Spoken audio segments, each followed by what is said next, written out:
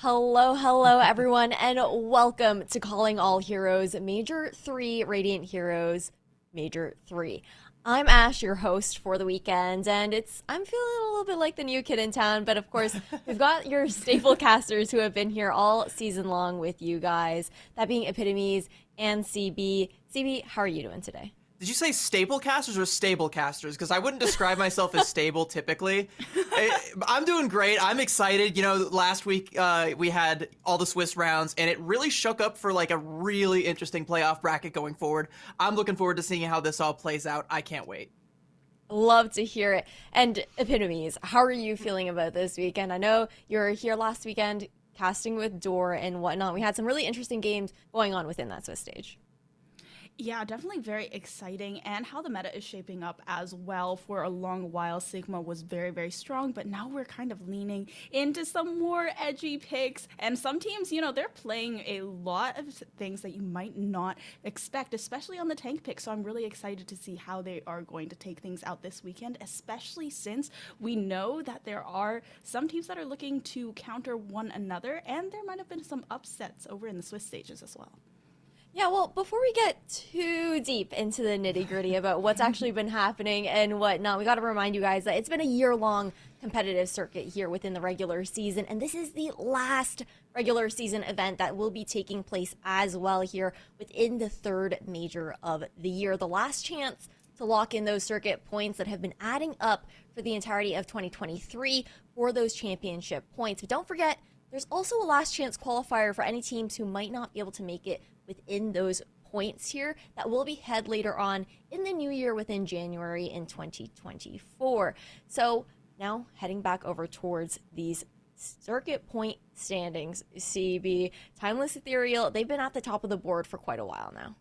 Yeah, something interesting though I do kind of want to call out here is that number 2 pick right there, Timeless Celestial. They didn't make it to playoffs. They were just a little bit shy. So this opens the door for someone like, NYXL Embers to kind of solidify, and for someone like VT Blue to kind of sneak in. It kind of feels like there's going to be an ongoing race between VT Blue and Fable to see who's able to claim that spot. And, maybe another contender can rise from below and come in and claim that last number 6 spot.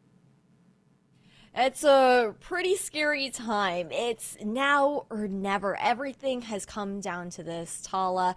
And we've also got to look forward towards the format. So, of course, those who missed out on last weekend's qualifying portion to the playoffs, it was that Swiss play for days 1 and 2, 6 rounds of Swiss overall before heading into playoffs here, where we have 8 teams into a double elimination bracket.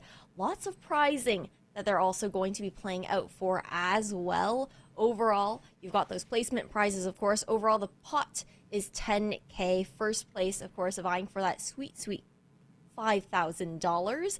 And then the points that range from 900 points up at the top dogs, and then all the way down to 12th and 16th, still being able to earn 100 points for yourselves. But it's kind of difficult, Tala, to kind of break through those ranks. Again, the top portion of Calling All Heroes right now is looking pretty solid. Yeah, Timeless Celestial, which is currently at the top, they seem basically untouchable with over 10,000 circuit points with all of their players tallied up. But at the same time, you have Timeless Celestial, which was right behind them, and they didn't make it. So, and 900 points for each player. If you think about it, to your top 5 players, 900 points each, that is quite a bit of points, and those tally up very quickly. I'm not the greatest at math, I'm going to admit that, but I believe it is over 4,000 points, so that can really shoot you up. If you are one of those lower ranks, like 7,000 plus 4,000, that can go up to 10,000. Who knows? Fable, you got a chance here. Exactly. So much on the line there. And we've actually have some extra prizing coming in for Major 3 as well. Big shout out over towards Be Quiet for being able to provide some additional prizing for these teams, this opportunity to get some premium German hardware for themselves, 6 PC cases, 6 power supply units as well. If you guys want a little bit of a sneak preview, I think when we come back to Cam, CB has some setup in her background there as well. But overall, a lot on the line and a lot that's helpful in a way. Like, I don't know, some of these players might need a little bit of that upgrade to their setups, right? But overall, we also now have to move on over towards that map pool, because for Major 3, we do have Flashpoint coming into the play here. And Tala, I want to hear a little bit about how these maps have kind of been panning out. I mean, these control maps, they open the door for a lot of different team compositions. Last week, we did see a lot of the Doom dive, and I think that's a comp that has kind of been taking over in some teams over the Sigma, because Doom plays very well into Sigma, but there's also a lot of technicalities that come into playing that team composition. But I do like this map pool. I think it allows for a lot of these teams to really narrow their focus and on their scrims, on their VOD reviews, and see what they can improve here. No, yeah, that is going to be something really to look forward to there. And CB, before we move on from the maps, I want to get your overall thoughts on what's in play here for this event as well.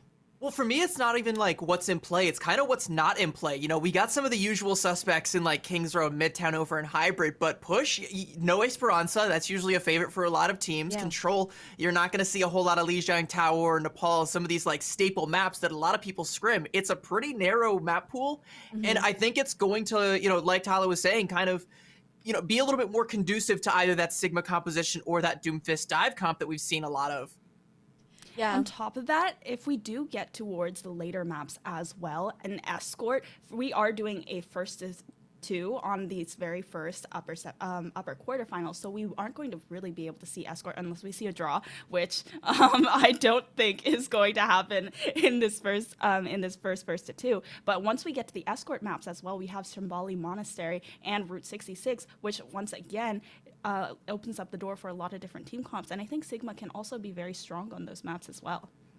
Yeah, that Brawly composition has been at the forefront of the meta for sure within Calling All Heroes. But we've talked a lot about the Challengers portion thus far of Calling All Heroes. We also have to give a nod over towards our Rising event that is happening concurrently as well. The format for the Rising series was that round robin, 2 group stages over in last week. And then this weekend, we've got the playoffs with 6 teams in that double elimination bracket where they're playing it out for $1,000 in Rising. And I think what's really cool about Rising as well is we've doubled the amount of teams that signed up since the previous event. Last time, I think it was about 4. Now we got 9 for this event that ended up coming through there, CB.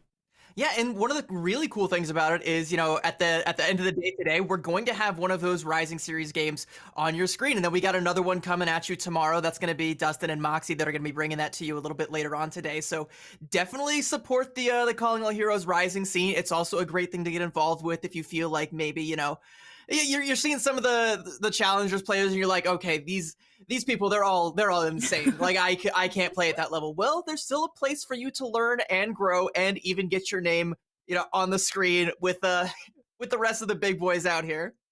Yeah, no, it's really sick to have like this opportunity for these Diamond 1 below players so they can have that grind and eventually get to the point where they're playing within the Challengers series. But not only are the teams playing for a lot of prizing, today we've also got some initiatives here within chat for you guys as well. Some incentives, if you will. We've got the Overwatch 2 contender skin drops in chat, so you guys keep that in mind when you're watching on Twitch and looking out for these skins. And then we've also got one of our lovely sponsors within Chipotle who have been offering up 2,000 burritos today and tomorrow. I believe it was 10K burritos over the entirety of the event. CV has an awesome looking bowl. What did you end up ordering, actually? So I mean, just by the way, shout out to Avery. You know, they told me to try the barbacoa. I did try that yesterday. It slapped, but I went back to Old Reliable. I just do, you know, a chicken burrito bowl, double protein, because, you know, when you get hungry later on and you're craving a snack, it's because you didn't have enough protein. So double up on the meat there.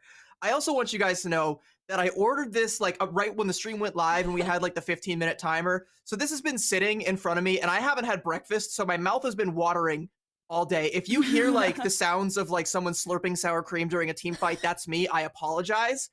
But I mean, it's just that damn good.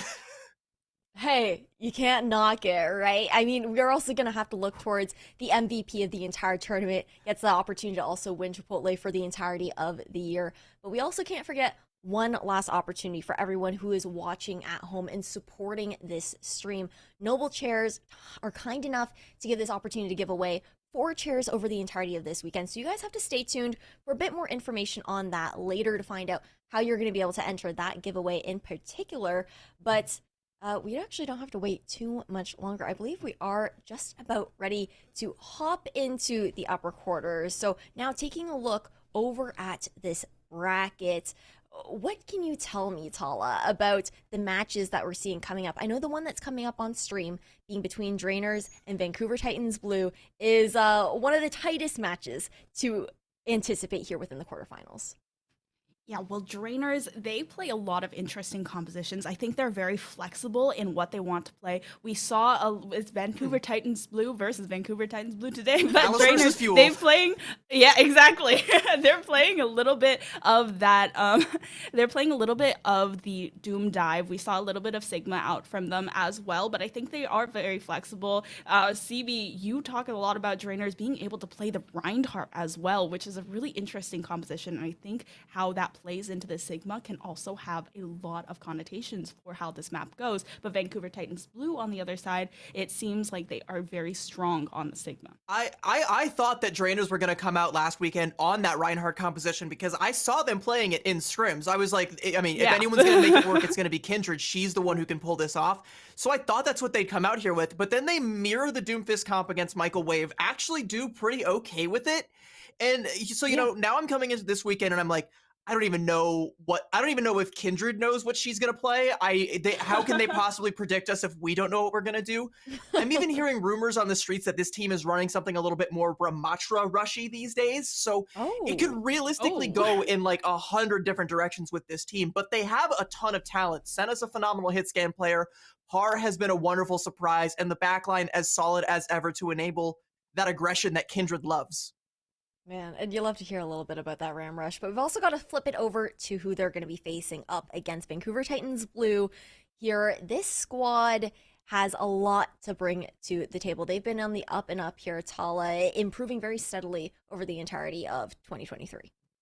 Yeah, unfortunately, we didn't see a lot of Vancouver Titans Blue last week. They were up against Timeless Ethereal, and they are an incredibly tough team. Vancouver Titans, they had these moments of brilliance, though. Vancouver Titans Blue, they saw moments where they were able to go head-to-head with Timeless Ethereal, which is the top team in the bracket thus far, and they were able to bring a lot of aggression. They have really good ideas of what they're meant to do, but sometimes they fall short on the execution. However, all of these players are incredibly talented, and I think that they can potentially flip this on Drainer's head, despite being lower in the circuit point standings thus far. Well, it's going to be intense, that's for sure. I believe this is the closest seeded matchup that we have within the quarterfinals, so I'm looking forward to getting straight into it. I'm going to send you guys both off into the game while I get to kick back and watch all the action. Thank you very much, Ash. So we are kicking it off on Antarctic Peninsula, and this is one of those maps where I think sub-level might lend itself to a Doomfist dive, but the other two are going to be very, very rush favored. But what flavor of rush are we going to go with? Is it going to be Reinhardt? Is it going to be Sigma? Is it going to be Ramatra? I suspect from the side of Vancouver Titans Blue, it's going to be a little bit more Sigma. But again, like, what are Drainers? I don't want to make it sound like derogatory, but what are Drainers thinking? Yeah, what is Drainers thinking? That is the question of the evening, or of the morning, I guess, depending on where you are from. But Drainers, they could play the Reinhardt. I would really love to see the Reinhardt, because the thing about it is, maybe there are some weaknesses to the Reinhardt not being able to close as much space or take up as much space, but at the same time, who has scrimmed against the Reinhardt? How are you supposed to know what to do against it? I mean, well, VT Blue would definitely know what to do because they have Phone, who is a very well-known Bastion one trick, and yes. I'm personally angry about that. I make sure to give Phone a hard time every time, we're in the VC together. But, having that loaded handgun that is the Bastion that anybody can reach for at any given moment does kind of deter people from wanting to jump over to that Reinhardt. But if anyone's going to do it, it's going to be Drainers. I don't, Kindred was flashing the wrecking ball there. I don't think that's what we're gonna see, but yeah, I think that's a troll.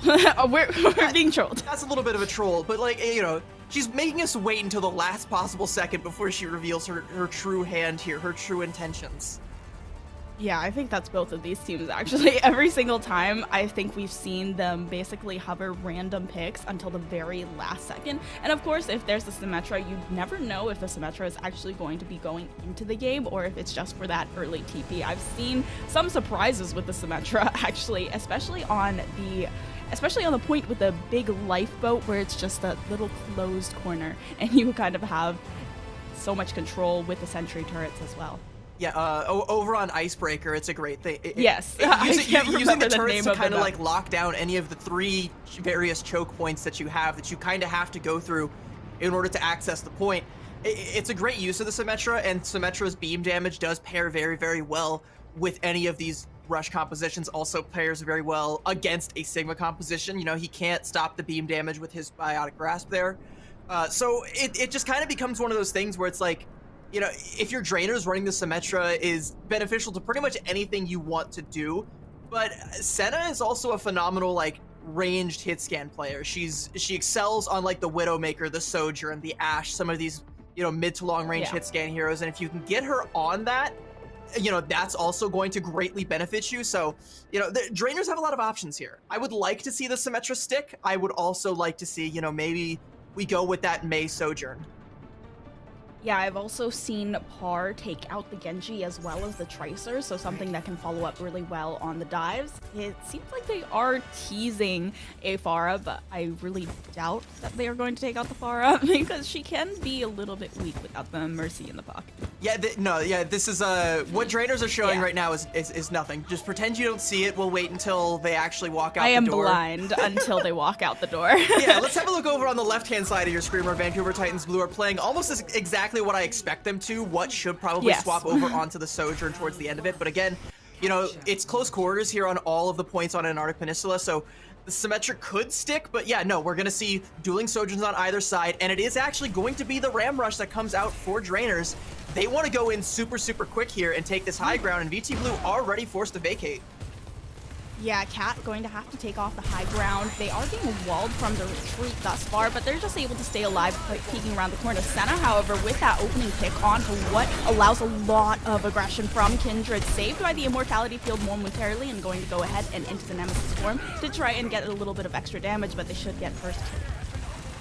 Yeah, they do get the first cap there, but losing Zep turn means that they're not going to be able to hold it for very long. They have to try and back up and give more space, and VT Blue can realistically just go for the flip here. Senna can kind of save it if she's able to hit another early headshot, but yeah, she has no space to do so. VT Blue are going to flip it back in their favor. Drainers, now they're on the outside looking in. Senna good to have control of that high ground right outside the point. They're getting quite a bit of damage onto the Cat, but going to go ahead and back off. Now they're just kind of corralled into this choke point, looking for a way in. Something interesting about Drainer's comp, by the way, usually when I see this Ram Rush being played, it's with a Moira, but they're still sticking with the Baptiste, and you'd love to have an Immortality Field right now to save Kindred. She's got the Nemesis form to stay alive, and the aggression is being kept up here, but VT Blue are still ticking up the point progress.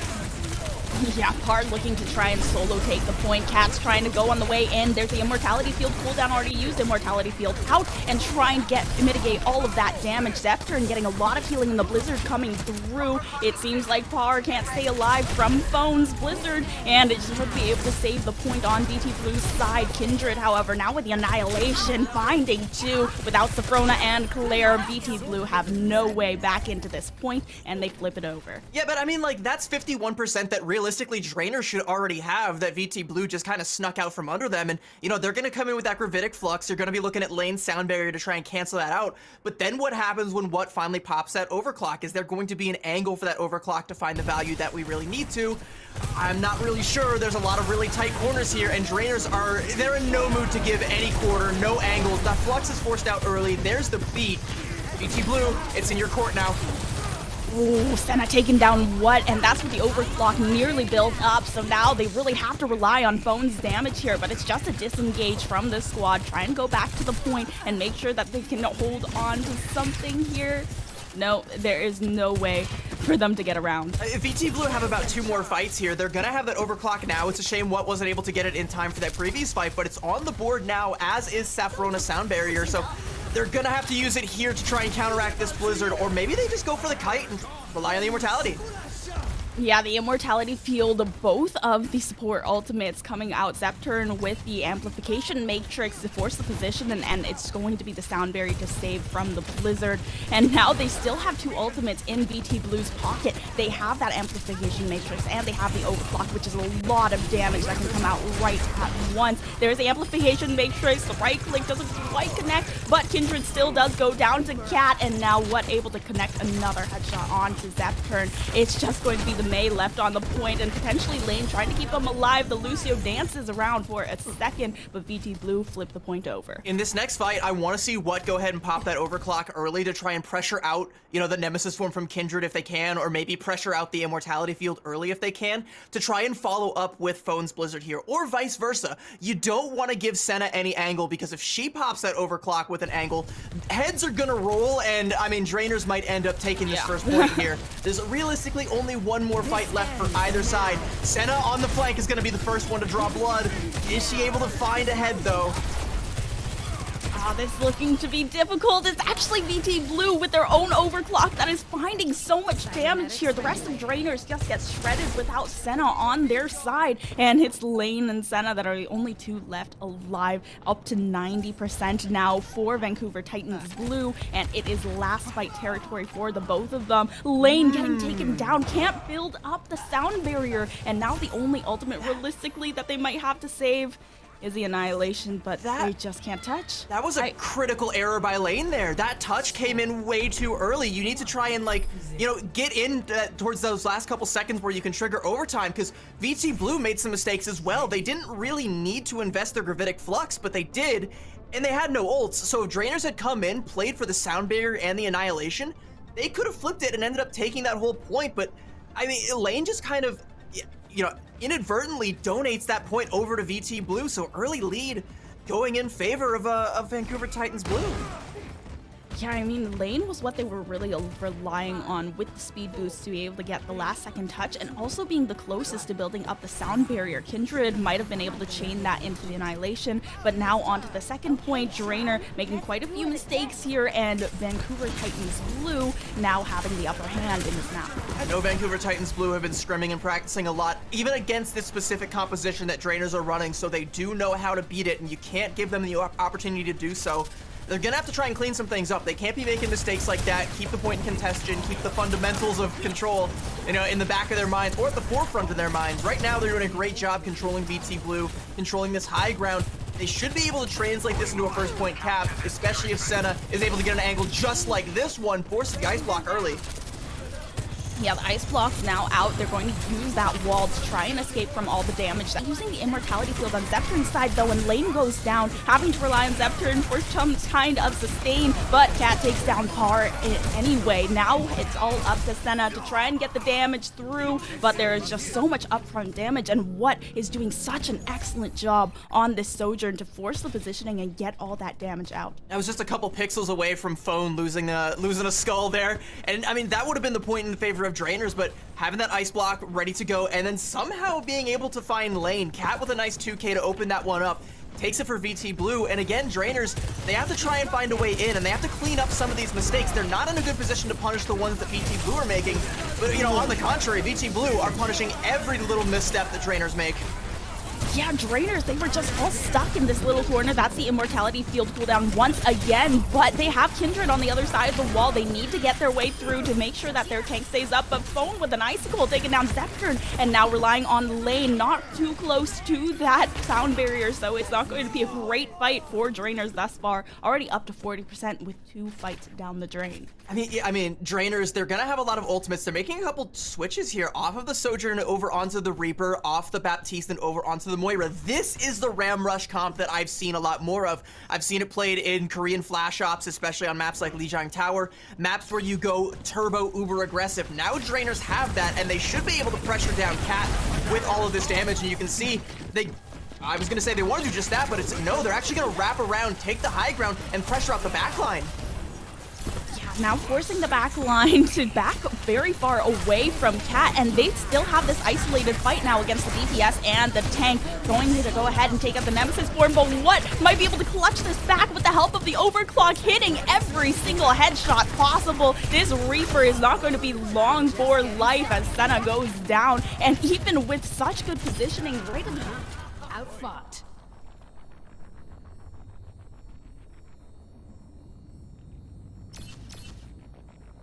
Not entirely sure. Okay, just making sure it's not just me. All right, we're good. Is there going to be a touch here? It looks like Lane is going in for the touch. No, sorry, that's Par coming in and Kindred back on the Doomfist, but this is desperation mode for Trainers.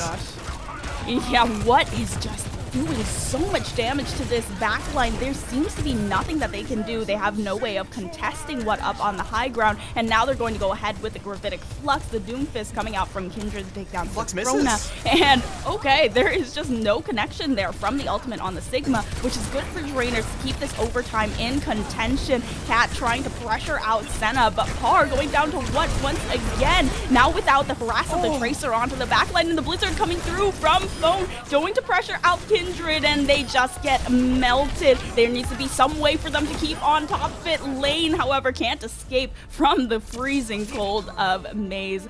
Ice Gun and Vancouver Titans Blue in a 2-0 fashion take that first map. That looked decisive. Shout out Cat, by the way, for that accretion onto the coalescing Moira. That's not an easy shot to hit. A lot of Moiras will, hold on to their fade for specifically that cooldown. I'm not actually, I don't want to call it because I don't know if Zepturn did it or not, but there is like this new thing recently that a lot of Moira players forget because, she's never really meta, that you can fade while in Coalescence now. So you can kind of dodge those sort of things.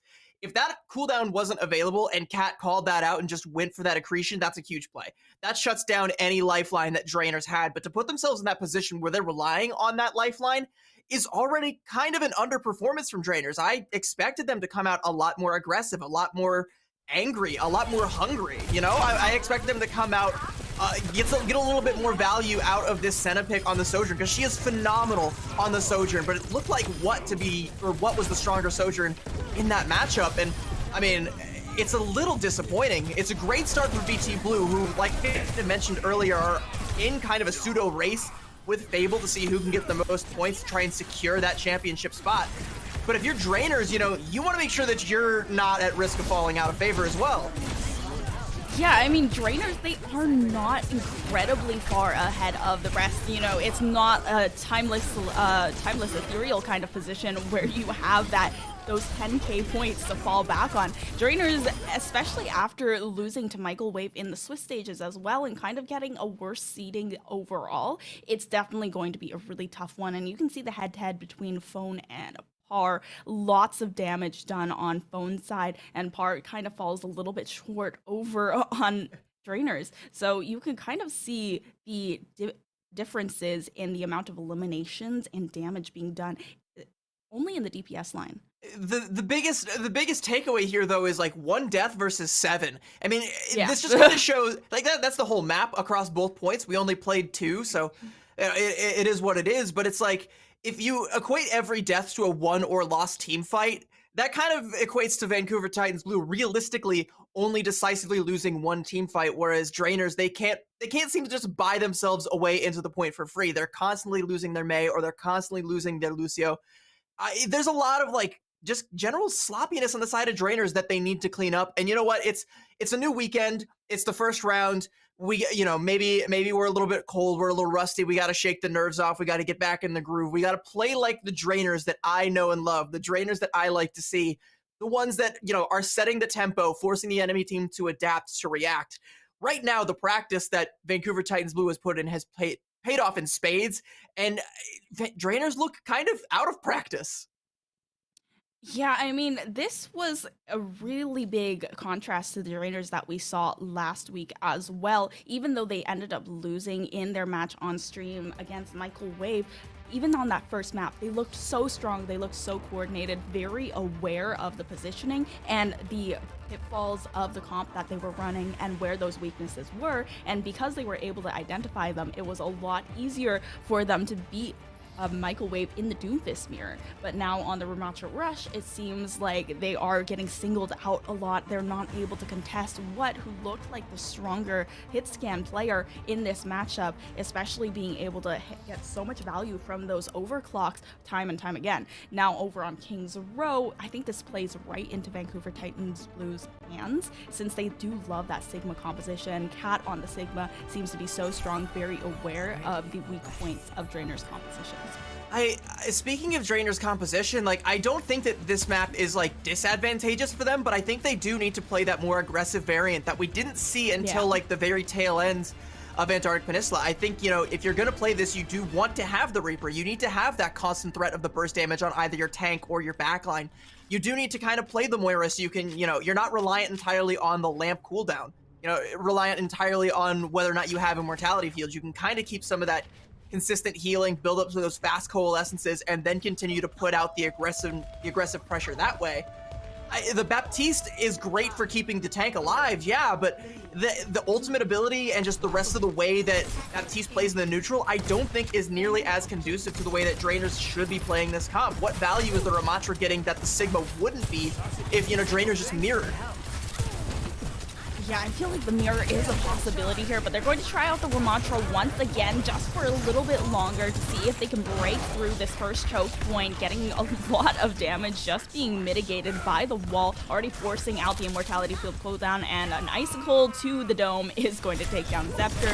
Without Baptiste, where is the Kindred going to go? The Ramattra goes down, and it's just a decisively one-team fight. The immortality field was used really, really early there, and like I said, once that cooldown is down, it's so hard to keep that aggression up. You don't have the ability to just keep your tank alive the entire time. Drainers are actually going to make wholesale swaps over to the Doomfist dive composition that we saw them play against Microwave. We know they know how to play this, but I do have it on good authority that VT Blue have also been practicing against this comp as well, so they should, in theory, know how to beat it. Keep an eye on phone, and Zepturn, I mean, that advice goes double for you right now. Yep.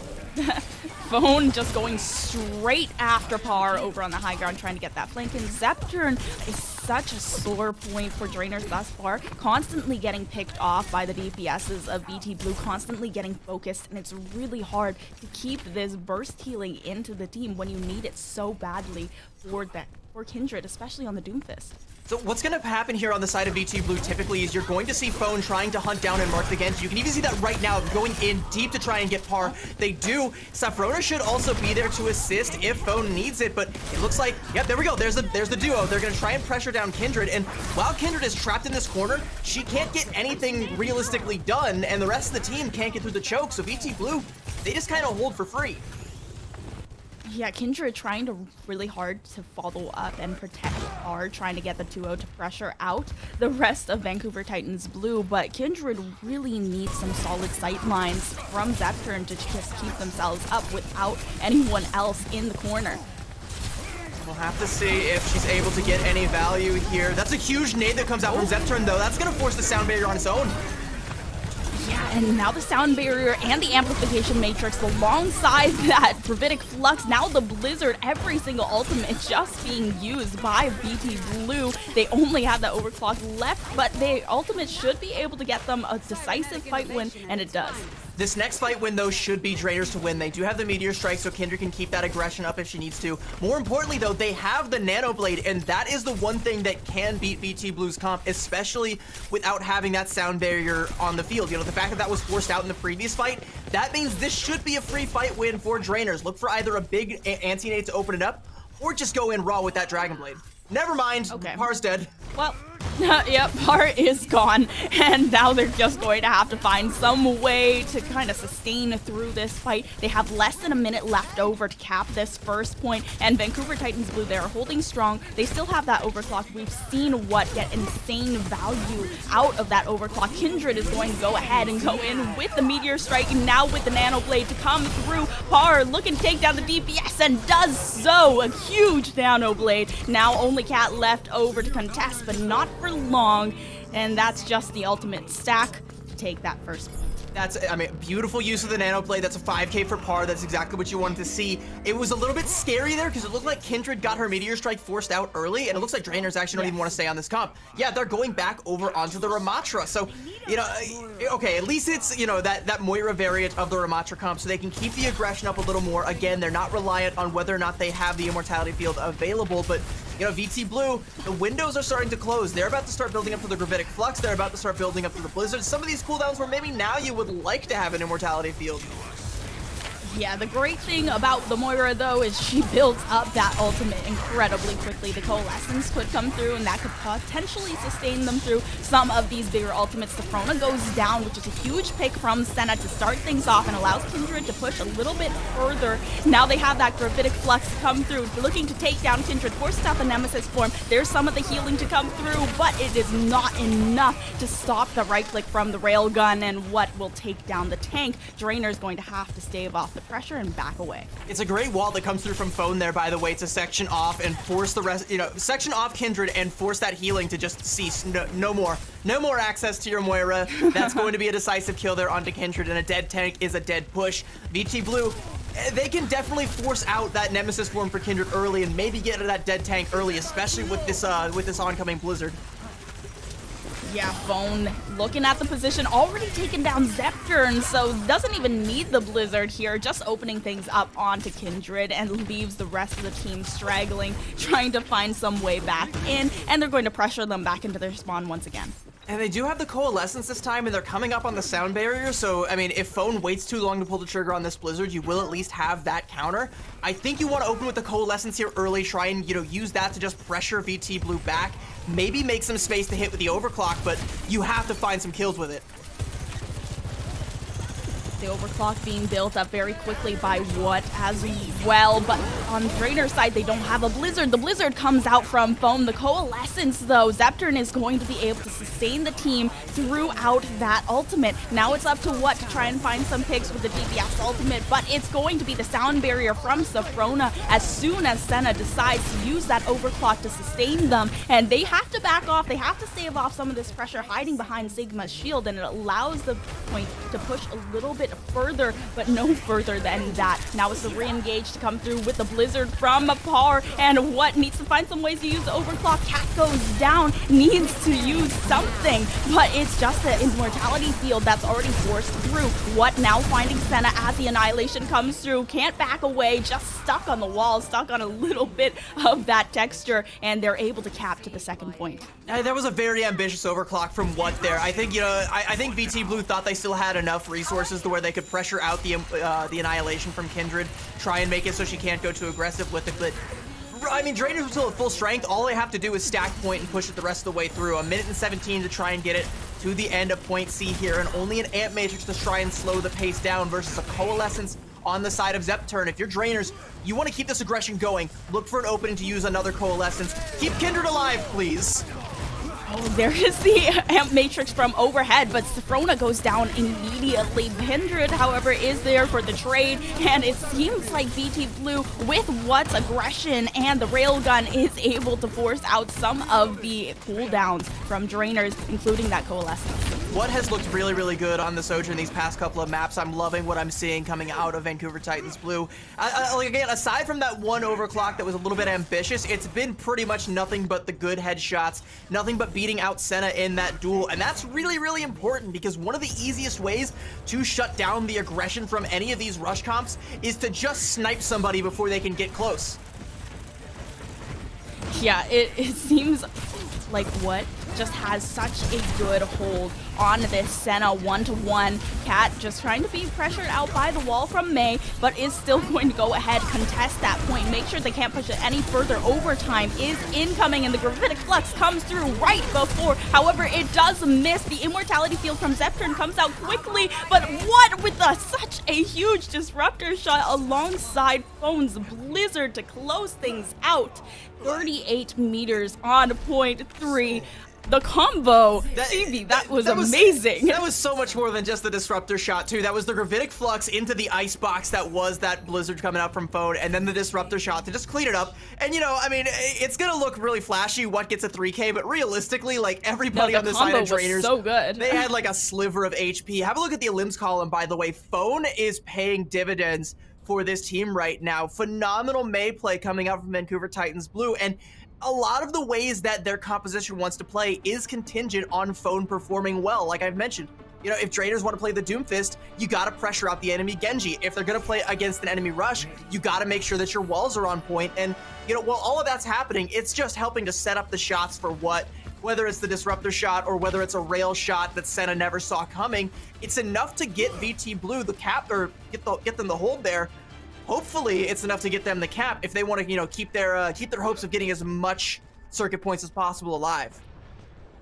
Yeah, also wanting to shout out how many deaths, particularly the backline, has from Drainers, but whoa, there's that Reinhardt to come through. Zeptern has been pressured out quite a few times with 4 deaths to Claire's 1. So this Baptiste really has been taking on the brunt of so much of this damage that's coming through from Vancouver Titans Blue, because they know without Zeptern, and if there's no sound barrier online, there is basically no way to keep your tank alive. It's going to be a first shot from What, going to instead try and switch onto the Sojourn instead without that first shot. Curious to see if this is going to work out in favor of Drainers, because like I said, this is what I've seen them scrim. I know they are very good at this comp, but they're doing so without a Symmetra, so it might be a little bit harder to save their Reinhardt if Kindred ends up getting in trouble, if a big wall comes into play, or if What just finds another opening pick.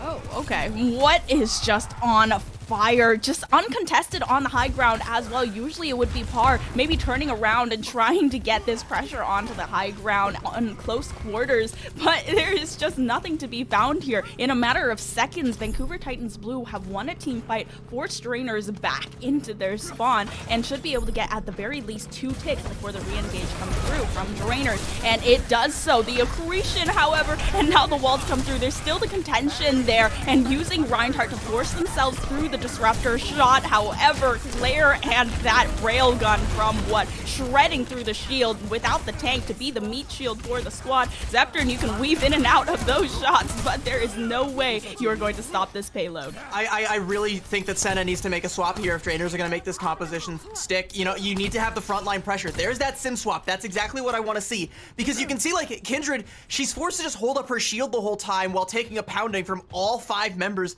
of VT Blue, and it's only so long before that shield cracks and 2 does the entire Drainers defense. Now that you have that symmetry, you can keep the frontline pressure up. You can burn down Cat's shield, try and burn through that grasp, maybe even put out a bunch of pressure for some rotations out from either Phone or What. This is where it's going to get a lot more quick moving and a lot more coordinated for Drainers.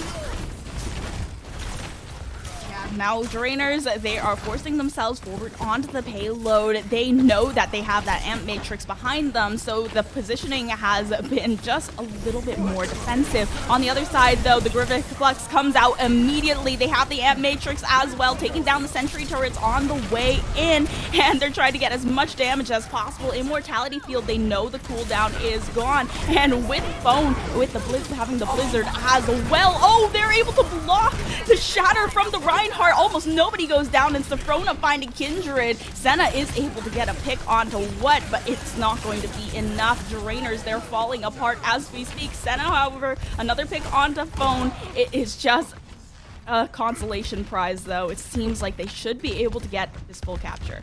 If Drainers want to win the point, this is where they should be holding. They needed to win that fight, but they don't. It's going to get so dicey. Their backs are going to be up against the wall. And sure, they have the ults for maybe 1 or 2 fights, but you got 5 minutes to not even get halfway through. This looks like Vancouver Titans Blue's map to lose here. Drainers, if you're Kindred, you definitely wish you still had that shatter. Yeah, Kindred having that shatter blocked, it's just so devastating, and immediately the overclock now forcing out the immortality field from Zeptern. The sound barrier from lane has to come through, and Senna is looking for some more damage. Safrona goes down to Kindred. Now without the sound barrier from Vancouver Titans Blue, it's a disengage. Drainers, they're holding on to this point, holding on for dear life. Yeah, Holding on for dear life is a great way to put it. They're gonna have to ult cycle perfectly. I mean, you gotta open with the Amp Matrix, try and force VT Blue back, then go in with the Photon Barrier. Hopefully, use that to build up to a Shatter, because you don't really have much else. You don't have the Photon Barrier anymore, because Phone just took it away from you. Phone immediately taking down Senna. What a good opening pick. However, the Immortality Field forced out from Claire, going to allow Drainers a little bit more aggression as the Gravitic Flux comes through to stave off that pressure. And now it's just Cat and Kindred in one another's faces. Now the Photon Barrier from Senna weaving in and out, shield dancing to try and get onto that payload. Make sure it doesn't get any further than that. Phone getting a lot of damage down, and the Amp Matrix is going to force that fight. Kindred goes down. They were trapped with the back against the wall, quite literally. And now Drainers, how are you supposed to contest this? Senna gets up onto the high ground, trying to drop down onto the point, but immediately goes down. And now the Blizzard from Phone. You cannot contest through this. The Ice Block does come through. Maybe there is some sort of contention from Par, building up to the Blizzard, throws it out, but there is nothing to be done. Vancouver Titans Blue, they are looking like this is just running over Drainers. Second map into their pockets. Vancouver Titans Blue, 2-0 fashion, beating out Drainers. This is not what I expected at all. We talked about how Vancouver Titans Blue have been improving as a team. I mentioned how much practice I have personally witnessed them putting in against the compositions that Drainers like to play. The prep work paid off, but I still expected a lot more from Drainers. They looked lost. They looked like, they didn't know what they wanted to play or how they wanted to play it. And when they finally get to play something that is in their wheelhouse, it's too late because the wheels have already fallen off. It comes down to that last little fight there where the Amp Matrix comes out. Kindred wants to LOS it, but the perfectly placed wall from Phone just shuts it down. She can't back up. She can't get away. She can only sit there and tank all of the damage that comes her way, and that health bar is only so beefy. Phone did wonders for this team. What constantly hitting a bunch of these opening picks and being the difference maker, but for me, it's Phone. It's just Phone.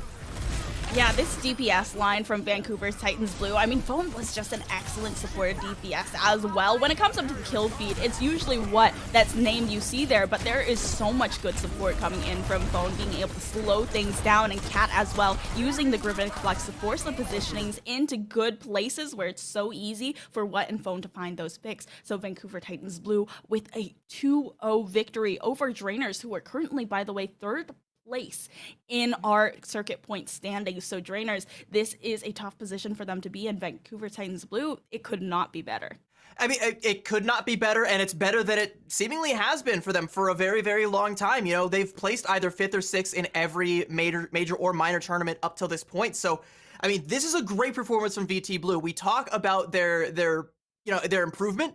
This is where we're actually getting to see it. We've actually got data to back it up now. This very well might be their best performance, and it's not done yet. They've still got a ways to go.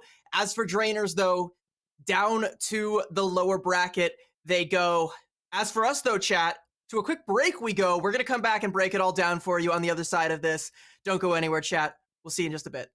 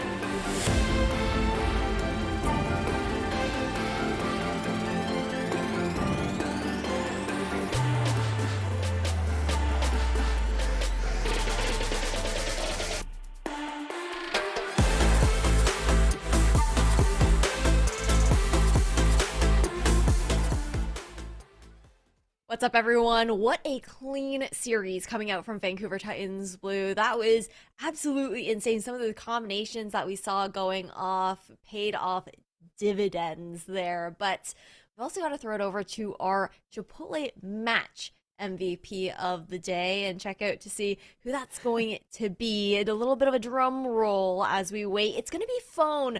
And I believe we do have the opportunity to have an interview with them as well. But CB, before we hop into that, I want you to talk a little bit about the impact that we saw from this player here within that last matchup. We saw some great ice walls going up to be able to just divvy up the team, zone things out, and isolate those fights.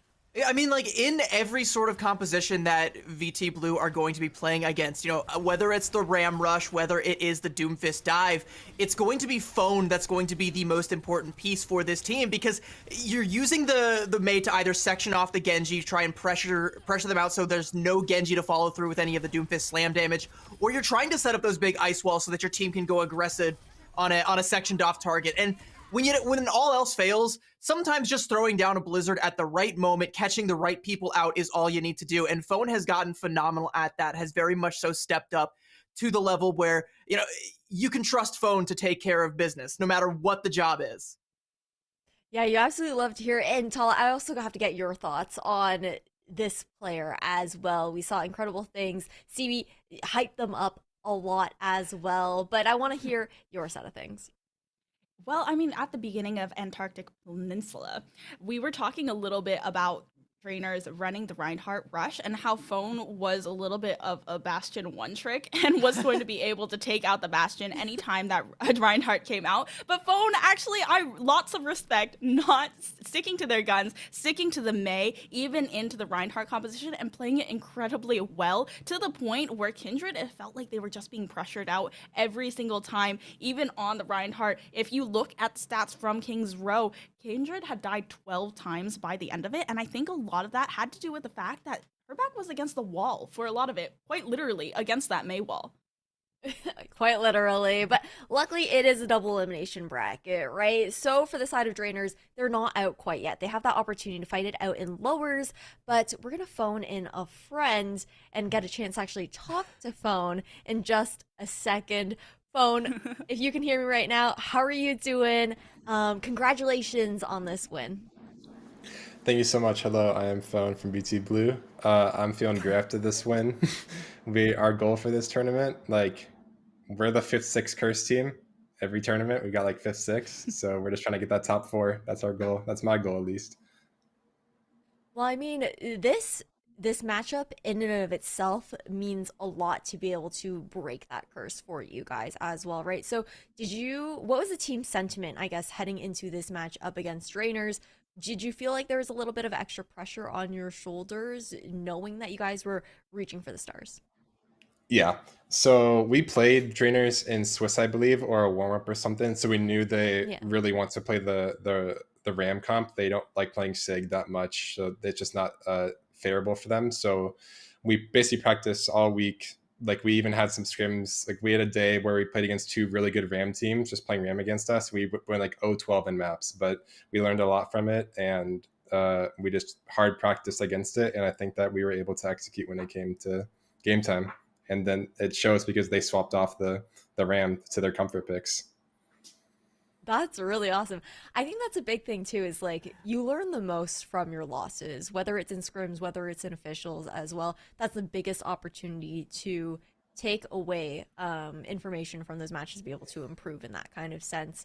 And I just wanted to know as well, like, how do you feel about your growth as a team throughout this entire Calling All Heroes season thus far? Because we have seen improvements since day one. You guys have been making that grind up, and finally we're starting to see that paying off in actual kind of numbers, in results, in that kind of sense.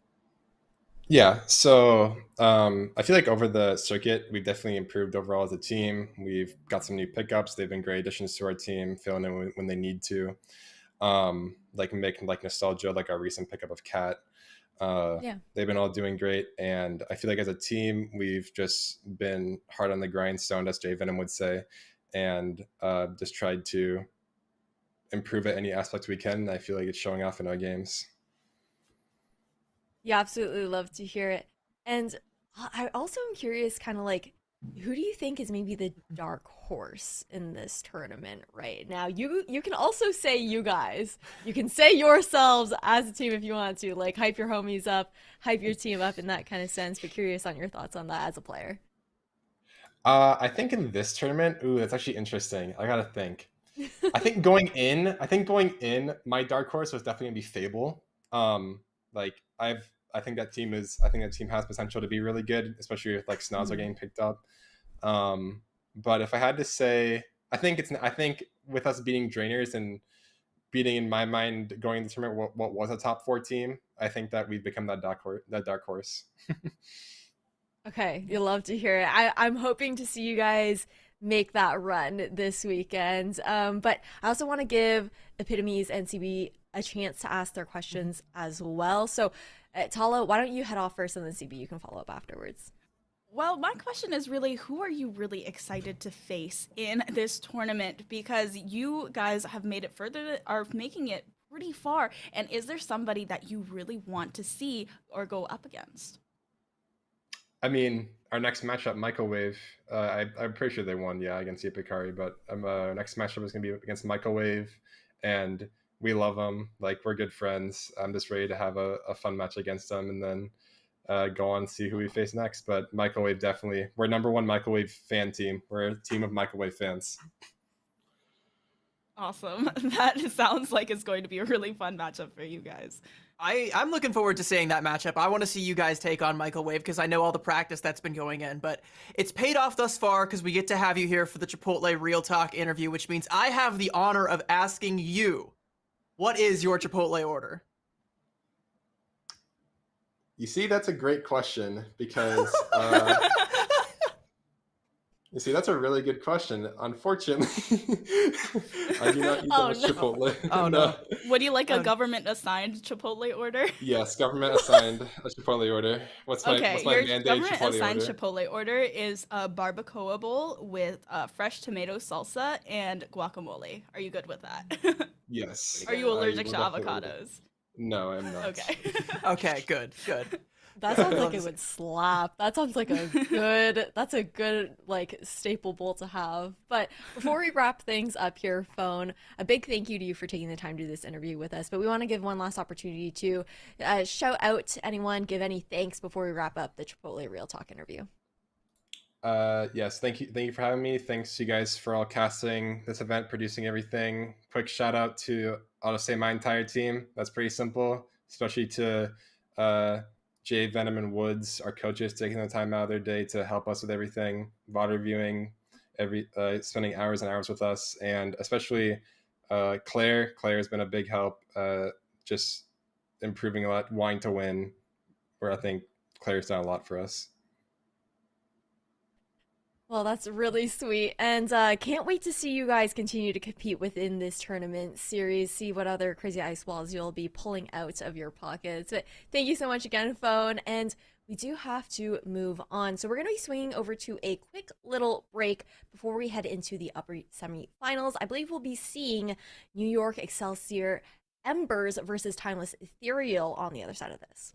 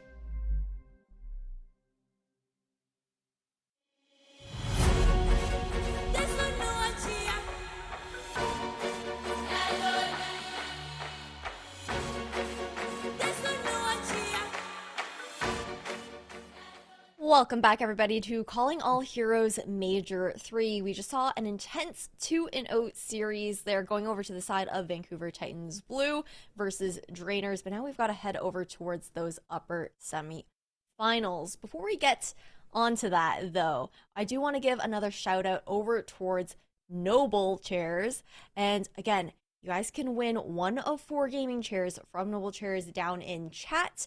And don't forget to try and use that Radiant discount code there for 10% off if anyone is in the looks for something new to sit on while you game and grind over on Overwatch. But now back to the gameplay. So we're going to head over to that bracket to see how we got here so far, how these other matches in the quarterfinals panned out off stream. And CB, how are you feeling about these results?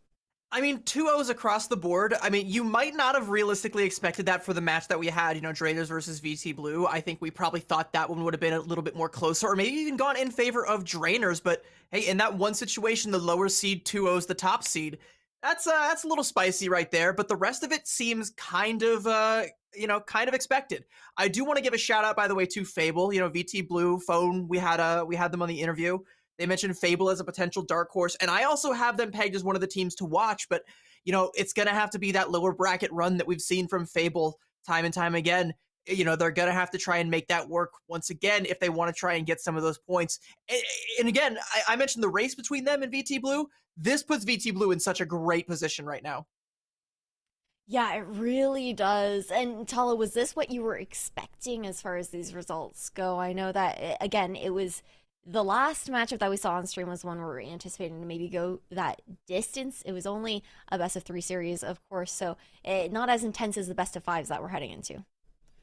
Yeah, well, I mean, I think basically what you would expect in most of these brackets is the upper seed taking that 2-0, maybe not a 2-0, but even a 2-1 and winning it out. So the Vancouver Titans Blue, they actually kind of upset Drainers in this matchup and going ahead to face Microwave, which Drainers had previously lost to anyway. So the Drainers Microwave rematch in the potential in the semifinals was there, and Drainers now dropping down to the lower bracket instead to face CPKRE. So I think this is definitely not what I expected, but it is very welcomed. Now we're headed into the Timeless Ethereal versus NYXL Embers matchup, and I think this is going to be a banger. Yeah, it's going to be really exciting to see these upper semifinals coming through here. And we also have a chance to introduce these teams as well. So heading over to the first roster that we're going to be seeing here for the upper semifinals between NYXL Embers and Timeless is the Embers squad. CB, I know that they don't need any further introduction. Some may remember that part of this squad was previously the group of, missing it at the top of my head right now. Valiant Guardians. Yes, there we go. Yep. There's so many names to think of, but that team, it was a scary one when they were a full squad, and now with the support of an organization. Yeah, I mean, and, they were the runner-ups in the previous minor tournament. Now going to this major tournament, they've picked up Anion, and I think that's a huge pickup alone. She's a phenomenal flex support player, one of the best marginalized gender flex support players in the entire world. That's a coup for them to be able to pick up Anion there. So taking an already strong roster and adding that to it means that this is definitely one of the other teams to watch. Them, Fable, those were two that I kind of had my eye on to make some noise. Now it's time to start, banging those drums, making that noise now. You got past the first round where you were expected to win. Now you're going up against somebody a little bit more scary. Yeah, it's going to be pretty terrifying. The beasts in Timeless Ethereal. Everybody knows this squad. This doesn't look so scary. Okay, well, no, it's just I don't know. Lucio. I don't know. It's pretty friendly, actually. Are you sure about that? Because a full Lucio squad boops off the map galore. I don't know. What if He's there's skirting only around you all the little time? rooms? The question is, does the speed boost stack if you have a Lucio squad?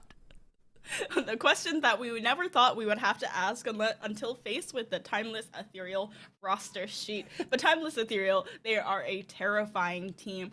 All of them are incredibly powerful in their own right. And then coming together, they've had a huge win streak. But CB, last week we actually saw it being broken by Microwave. So Timeless Ethereal might not be in as good of a position as they thought they were coming into it, since they were so dominant for so many maps in a row. Well, we didn't actually see the record get We snapped because it kinda wasn't saw. on the stream, unfortunately. I would have loved to see that. I'm a little disappointed. I mean, the match we got to see instead was still a banger, and I'm still glad we got to see that one. But it would have been really big to get to see that 29 map win streak that Timeless Ethereal were boasting coming into this tournament being snapped in half by Michael Wave 2-0, by the way. They kind of, Michael Wave kind of just ran away with that one, and it didn't. I didn't get to see the codes because unfortunately we went to a new patch. I really, really wanted to try and contact the players, get the replay codes for that one. It just wasn't in the cards. But I mean, if you're Timeless Ethereal and you lose a win streak like that, you're probably pretty pissed about it, right? Like, you want to come back. Yeah, well, when we're looking at what's going on now, at the very least, we got to get this series straight on into it here on Control. We're going to be heading over towards Samoa first. Without further ado, CB, Tala, take it away. Last time we saw Samoa from Timeless Ethereal, we actually saw it against Vancouver Titans Blue, the team that was just on stream, and it was a little silly. They were emoting in Vancouver Titans Blue spawn. They were definitely, you could definitely tell that they had practiced it a lot. Even the rollouts, right down to how quickly they were getting to the point, it seemed like they were getting there somehow quicker than Vancouver Titans Blue were. So this is definitely a good map for Timeless Ethereal. I think you could definitely say it's a good map for Timeless Ethereal. I also do want to highlight that this is a good map for a lot of that Ramatra rush that I've alluded to. We saw little glimpses of it being played, not to great effect by Drainers, but this is also one of the maps where I've seen a lot of it coming out in both scrims and in the Korean Flash Ops scene. So it's definitely something that these teams can fall back on. But barring that, Doomfist is also a great pick here. Sigma will never not be a good pick in the current sandbox, which, by the way, we're playing on OPR previous patch, so no Mauga, no tank changes, no trying to figure out what the meta is. We still have that same idea. We still have that previous preseason 8 patch, but there's still so many options, so many different ways that it could go. And I'm also glad to see what Moving Fish is hovering over right now, because I've even seen a little bit of monkey business here and there.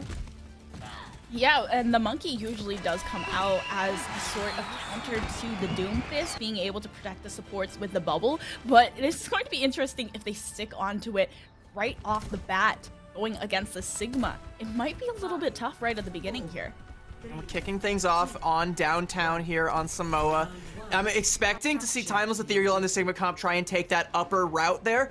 Where is Moving Fish going to go for the dive? Actually, no, scratch that. It looks like Timeless Ethereal going to split up just a little bit, play a little bit more for the low ground, and even try and get some of that higher ground on the southern side of the map.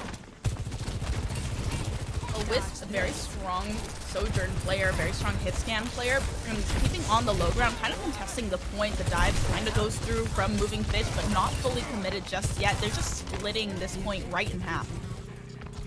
Moving Fish is in, Moving Fish is out. They're not able to stick around for all that long. Timeless Ethereal going to get first cap here, but a big nade comes out from Aniun. Moving Fish should be able to jump in on that, maybe try and get Halo, but no, they're working. Yep, Halo is able to stay alive, jumping back down onto the point to contest just a little bit. HK is looking for something onto par. It's just this. Oh, okay, never mind. X10 drops down and Sniper immediately takes them down. Now HK trying to find a way in. Nope, just going to be accretion. Now a huge nade from NYXL Embers. Aniun, though, unfortunately doesn't find anything. That feels like a lot of wasted time from NYXL Embers, and they're Yeah. still kind of wasting it, waiting for X10 to try and get back in position here, but it feels like Moving Fish is just dipping their toe in the water and jumping right back out. But now that the Nano's on board, can try and go for a full dive here. Yeah, just going to go ahead, try and zone out Wisp. Oh, that's a lot of damage coming down right at once, though. Tank now missing for NYXL Embers. Timeless Ethereal still holding on to that point and unable to pressure out Wisp, and Timeless Ethereal, they're already halfway home here. Gravitic Flux gonna come out. The Sleep Dart was good to try and go for it, but it whiffs just a little bit. And I mean, NYXL Embers, the longer they fight this without getting any sort of definitive advantage, especially if Bun's gonna hit a 2K like that, a beautiful pulse bomb, Embers have to get out. They can't stay in here any longer. Timeless Ethereal have won this fight 70%. We're already almost in one fight territory here. It's spawn time for Timeless Ethereal. They're going to push them a little bit further back into a further choke point, and now it seems like 2 fights in a row that need to be won. HK trying to build up to the blade as quick as possible, and otherwise they have 3 ultimates now on the board for NYXL Embers. They could potentially stack for the point capture, and Anyun kind of getting pressured by this Disruptor shot, but otherwise now with the Primal Rage to come through from Moving Fish, looking to pressure out the back line. Halo going down from X10, that's a nice shot to try and get things started, and now the rally from Poryu to force through the choke point. Moving Fish, however, is going to dive onto that back line while followed up by HK. Now Z going down, they have nowhere left to go. They are able to capture that point. 99% though, they need to play this perfectly. They've at least got their feet underneath them, which is good. They're going to have the Bob and the Blade as well. If they wait a little bit, Anyun will have that Nano. You can go for the Nano Blade there, and that should be a 1 fight or a forced sound barrier from Timeless Ethereal. I mean, hell, with the damage that Nano Blade does, it might even be both. NYXL Embers, the ball is in their court. They cannot fumble it. Now using that Nano onto Moving Fish instead of onto the Blade, kind of trying to hold on to the DPS ultimate from HK, and it's at least pressuring out with the help of the Immortality Field cooldown now being used. Bun very close to the Pulse Bomb, trying to fish for it onto HK here over on the high ground, or look for a big one onto that backline, but the Bob comes through from X10 to contest on the point. HK is still holding on to that Blade, though. They didn't combo that with a Nano. They did manage to buy themselves a bit of time with the Nano onto Moving Fish, but with a Pulse Bomb onto Moving Fish, time may have just run out. Yeah, now they have to use that Blade, but the sound barrier comes through, and it's really difficult for them to get any damage with that ultimate on board. Still has to try and contest. They are 64% to the 99, but it flips over onto Timeless Ethereal. They need to activate the overtime and are able to with the help of HK, but HK goes down. Now Moving Fish comes in a second too late with the bubble, and it's just going to be pressured out. Now it's up to Poryu, but they are going to get shredded. And the NYXL Embers, they are losing the first map. I think there's a couple of misplays that come out there. I don't really agree with using the Nano onto the Winston there. I mean, all it really does is buy them a bit of space, forces some cooldowns out, but then you don't follow that up with a Dragon Blade. You don't follow that up with much of anything else. You use the Bob a little bit later, and it very much so feels like NYXL Embers are just trying to stagger out so that they get themselves into that 1 fight territory, you know, make the fight last as long as possible, but you have to close it out, and you sacrifice every ability that you have that has the ability to close it out, especially going up against Halo's sound barrier. If you can't take that off the field and get some value for it, it's a lost fight. There's just no way that you can possibly overcome Timeless Ethereal. So NYXL Embers, as we move on to Volcano, the Winston is not going to come out again. I like that. I like that we're going to something a little bit more brawl heavy. X10 still on the Ashe though. I'm curious as to whether or not this Ashe is going to be able to find any good angles. Yeah, I'm wondering what the Ashe play is, maybe for the Bob here right at the end, but are contesting Wisp. It's just going to be really difficult because of the consistent damage that Sojourn can put out, and there is a display of the consistent damage. HK immediately falling despite using the Ice Block, despite the cooldowns being forced out. They're able to take out the Immortality Field on NYXL Ember's side, and Timeless Ethereal, they are running through the scene. This, again, like I was saying, looks like an angry Timeless Ethereal. They are mad about that winning streak being snapped in half. They want to start another one.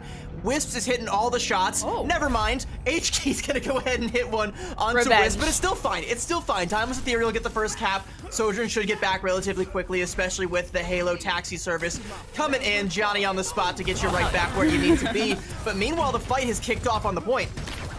Well, it seems like they're just going to give this one away. They've gotten 14%, not quite a bit, but without the help of secondary support, never mind. Wisp comes back with the help of the Halo taxi service and immediately just going to dome Poryu. Now missing a support on the side of NYXL Embers, looking to try and sustain through all of it, but Sniper and Bun are just going to shred through Moving Fish's health. Back to the spawn hold for Timeless Ethereal. All right, Wisps, keep your head down while I say this. This is an angry Timeless Ethereal that are very upset about losing their winning streak there, and they're trying to start another one here. And with the ult bank that they built right now, going to kick things off with the Gravitic Flux, they are primed to do it. HK just cannot stay alive.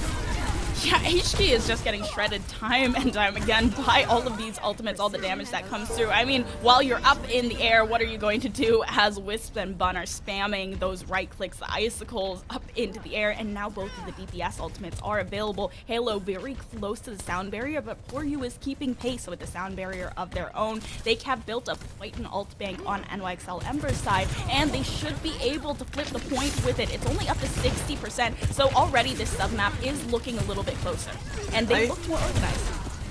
And Matrix is going to come out early. The Blizzard comes out from HK. Blizzard looking to get a little bit of damage down. It's actually Anyun that goes down, though, with the Amp Matrix going through early as well. NYXL Embers using the Gravitic Flux and looking to pressure out Z. Amp Matrix almost coming through, and using the sound barrier as well to keep them alive. They're forcing themselves through the choke point and now pressuring them back. Halo didn't get the chance to use the sound barrier to save Z either. So now Timeless Ethereal, they do lose that point while NYXL Embers flip it over. I mean, they do still have to get the chance to hold on to that sound barrier, though, and I think that's very important because the only ult on the side of NYXL Embers is that overclock. They had to use everything else, drain the coffers dry. Early ice block forced out from HQ as well. That's going to get punished. They put the wall up, and Wisp's going to go in with that early overclock. NYXL Embers have to try and vacate. It's a good angle from Wisp. Now the Immortality Field to try and save the Sojourn, and does so. Immortality Field from Anyun isn't going to be able to save Moving Fish as the damage keeps coming through. A little bit of shields from the Sigma. However, Extend coming in from the back angle after the overclock runs out is just immediately punished for it. Now looking to take these supports off the map. It's a good boop, and Anyun goes down. Now, okay, a second one? Yep. Let's go, Halo. Finding 2 in a row with the boops off of the map. I mean, we're not sponsored by Ziploc, but this does feel like it's all but sealed up in a nice tight plastic bag for Timeless Ethereal. They're going for the spawn hole, the Gravitic Flux, the Amp Matrix comes out. Is anyone even going to be able to touch on the side of NYXL Embers? Moving Fish swaps over to the Doomfist just to try and get a touch, but it feels like a token gesture at this point. Yeah, Doomfist definitely is a little bit slippery, able to dance around their defenses and get onto that point, but Moving Fish, where is the backup? Where is the healing? Halo immediately takes down that Doomfist, shredding through the health, and now they need to find some way through. HK onto the Tracer, activating that overtime, should still be able to get another touch, but no, it's that Mei wall to block off any other entrance point, and guarding all sites with the DPS. Timeless Ethereal, they take that first map. And I mean, like, we look at the previous series, right, and we talk about how important Phone was on the Mei. Mei is just as important, especially in this Sigma mirror, and you're going up against one of the best Meis in the business, that being Bun. She is second to none when it comes to this hero, and HK is no slouch, but you can even see, you know, a lot of times where ice blocks being forced earlier, HK's out of position and a wall goes up behind, and it's like suddenly, you know, you're losing the Mei head-to-head. That means you're losing the ability to control space. You're losing the ability to isolate your enemy. You're losing the whole map. It's just kind of slipping away. I do kind of like this Winston look from NYXL Embers because I think that the Winston is kind of a sleeper pick right now. And if more teams try to catch on to this wave, I think it has a lot of potential, but NYXL Embers are not making it look like it's living up to their potential. It's a little discordant. It's not going in collectively as a dive the way that we really want it to. It's not succeeding at sectioning off the enemy supports and trying to pressure down the enemy tanks in the way that you really want it to. The reason that you play Winston in the current sandbox. Yeah, I mean, we were talking about Anyun as well when we were looking at the roster for NYXL Embers, and you were saying that she's one of the best flex supports here, and I feel like the Winston dive really follows up onto the biotic nades, but we weren't seeing a lot of those being landed or followed up on. And you were also talking a little bit about the nano boost also going onto the Winston rather than onto the blade, so it was buying time rather than playing really aggressive. And I think NYXL Embers, maybe they're just missing a little bit of that aggression that Timeless Ethereal seems to have throughout, and it is just so consistent with every single play that they make. They're always aggressive, they're always hungry and searching for more picks. It's kind of this thing, right? Like, I'm glad you bring up aggression because that's kind of what it needs to be, right? Yeah, sure, when you're holding the point and you have a dive, you're waiting for the enemy team to step into your trap and spring it, but you have to be the one to actually pull the lever and spring it at the right moments, and it feels like that's just not what NYXL Embers did. They just kind of like let Timeless Ethereal walk up. They go to try and spring the trap, but it's not one that is actually going to like seal shut. It's not one that's going to end up giving them the victory. It's just that nano boost onto the Winston. it only realistically buys time, but you have to do something with that time, and they were not able to. They weren't able to, and then again, we go back over to Volcano, where it's a lot more confined, it's a lot more Mei-centric. You're trying to get as much value out of the Mei as you possibly can. Well, again, Bun is just like the best in the biz when it comes to that hero, right? Like, no, I don't think there's anybody in Calling All Heroes that can touch Bun on the Mei, except for, maybe Phone and maybe H-Key, but H-Key's not showing it right now. Yeah, I mean, HK, it felt like there was a lot of pressure being put onto them right at the very beginning, and it also just seemed like they were being shredded a lot with the ice block being forced out early, just so much focus, and usually you see that focus going to the back line, but those immortality fields that were coming out, it didn't seem like the most important cooldown that was being used. It was really just trying to force out the Mei, make sure the Blizzard can't section off, especially on these very closed points, and those Mei walls just allowing them to block off all the entrances. You even saw it at the very end where the Tracer was being taken out, but she didn't have a way into the point because there was just the Mei on one side and the Mei wall on another side, and the Wisp was on the other side, and then what are you supposed to do? Well, what are you supposed to do is definitely the question I'm asking, as NYXL Embers have opted to take us to Midtown. And I suppose when the map pool is literally just Kings Row and Midtown, Midtown is a little bit more dive-centric, especially on that second point Streets phase there. But it still is a very heavily Sigma-favored map, and in that Sigma head-to-head, if your Mei isn't getting as much value as the other Mei, it just doesn't feel like you're ever realistically going to have a way in. So what is NYXL Embers' plan? Are they going to fall back onto that dive? And if they're going to do that, are they going to be able to execute it properly? Because if not, this very well could just be Timeless Ethereal running away with this one. Yeah, I mean, it's all about that execution. I think the ideas are there, but it's like, what is the intention behind making the play? Why are you putting the Nano onto the Winston? What are you trying to do with this? And it just wasn't quite up to the bar in that last map of Samoa. Now onto Midtown. It is technically NYXL Ember's pick, so hopefully they know exactly what they're trying to execute.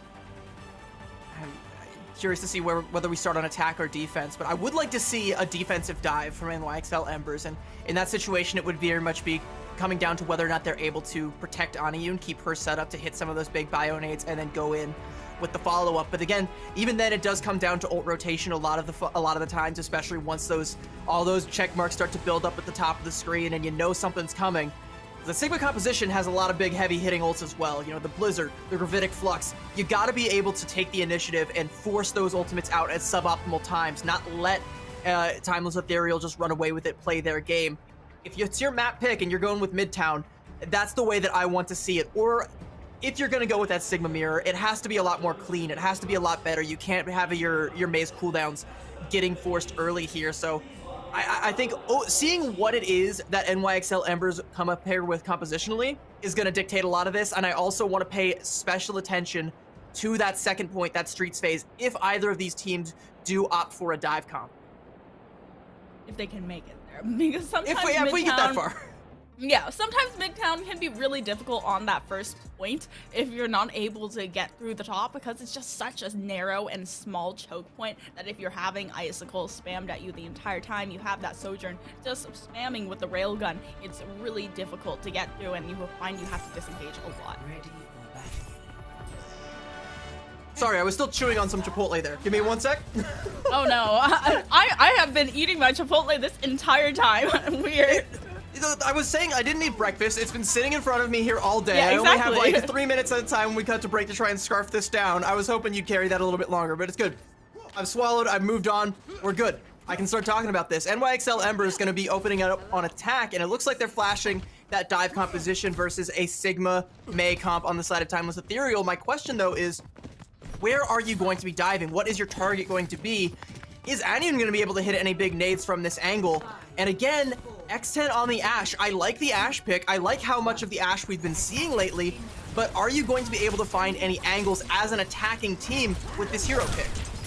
Yeah, immediately this is such aggression from Timeless Ethereal already, right? They're already building up the ultimates. Fun is up to 13% onto the Blizzard, and they know exactly what they're doing when they're going for these close holds very early. HT now forcing through the choke, though, looking to try and pressure out Sniper just a little bit instead of going for that flank angle over top, which think we see a lot of Genjis do, but Wisp opening things up onto X10. Yeah, and like I said, X10 trying to find an angle on the Ashe. If you want to try and get your Ashe into position, she has to go through like that alleyway on the side, maybe go through the laundromat kind of area over on the the left-hand side from an attacker, and that's a very narrow choke where Wisp can just put in all of this damage with the right clicks and then hit the big rail shots when it comes time. And again, I don't know if you're ever going to be able to get this Ashe set up, especially not if she's dying in the spawn. Sniper almost claims that life. X10 able to hang on, but I mean, that's a token fight. That's all for naught. Yeah, and it's also just for the ult charge as well, looking at the pacing of how quickly they're building up these ultimates. I mean, Amp Matrix is kind of just a little bit of throwaway ultimate. You can build that up really quickly anyway, but still the fact that they already have it ready, and it's only been a minute. There's HK dead early, a nice Maywall, and then Sniper is there with the follow-up damage, so the push already dead before it even begins for NYXL Embers, because you could send Moving Fish in, sure, but then who's going to be there with them to try and follow up on the damage?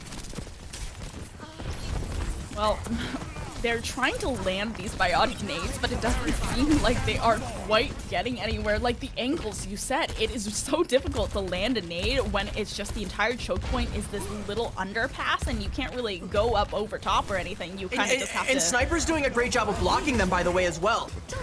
Yeah, exactly. And now the Blizzard already coming through from Bun, going to freeze Moving Fish, shredded that was the through Nano, health. too. Oh, wow. The Nano comes through from Enion, and Moving Fish still gets threaded through it. So now the Bob comes through. It's really important ultimate in this 6v5 kind of fashion, but X10 just gets taken down, or the Bob does, by Wispus with the help of the Amp Matrix. So they are just doing such a good job in this defensive. I mean, but there was a pickoff there onto Sniper midway through. Sniper should be back with the Gravitic Flux here soon, but I mean, this is where NYXL Embers, because of that pickoff, feel like they have to invest, and they're going to go ahead and pop the ult to try and make it happen, but the response is there.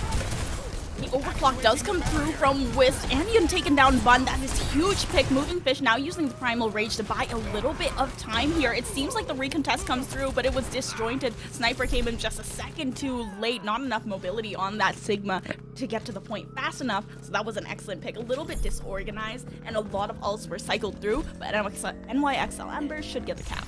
Yeah, it's very, very sloppy, and if not for that mid-fight kill onto Sniper, it would not have happened at all. It was very scrappy. Timeless Ethereal had all the tools that they could have used to try and retake that. The overclock and the Amp Matrix did end up paying dividends, but NYXL Embers with the spawn advantage were able to get back in there as quick as they could, end up getting the cap here, but they have to try and snowball it and take this high ground. An early pickoff onto Bun is a great start.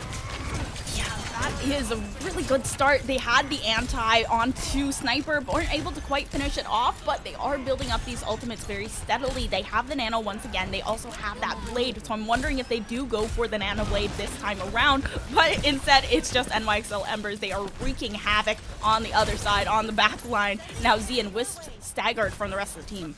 I think you do go for the Nano Blade here, because Halo does not have the sound barrier. It's a guaranteed fight win if you get even one kill with that ult combo. I think you just go aggressive and let it rip. I also kind of think this is, like, where everyone's positioned right now is a good opportunity for Moving Fish to try and section off Sniper and maybe focus down the enemy Sigma. Well, we see that Amp Matrix coming through, and HK goes over the top, immediately takes down Halo. Z goes down, no support, no backline, and Wisp should go down very quickly as well. NYXL Embers guaranteeing themselves the fight win with those two ultimates, and Timeless Ethereal also expending the Amp Matrix to get nothing in the last fight. So now, that's dive 101 from NYXL Embers. You send Moving Fish in, bait out some cooldowns, and then suddenly you go in with the Nano Blade, and there is nothing that Timeless Ethereal could possibly have done to slow that one down. Even the Immortality Field wasn't enough to slow it down. And now Moving Fish, with this very aggressive positioning, means that Sniper can't sit comfortably where they want to right now. Yeah, it's like Sniper doesn't really have a good way to get that Winston off the high ground either without positioning the shield up there, but then you are faced with so much damage coming up front. Now X10 forced off the high ground, so not as good of an angle, but still that Bob in the back pocket and the Primal Rage as well. Timeless Ethereal just building up to that Gravitic Flux on Sniper and should be able to get a little bit of damage down, but it doesn't actually connect, so they are able to get out of all of it while Wisp goes down in the back line. Moving Fish still going for more with the Primal Rage coming through, and Bud now switching on to Tracer, but the Pulse Bomb does not connect, and Moving Fish still alive despite not having a sight line onto their back line. No supports and still able to keep themselves up with the Primal Rage. The Bun Tracer swap, I do like the idea in theory, but I think she needs to be a little bit more aggressive and try and focus down the supports a little bit more. But she's actually going to reach for Reliable, that Bastion. She's not going to be pressuring down any support. She wants to make Moving Fish's life hell.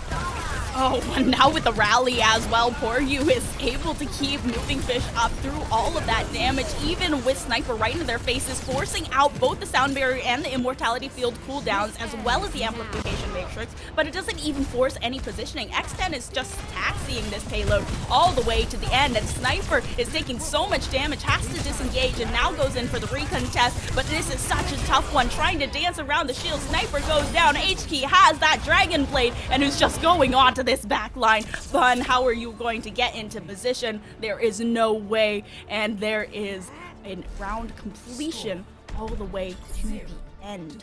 And it does come down to both, again, that early mid-fight pick-off there onto Sniper on point A that ends up giving the point over to NYXL Embers, and then the fact that they were able to have the wherewithal to cycle their ults effectively, snowball everything through point B, and you can even look at the value that this Genji is actually getting from H-Key now, 15-3, that's a pretty good KD, 14-1 for X10, that's yeah, that's pretty good. And then, you know, let's look at Anyun as well, only one death. That means that, you know, even when Bun did make the swap over onto the Tracer, there was no backline pressure coming out from NYXL Embers, so all those Bionades are going to eventually start to find pay dirt. All of that healing going on to Moving Fish means that they're going to be a lot more difficult to dislodge. That's going to make more space for H-Key to go in, you know, potentially with the nanos that Anyun has built up just from sheer value of being alive, getting all of this healing done. It's Dive 101, and you know, whatever happened on downtown Samoa, it's been thrown out the window. NYXL Embers, this is how you are going to have to keep playing if you want to play this comp. I like what I'm seeing so far. Can we get a good defensive hold with it? No, I love the aggression that we saw come out from them. Timeless Ethereal, initially, their comp is a lot more front to back when they had that Mei, when they had the Sojourn. Like, the Sojourn can go for the flanks, but they're not really a flank hero. Bun now switching on the Tracer, you have a little bit more pressure on the back line. And this Brig, though, still being able to protect Anyun, it's going to be a good look. And Wisp trying to shot out on the Widow, now back onto Sojourn. I mean, looking for an opening shot, see if anybody was going to take the bait. No one did, so time to find a new fishing hole, and we're going to swap over to the Sojourn to do it. That's a great dynamite spot, though, utilizing this choke. Now X10 has an advantageous position on this choke. Oh, Poryu goes down to Z, though, and Anyun is a little bit vulnerable because of that, but they nearly took down Sniper. They were able to get the Immortality Field cooldown on NYXL Ember's side, and now Bun is just really trying to pressure out X10 and make sure that they can't get good position. Timeless Ethereal, they are finding their picks, X10 going down, and in a matter of seconds, that's a point cap. That's the value that the Tracer is going to provide. If you keep harassing the backliners or even harassing X10, it makes it so hard for anyone to support Moving Fish's dive, and then suddenly they can't realistically go in at all in any place where they're going to find significant value. There's just not enough damage that comes out from the Winston. If Anyun can't sit comfortably, then Moving Fish is going to have a bad time. So great play from Bun there to do just that, have that constant threat there. Now, Timeless Ethereal, they want to try and keep up the snowball. They don't want to give NYXL Embers this perch from which to jump on. Well, now we have Moving Fish trying to jump onto Sniper. The anti gets a lot of damage, but Wisp just spams right through that bubble and takes down Moving Fish. And NYXL Ember is now left on their back foot once again. They don't really have a leg to stand on without that Winston being the meat shield, having so much damage and making space at the front. Now Sniper can just corral this entire squad into a little room, and even though they do have the anti-date here, they are able to keep themselves up, and Wisp has such good position as being basically uncontested from that high ground. I mean, yeah, uncontested is right. NYXL Embers, they're just going to vacate the premises, especially with that Ant Matrix up. Once that's down, though, be on the lookout for another push to come out here. The Nano Blade combo is almost online, as is the Bob. They're going to need to invest at least half of that to try and retake this high ground, because that is all important right now. Now, this high ground means so much for being able to make sure this point does not get through from under the bridge. Now they're going to go ahead with the Nano. Moving Fish going up onto the high ground. They still have 3 ultimates left over to expend, and now using the Pulse Bomb to take down Anyun. Now the Bob has to come through to try and even out the player disadvantage. Moving Fish hasn't found a single pick despite having that Nano on top, but Z does go down eventually. Hello? Hello? Bun? No! Okay. HK? Okay, HK comes in with the blade and Bun goes down, but they use the blade to do that, and it's literally like less than a meter from the... That's so awful. I mean, they used all 3 of their ultimates. Sure, they built up the Primal Rage, but the fact that they had to use the Dragon Blade just to touch the point and stop the C9 from coming through, that's, I mean... Bun just gets value just by existing in the backline. You can see poor you doesn't want to take any chances, now just holding this Brig on the cart as close as possible. We're not falling for that one. Fool me once, fool me twice. Yeah, they are just not going to be taking any risks anymore. Wisp trying to get a lot of damage down as this dive goes through. The sound barrier comes down, and Wisp using the overclock to force themselves onto that high ground. HP looking to deflect, but there is nothing to come. Overclock fully charged, looking to take down Moving Fish, and does so. HK still looking to contest, trying to get some of that healing through, but X10 going down, and for you quickly after, there is just not much that anyone can do to stop this push from happening. When you're playing a dive comp like this, you live and die by your ultimate economy, especially when you're gonna, like, again, we go back to having to use that Dragon Blade. Would have been so nice to have that available, right? To slow down all of this pressure from Timeless Ethereal. Wouldn't it have been, you know, something just to be able to chunk through some of that, you know, all that health, you know, maybe force out a couple more cooldowns from Timeless Ethereal, but they don't have to sweat. Timeless Ethereal can just push up, even hold way up here on this corner. Or are you actually gonna make a swap over onto the Kiriko? So I'm curious as to what the game plan is for this. I mean, maybe just to try and go for one quick kunai shot onto Bun. Okay, well, Sniper had such good forward position, but that just was immediately melted because there was no sight line from Z. They're using that amplification matrix to force a few positions, and there is the antibiotic nade to come down, but the Primal Rage onto Moving Fish. Get out of there, Winston. Try and get a little bit of help before, since that is connecting, but I think for you is really just looking for a little bit more mobility and able to follow up on these dives. I mean, you're definitely going to want some mobility right now with that Gravitic Flux coming in, and you want to get the hell out of there. Moving Fish gets slammed down, half the HP bar taken down. They're going to force the Nano just so they can keep the aggression. I mean, this is a nice idea from them as well, just being able to keep up their momentum and make sure that they're still being forced forward, especially since Koryu is building up to that Kitsune Rush as well. Both of the DPS ultimates on the board for NYXL Embers. They just need to be able to cycle them well. Bun falling to X10 with one headshot is good though. And Sniper, if they're able to land a good anti, should be able to just shred through the health of the Sigma. Even if they don't though, look at the ult economy for NYXL Embers. They're cycling it through perfectly, and because of that nano boost that Anion used onto that Gravitic Flux, they weren't able to secure the kill. They have to play far back. Now they don't have space to operate. X10 can keep going in for the shots. You can even see how far forward Sniper is playing to try and deny that angle, but that just leaves Moving Fish with perfect access to the backline. Yeah, Sniper can't be there to try and protect the backline. There's a Bob to come through, and it tears through the Immortality field, and now that backline has to use the sound barrier to keep themselves alive. Wisp going to shred through the health of the Bob at the very least, but takes the overclock to do so, and now is so low health as Moving Fish goes for the dive on. They have the Kitsune Rush, they've used that blade as well, and now the Kitsune Rush to come through and allows for so much more damage to be put down by this DPS line. For you, trying to keep themselves alive, and is able to do so. However, X10 getting very, very low. Immortality field to keep Sniper up, and Wisp finds the first pick onto H-Key, now using the nano to keep Moving Fish alive and keep up the aggression onto the backline, but they're still going to have to disengage, and Wisp, with that final railgun shot, finds Moving Fish. That's such a long fight, and it's all because of Anion being able to keep Koryu alive and being able to keep Moving Fish alive with the aid of the nano, but now it's starting to stagger. It's all starting to fall apart. Timeless Ethereal are making some headway here, and with no ult to their name, it's going to be Stagger City for NYXL Embers. They have to try and get on the point, keep it in contention, and build up to something surmountable, but with the Ant Matrix coming through and with Wisp pumping in the damage, it just might not be in the cards.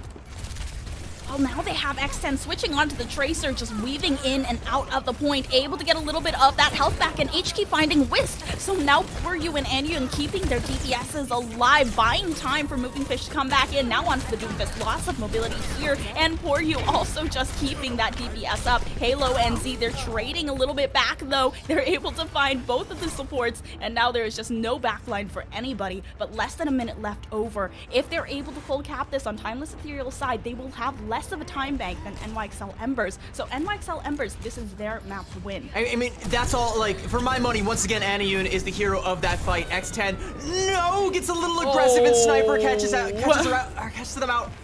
Are they going to be able to get back in time? HK needs to stay alive here. The Suzu is forced early. Timeless Ethereal, they smell blood in the water, and they need to attack it. And now the Kitsune Rush to come through, just force that position through, get that little bit of damage down. There's the Pulse Bomb ready, looking for a stick. Sticks onto Wisp, and now they're missing that overclock that potentially could have come through. X10 taking down that DPS, and the sleep onto Sniper. That is so good. Now Sniper, without that tank, without that meat shield, how is they're going to force this forward? They're using the Sound Barrier, getting that overhealth, getting that shield, and hopefully it should allow them to stay on the point. But Moving Fish takes down Z. Now no sustain, and NYXL Embers, they are in the position to win it. Can they touch once again? Sniper activates the overtime, but is shredded through the Doomfist help. Wisp has to power slide through, but the overtime is gone too soon. NYXL Embers, they win Midtown. This is what I want to see from NYXL Embers. I know that they are this good, and I know they are capable of playing the dive composition to this extent. HK, she's phenomenal on this Genji, and X10 on the Tracer there with some of the hero plays towards the tail end. You know, I highlight Aniyun, and of course I'm gonna get back to her in a second. Just give me a moment. HK and X10 going in deep to pressure down Wisps and Z. You know, we're playing behind that Ant Matrix way far in the back, getting a ton of value, putting out so much damage onto the point, making it hard for NYXL Embers to even try and keep it in contention. Taking down that Sojourn is the first domino to fall, and everything else just collapses from there. And it also has to do with the focus fire that was going down onto Aniyun, and the fact that even in death, she was able to get a parting shot onto Bun, take that Tracer out of the equation. Suddenly with no DPS, there's no way that Timeless Ethereal can close that one out. And just by the skin of their teeth, NYXL Embers hang on, take Midtown, and set us up 1-1. I think we have a series on our hands, CV, because remember, this is the upper semifinals. We have a first to 3, potentially 5 maps, and with a 1-to-1 scoreline already, we are guaranteed this 4th map. I think NYXL Embers, that first point on Midtown was definitely a little bit dicey. Timeless Ethereal basically bowled them over like dominoes, but as soon as they were into the streets phase, they were able to hold on so well. A little bit of an oopsie with the back cap from Bun, but otherwise, I think they were doing so incredibly well in keeping up the pressure, keeping up the aggression, and just melting down that time bank as well. It was, I believe, more than 4 minutes headed onto 3rd point, and they were just able to completely get rid of it. And it's going to sound very, very stupid, but I think the key to victory here for NYXL Embers is the fact that they did not C9. Sure, they had to invest everything to prevent Bun from back capping there, but they did not C9. That's the kind of thing that, like, when you're already down in a series can just completely boom you. Like, your spirit's just broken. Like, you're like, I'm such an idiot. I can't believe I let that happen. We're so stupid. How did it? You avoid all that, right? You still get to breathe. Yeah. You win the map. Hey, it was your map pick. You win. That means, you know, Timeless Ethereal, it's going to be theirs next because they have the advantage from winning control. But you stay alive. You don't suffer a humiliating defeat on your map pick. That's pretty big. You got to keep your mental up through, you know, to make it through a series like this. Yeah, I mean, I'm sure when it happened, they were just like, oh my god, what are we doing? But then they were building up the alt banks again. They got their momentum back. They were back into the aggression. They were back into the swing of things. And then all was well once again. And now where is Timeless Ethereal going to take us over on this flashpoint? And Timeless Ethereal, you mentioned that their map streak was broken last weekend. And they're trying to build up another one. But they were just denied that by NYXL Embers. Yeah, no map streak. We set the timer back down to 0. Maybe we start it again on New Junk City, but hey, it's definitely not going to reach Try again. It's definitely not going to reach that 29 that we had before. All right, unless we make some big moves through the championships. But hey, you know, that's assuming. I mean, it is got a pretty safe assumption, but assuming Timeless Ethereal make it that far, they most likely will. I don't see any world in which they fall out of the top 6 here. But you still want to make sure that you're high seeded. You know, you still want to make sure that you're asserting your dominance. And right now, it's being challenged, right? By both Michael Wave and now by NYXL Embers. I like this dive composition for NYXL. I want to see them keep playing it. I want to see if, you know, if Timeless Ethereal adapt, or if they're just going to stick to their guns, just try and play that default Sigma composition as well as they possibly can. Are they going to be forced to make a swap? I mean, is their back going to be up against a wall? Are they going to be forced to... I don't even know if I've seen them make a swap for, like, you know, last point contesting. I think they've just been sticking with the Sigma pretty much, you know, till they're dead. Yeah, I think that Sniper switched to Doomfist for all of 15 seconds, according to the stats that we have here. So at the very end, when it was overtime, Sniper switched to Doomfist, but otherwise, they were basically just sticking to their guns for most of the just most of the map. They weren't really trying to adapt around these team compositions. This is what they know, this is what they're good at, and they're going to stick to that. But on the other hand, we saw some adaptation coming through on the side of NYXL Embers. We saw that they were trying things, and then they, in the end, decided to stick with the Winston dive, and that really helped them out. What's interesting, by the way, is like, you know, I'm asking if we're going to see any swaps that come out from the side of Timeless Ethereal, if they're going to make any compositional changes, but realistically, they don't actually have to, because we did see glimpses of it in the previous series, where you can just have your Mei player mark the enemy Genji, and suddenly there's going to be no follow-up damage for the dive. For whatever reason, Bun, who I'm touting as potentially the best Mei in all of Calling All Heroes, if not definitively the best Mei in KOF, she doesn't feel like she has the ability to do that. So we're not ever seeing a situation where NYXL Embers are really forced off of the dive unless the map is calling for it. And it feels like here on New Junk City, the map very well might be calling for it. I think Flashpoint as a game mode is just a little bit more conducive to this Sigma composition with the Mei and with the Sojourn on one side, the Ashe on the other. Scratch that. No, XN going back over to the Sojourn. Well, Sojourn and Mirror, I mean, it's just a 100% mirror composition for both of these. And I mean, I think eyes will be on Anyun because you are touting her as one of the best flex supports in Calling All Heroes, and as well as Bun now on their comfort pick of that Mei. So HK getting shredded a little bit early, but it seems like NYXL Embers, they want to go for something very aggressive here. It looks like Bun got the first Mei wall out there. That should force down a lot of cooldowns. Now she's gonna go ahead and put up another one, but it goes right back down. Timeless Ethereal, they actually get pressured down.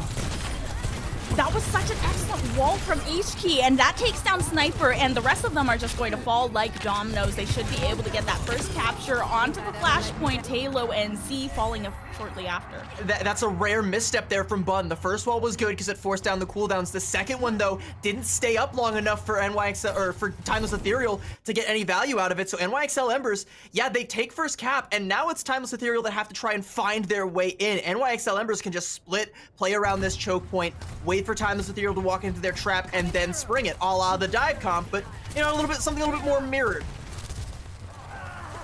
Oh no! Oh, poor you falling to Wisp. That is kind of devastating for this squad. Having that first pick go on to one of their supports. X10 may be able to turn it back though. Bun just was not expecting all that damage to come from the side. Sniper falls to 1 HP, and there is once again the immortality field from Z. However, the Amp Matrix is being built up very quickly on Timeless Ethereal's side. On the other side, they already have an Amp Matrix ready. They could potentially force the positioning, but it is ticking up very quickly. Already up to 80% from NYXL Embers. They need to get a touch quickly or just give this one up. I mean, the pickoff onto Poryu is really all the Timeless Ethereal have their name right now, and sure, losing the mobility kind of hurts, but when you have the enemy pinned down, you don't need mobility. It's Timeless Ethereal that have to make the move. Yeah, they have nowhere to go. They have to get onto the point. Sniper going down. The ice block comes through from Bun, but it is just nothing to be done. Overtime slowly fading away. Wisp, are you going to go for the touch here? And they do, and fall immediately. Now without a leg to stand on. Timeless Ethereal, they lose that first capture. And we even go back to that pickoff onto Poryu. Well, Poryu's back, and now the sound barrier ult charge is matched up, so you don't even have the advantage there because you weren't able to pull the trigger. So, you know, Halo, she's got to be worrying about, like, all right, when do I use this? It's got to be for HK's Blizzard, right? You know, that's the main logical time that you're going to want to use it. Meanwhile, for you, you know, you use it for the Gravitic Flux, use it for the Blizzard, use it for whatever comes out from Timeless Ethereal. But again, it's NYXL Embers that they have the early point presence. It's at Timeless Ethereal having to come through a choke point here, playing into NYXL's hand. Now NYXL Embers, they're in such good position. The Gravitic Flux from Sniper does come through, though. It's going to be the Immortality Field that saves them. And the Blizzard from Bun now looking to get some aggression down, and it does take down H-Key, but they use the sound barrier as well just to get that extra overhealth. Timeless Ethereal, they're comboing their ultimates very well, and Moving Fish doesn't have any supports to help them out. They are going to go down. Well, things have at least leveled out here ult-wise. We're in a fairly neutral, save for the overclocks on either side, but neither Sojourn currently in position to make anything out of them. I'm curious to see if X10 might try and go for a flank, draw a little bit of pressure away from the choke point, where there is currently a lot of pressure, actually, in the form of a couple of Mei walls. You know, once those go down, it might get a little bit more easy to move about the cabin here, but there it is. There's the flank. Yeah, the flank from X10 finding Halo. I mean, Halo didn't have a sound barrier, but still that extra mobility would have been nice. He's going to trade that right back for Forio, but the rest of NYXL Embers, they are running over the DPS line. Wisp is looking for a flank of their own. Fun almost going down. Oh, it's actually X10 that just gets found by the railgun shot. Immortality field cooldown used to keep Moving Fish alive and on the point, able to weave in and out the shield for a few seconds longer, but it seems like they're just going to be staying alive. Never mind, Wisp goes in for another railgun shot, and pumping out the DPS is this Sojourn, allowing Timeless Ethereal to keep a hold onto this point. Overtime now activated as the once again try and re-engage. H-Key just gets shredded through though, and I don't think Poryu can contest this. I really did like the flank play from X10, but that initial rail shot with the overclock has to be a 1-2 punch, and the second punch from NYXL Embers just never came through. You know, Moving Fish was on the point living for a very long time, but you take that. If you're in control of the point, it doesn't matter if the enemy tank is alive for forever. If they never die, who cares? Because you still, at the end of the day, capture the point. Once Moving Fish finally, drops off the point and even drops off the face of the earth, finally gets cleaned up, by that point, the fight's already won. Timeless Ethereal, in essentially one fight, take that entire point. Now we move over here to this next point, and Timeless Ethereal are now the ones who are in control early. NYXL Embers once again having to find a way in. And now zoned out by the Maywall once again, having Moving Fish with their back against the wall, but using the Gravitic Flux and actually catching the Baptiste in it. The Immortality field does go down. The Baptiste is trying to escape while the Blizzard comes through from Bun and shreds through both of the DPSs of NYXL Embers. Now without anyone to pump out any damage, it's going to be really hard to keep this tank up, and the rest of them fall like dominoes. It's a shame because the Gravitic Flux from Moving Fish captured exactly who they needed to. They needed to get Z off the field there, potentially maybe get a pick off there onto Halo as well, but the supports had the cooldowns that they needed, and had the follow-up damage from the rest of the Embers been there, you gotta believe that Z at the very least would have fallen, but everybody was too busy dealing with Bun and the Blizzard on the point. Great ult play coming out from Timeless Ethereal, and it's only one ult that they use to win that. One more fight, and they're gonna win it. They're gonna go and open up the Gravitic Flux here. It looks like it doesn't really catch anybody. Yeah, they were just kind of all stuck under the door there, and X10 though, finding Fun is just traded right back. It's the Sojourn 1v1 head-to-head that they just keep getting so much value out of, but X10 comes on top of Whispers, and they had that overclock in the back pocket. So now Timeless Ethereal, they're trying to deal with the flank from X10, and that's going to get them out of position on the point. So at the very least, capture comes through from NYXL Embers. But now the re-engage from Sniper, they have to find a way to shred through the health and do so with the Maywall. Halo doesn't have legs to stand on, goes down. Hey, that's a 2K for Halo, by the way. I mean, like, she almost single-handedly flips that back in favor of Timeless Ethereal, but being the last one standing, it's no way for a Lucio to be unless you're trying to really, really stall for time. You definitely don't want to give too much time over to NYXL Embers because they're going to start building up to an overclock to match your own. They're going to start building up to a Gravitic Flux while you're trailing a little bit behind.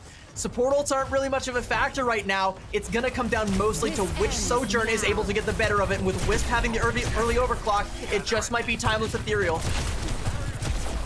A lot of damage going down. This Immortality field, only taking down the Immortality field here, so great use of it from Anion to keep the team alive, and now the overclock does come through from X10. Needs to find a lot of damage here. Doesn't look like they're connecting too many of the railgun shots just yet, but Moving Fish using the Gravitic Flux, also not finding anything. Sniper trades it back, but just immediately dies before it could even go off. Anion being the one to take down that tank. Halo, however, looking to be the DPS Lucio that Timeless Ethereal needs, trying to find a hero, but there is no hero for Timeless Ethereal as they are bowled over. NYXL Embers taking second capture point. So X10 doesn't actually find a whole lot of damage with that overclock, right? But they don't actually even need to because everybody just tries to kite it LOS, and they shepherd themselves into a nice convenient corner for Moving Fish to lift them all up by the scruff of their neck with that Gravitic Flux and slam them back down. The follow-up damage does come through. Sniper tries to respond, but there's not enough support, there's not enough healing, there's not enough for them to be able to get that ultimate off, and they end up essentially just donating it over rather than holding it on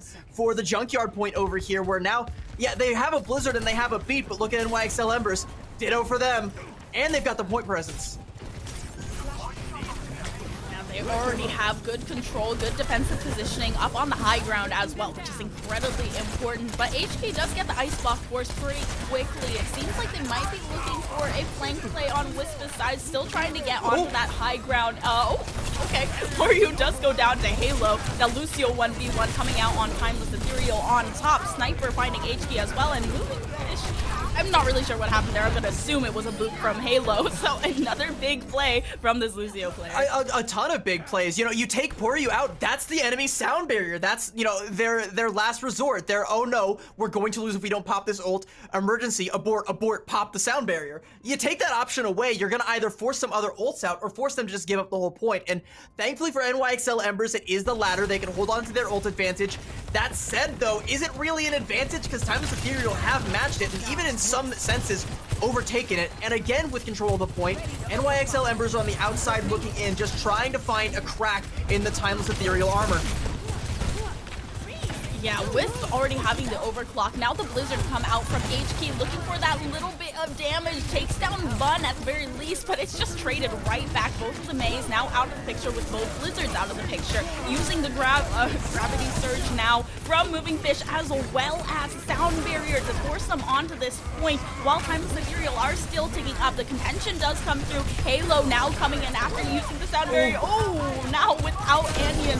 They help take down the Immortality field and allowed Wisp to get those 2 picks with the overclock. That's a collateral damage there for Wisp. That's 2 with 1 rail shot. And, you know, it's Halo that's setting a lot of this up. She's playing phenomenally right now, finding a lot of value, going aggressive with a lot of the boops, displacing Moving Fish, or outright displacing the entire enemy team off the map if she has her way.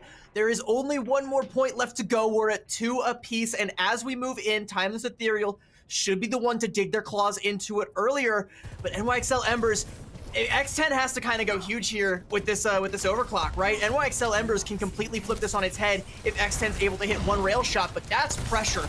How do they fare under this kind of pressure? They have the Amp Matrix as well, treading through the Mei wall to try and get that damage through. Sniper already falling pretty low on Timeless Ethereal's side, but X10 finds Wisp, and now without a DPS. Moving Fish going down to Halo, though. Halo is making some huge plays for Timeless Ethereal, playing out of her mind to get them in a good position to have that first capture. It's a good opening pick off there from X10, but you can't lose Moving Fish there. Timeless Ethereal, they're going to take it, and X10, you know, holds on to the overclock, yeah, is still probably going to need to invest it in the next fight because NYXL Embers don't have anything else to speak of. They can maybe build up to a Blizzard or a Sound Barrier if this fight goes long, but you don't want it to. You want this to be swift. You can't donate any time over to Timeless Ethereal, especially when we're on the last point here. NYXL Embers, how do you get in this narrow choke?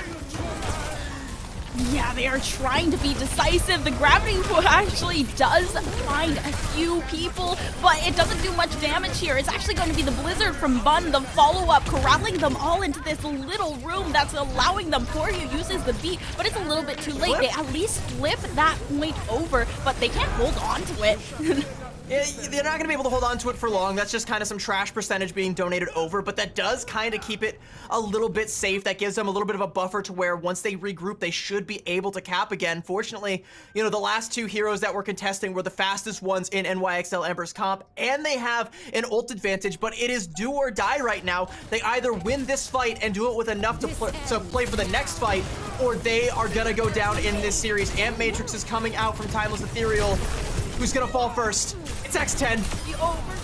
The overclock from X10 was active too, but NYXL Embers, they should be able to clean up the rest of it. They were so focused on trying to take that DPS with the overclock out that they weren't focused on what the rest of the team was doing, and that was shredding through their health bars. A team kill from NYXL Embers helps flip the point over, and now they are steadily ticking up. But Timeless Ethereal, they are in last fight territory. NYXL Embers, they still need to win 1 or 2 fights. And the problem is that they used both DPS ultimates. Ideally, you want to use the Gravitic Flux, bait out the support ultimates. You want to bait out that Immortality field as well, and then you go in with a Blizzard, or then you go in with an Overclock and clean up the damage, but that's not there. They're going to have to do it with just this Gravitic Flux, bait out the beat, and then go entirely neutral here. This should be the last fight. This decides who goes up in the series, who gets the next map pick. Where are we going from here? Here comes the Amp Matrix from NYXL Embers to kick it off. Oh, and now Now the Amp Matrix, it doesn't seem to be finding anything. It forces a little bit of positioning, though, and now they're in last fight territory. They use the Gravitic Flux and immediately use the sound barrier to counter, and Timeless Ethereal, they're finding so much. X10 trades it back, but is immediately taken down by Bun. Now HK has to stay alive. There's the Ice Block to come through, but the Blizzard from Timeless Ethereal, they cannot do anything with that. Moving Fish switches over to Doomfist, but these flashpoints, they are just too far. Timeless Ethereal, by the skin of their teeth, win Flashpoint. By the skin of their teeth, by the accretion of Sniper to shut down that Gravitic Flux, Timeless Ethereal, they're able to take it, but this is feeling so close, about as close as we expected. You know, it didn't look that close on Samoa, but ever since then, it's been blow for blow, back and forth, and this is a great microcosm of it.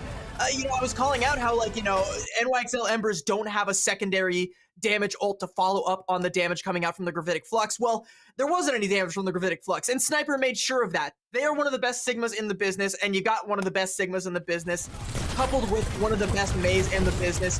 That's the kind of business I want to be doing here in Ka. If I'm trying to go for the top spot, if I'm trying to assert my dominance and make everybody forget the name Michael Wave, this is how I do it. Make everyone also forget the name NYXL Embers, because they also took a map from them, which has been unheard of in the previous, I think, 3 majors and minors. So that is just incredible. Taking a map from them on stream. Yeah.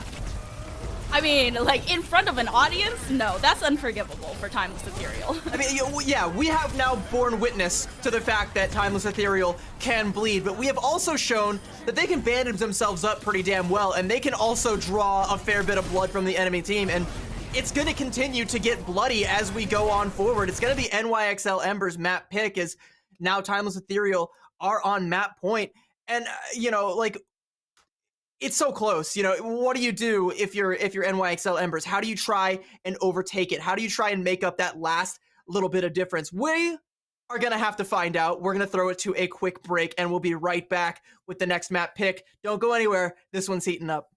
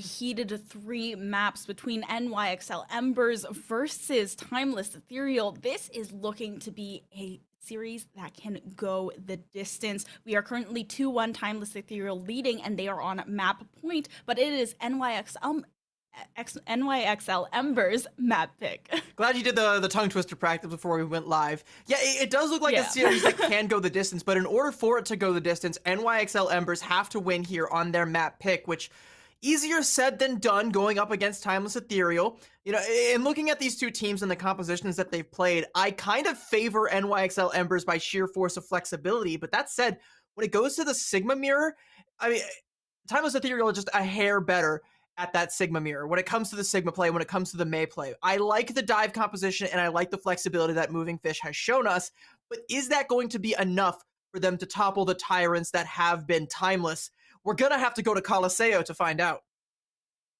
Hey, on the push map of Coliseo, I don't know what is actually going to come out here. And honestly, if you have noticed my cat walking across my desk, it's because he's trying to eat Chipotle. Shout out to Chipotle for a barbacoa bowl that I am currently trying out. Apparently, cats like it too, but do not feed it to your cats because I don't think that they can have Chipotle. Hey, hold on. Google is, can cats have Chipotle?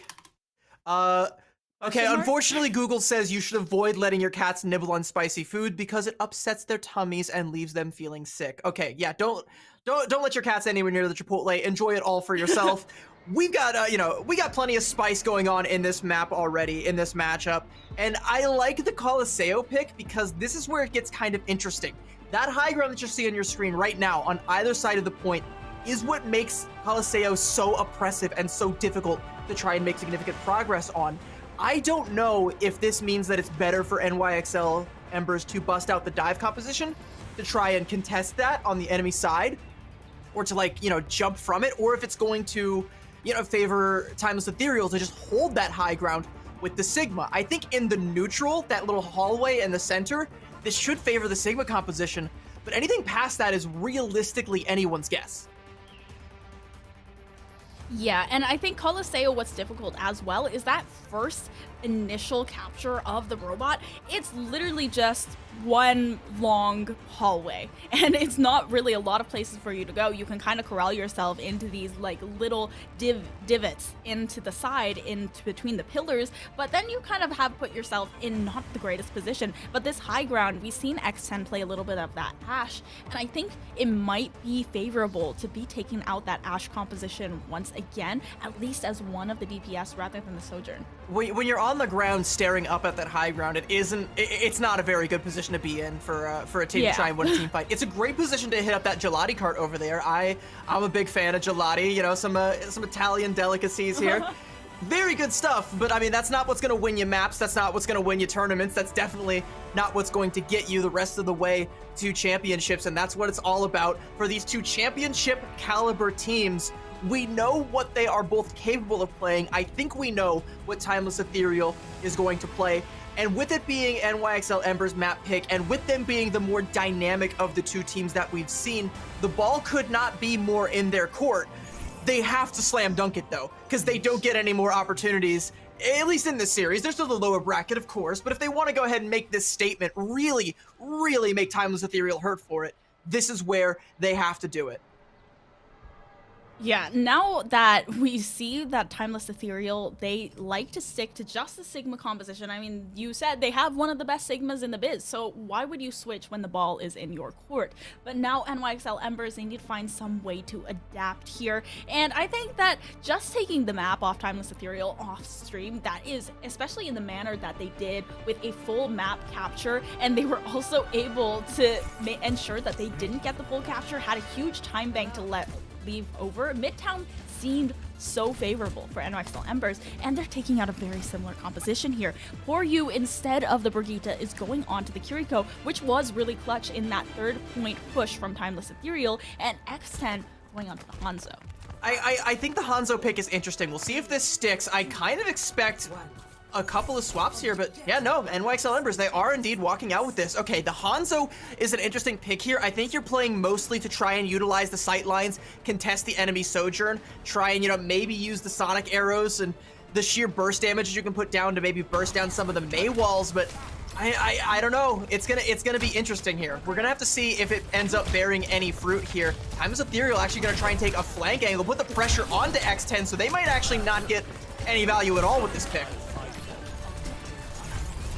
Immediately you have that anti that goes onto Sniper. It does force them to back up a little bit, but Moving Fish is really trying to find a way in here. Immediately has to go out and whisk that railgun shot, finds Moving Fish, and NYXL Embers, that should mean that they lose the first capture of this robot, and indeed they do. Timeless Ethereal forcing them back onto that high ground and retreating. I mean, you have a lot of healing on the side of NYXL Embers, right, with this Kiriko Ana comp, but it doesn't really amount to much if you can't LOS your Winston, and if he just gets bursted down all too quickly. So, I mean, you just pressure the enemy supports, and suddenly this Winston is very, very vulnerable, especially without a bubble. The jump actually going to be forced out as well, and with no bubble, no jump, for the time being, Moving Fish is just kind of stuck here.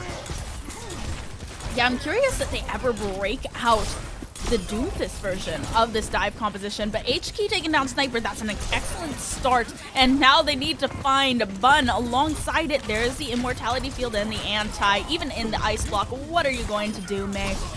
Should come out very quickly and just go down. And that's the power of the high ground, right? You have X10 and you have the supports just up on the high ground with Moving Fish and H-Key being the pressure on the front line. It's so difficult for Timeless Ethereal to find any way to try and crack that, and that's actually going to force a couple of swaps. The Tracer might be able to, you know, circumvent around, go on a flank, maybe put a little bit of pressure there, but you're also going to have to play to try and hold this particular high ground here as well. And if you're NYXL Embers, you got the Nano, you almost have the Blade, you can even put the Nano into Moving Fish.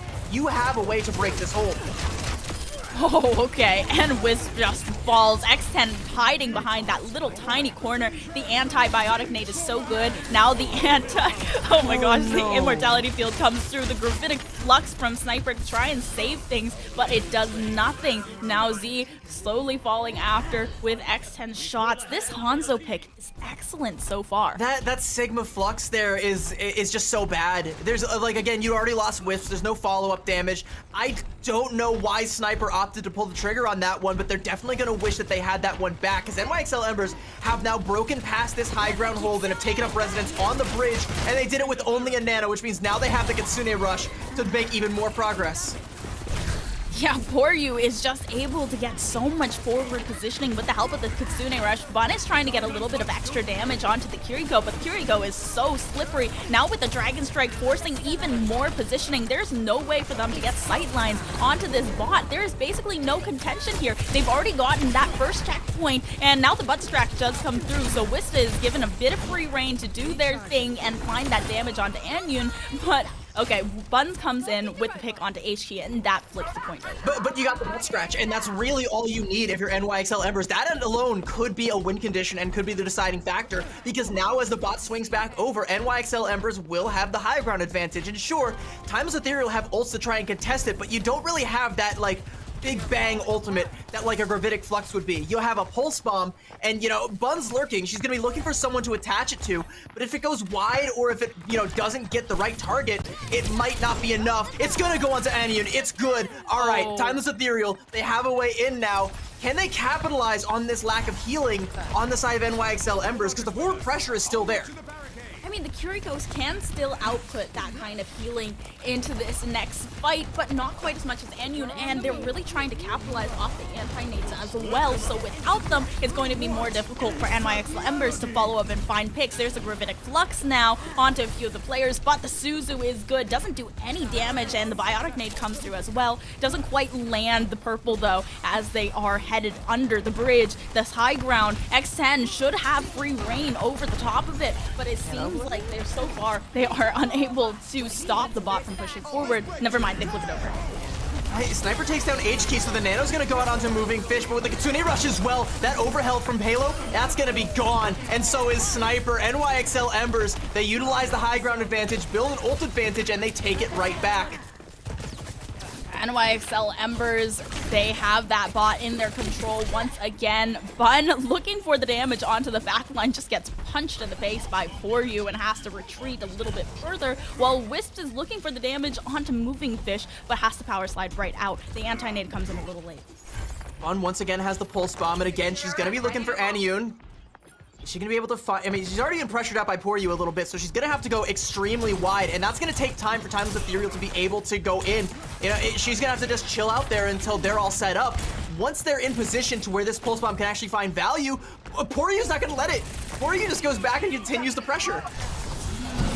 Yeah, and it just feels like, oh, Timeless Ethereal, that's a good pick onto HK. Once again, that Dragon Blade not finding any kind of value here, and that's just an ultimate down the drain. But they still have the brother of the Genji as well as a monkey in their pocket, and that's the Primal Rage to find with and Sniper just Goomba stomping right on top of the Sigma's head and leading that robot right back to their wall. And that kind of just comes down to Poryu being able to pressure out Bun. The Pulse Bomb never comes through. In fact, the damage can't even come through. The supports don't ever have to worry. You know, Onion can sit pretty, continue to pocket Moving Fish. Moving Fish can get an even bigger value kill in Z-Man, and then come through with the Primal Rage, follow it up, translate it into a fight win, and now they can continue on the cart progress. And honestly, NYXL Embers don't have to make a lot of progress here, and that's just as well, because they're not going to be able to without Poryu and HK. Bun with a huge Pulse Bomb there. But the bot still has to go so far to even match the progress that NYXL Embers have. Yeah, Bun's Pulse Bombs have been very good this map thus far, always getting this stick, always getting some kind of value from it. But in this case, it really just slows NYXL Embers down, because on push maps, it's really about who's getting that early advantage, and if you don't have it, then you have to work twice as hard to try and get a win out of it. Well, I mean, this advantage from the high ground is everything right now. Gravitic Flux is going to be coming out to try and break it, but Moving Fish is in the back line, pumping out the pressure. And with the Nano as well, allowing Moving Fish to stay for a little bit longer. There's the anti onto Wisp as the overclock comes out. You don't really want to be in Wisp sight lines, and HK does fall. X10 has that Dragon in the back pocket, but Moving Fish going down. It's going to be tough for NYXL Embers to find a good place to eat it. Oh, a good sleep though. Biotic Nade? No follow-up there. Halo, however, does fall. I mean, and this might actually give Timeless Ethereal, it might actually give NYXL Embers, the opportunity to go and contest before the butt scratch. They do send HK in to do just that. Dragon Strike and the Kitsune Rush coming out. NYXL Embers don't want to give this up. Yeah, they do not want to allow them to get the point, but the butt scratch is there. They're able to get the checkpoint, but NYXL Embers eventually does roll over the rest of Timeless Ethereal despite getting the checkpoint. However, the forward spawn is still going to be something that they have to worry about. And even more so, the fact that that was a very costly hold there. They don't have a whole lot of ults left to try and keep this pressure up. We're going to something fairly neutral here, where a Halo Sound Barrier or a Bun Pulse Bomb can put it all to bed. Again, Poryu has to have, you gotta have your head on a swivel, right? Because that Tracer could be lurking anywhere, and once she has the Pulse Bomb, she is very much so a threat. One that's gonna have Ana's name on it. Yeah, Anyun needs to walk their back here. Halo going around with the sound barrier, with the beat, looking to take down Poryu or to find something onto Anyun. They have two ultimates in the pocket, but Moving Fish getting their health taken down very quickly. Might want to force out the Primal Rage here, and Timeless Ethereal are able to do so. Now without that ultimate, but still getting a lot of pressure onto this back line. Halo keeping team up from the back, and that beat just in case they need an ambulance. I really like where she's playing, because yeah, she's holding onto that beat and she knows that HK has that blade. She has to be ready to pop that when HK goes in, but now that HK's been dealt with, she can hold on to it forever. Yeah, Anyun falling because the Graviton Surge in just a little tiny room where they have nowhere to go, and the team kill for Timeless Ethereal. They are catching up at a breakneck pace. NYXL Embers, they have barely been able to push for the last 2 minutes, and with less than a minute left over, and Timeless Ethereal now able to push past progress, they are in the lead. It's all going to come down to this fight. NYXL Embers, they have to win this one, and then they're going to have to win at least another one to try and get it. They can't lose Moving Fish early. The Suzu actually gets forced out here. HK's going to go in with the blade, but the beat's in the response, and so is the accretion. Yeah, HK can't deflect the rock apparently, and now Poryu has the Kitsune Rush to perhaps force this fight forward, and there's an anti onto a few of the players of Timeless Ethereal, but there is no follow-up with HK down, and X10, this pick initially had so much value, but it seems to be falling off without the good angles. X10 falling, and Bun has that Pulse Bomb, looking for a stick, fishing for it, but Poryu does take Bun down. They need the contention. The overtime comes into play. Their ults are not in a good state right now. Timeless Ethereal, they have that Pulse Bomb, but Other than that, it doesn't seem like they have much. NYXL Embers, though, they don't have much in the back pocket either. But with all the progress that the bot made, Timeless Ethereal have bought themselves at least one more potential fight here, and this one still isn't done. So even if they lose this one, which with the death of Sniper, it looks like they should, they still have potentially 2 more fights to go. It's all up here for NYXL Embers. They have to be perfect from here on out. And Timeless Ethereal, realistically speaking, can just build up to a big 6-man ult bank and just hit NYXL Embers across the face with it. I mean, what do? You're gonna have to invest the nano here. Maybe try and build up that Primal Rage, get some extreme value out of the Dragons, and hope to God that you can build up to a Dragon Blade before Halo builds up to that sound barrier. Hanyun has that nano. It's the Primal Rage that Moving Fish might be able to combo with it, but Fun coming in, doesn't get the stick though, apparently misses, and Z goes down. That's going to be a tough one, a very tough loss for Timeless Ethereal as Wisp falls as well. Fun being chased down by the monkey here while Sniper is contesting the point, but it's just Sniper going down to H-Key. Now it seems like they have free reign to get this. They're just coming up. They need the mobility. They need a touch to come in Dragon from Strike Halo locked or them out from Z, entirely, but though. the Dragon Strike, yeah, it could completely lock them out. They already have the Immortality Field cooldown. There's the Dragon Strike to come through. It just shreds through Wisp, and now the Doomfist to come out. They're trying to shred the backline. X10 does fall, but still both supports in play, and they need to find a way to keep this Doomfist up, just weaving in and around the wall, around this cart. They are getting very low, but the sleep is so good. There is no anti-follow-up, but the Doomfist doesn't have enough to stop anything, and with the blade to come through, NYXL Embers, they should be able to push past, and they do. Timeless Ethereal, they fall just short. NYXL Embers, they are forcing themselves through, and now a 2-2 series.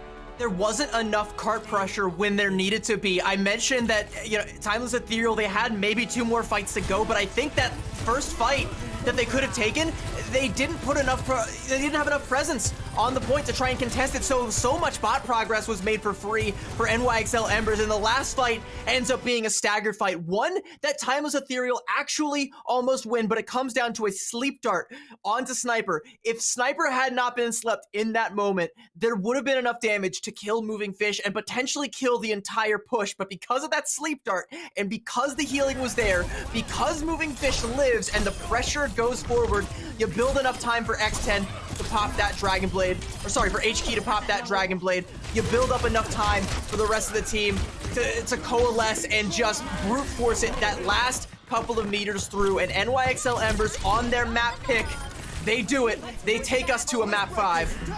It was so slim. They're just basically flying by the seat of their pants at this point. Now, Timeless Ethereal, they have the advantage in picking the map that we go to here on Escort. It's between Shambali Monastery and Route 66, and I think both of those can play into the Sigma well. Maybe not as much the dive, but the upward mobility can definitely be helpful on any map here. I just think that this is such a good series, and NYXL Embers, the switch onto the Kiriko really was interesting because I think it was really for that Graviton surge and ensuring that there wasn't damage done when they were just slammed back into the ground, but Anyun as well, landing so many crucial sleeps when it really mattered.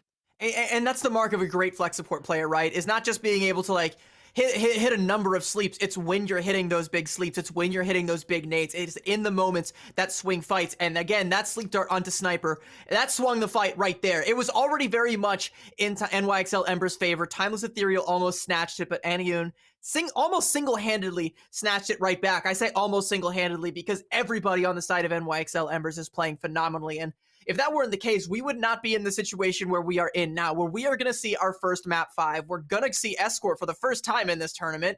And realistically, it could go anybody's way. I kind of feel like, if you're Timeless Ethereal, you want to play Shambali Monastery because it's a little bit less dive friendly, and you kind of feel like you have the advantage in that Sigma mirror. But as the maps all pop up one by one down here at the lower part of the screen, the tension's killing me. What did they choose? What is the map pick here? We are just being drum roll, please. Like just at the very end. Let's see it. Route 66. Route 66. Interesting. I mean, okay, so Route 66, a lot of people have still been leaning heavily into the Sigma composition, but I feel like the Streets phase of that one does play very well into a Winston composition here. The third point, though, is going to be heavily, heavily Sigma favored.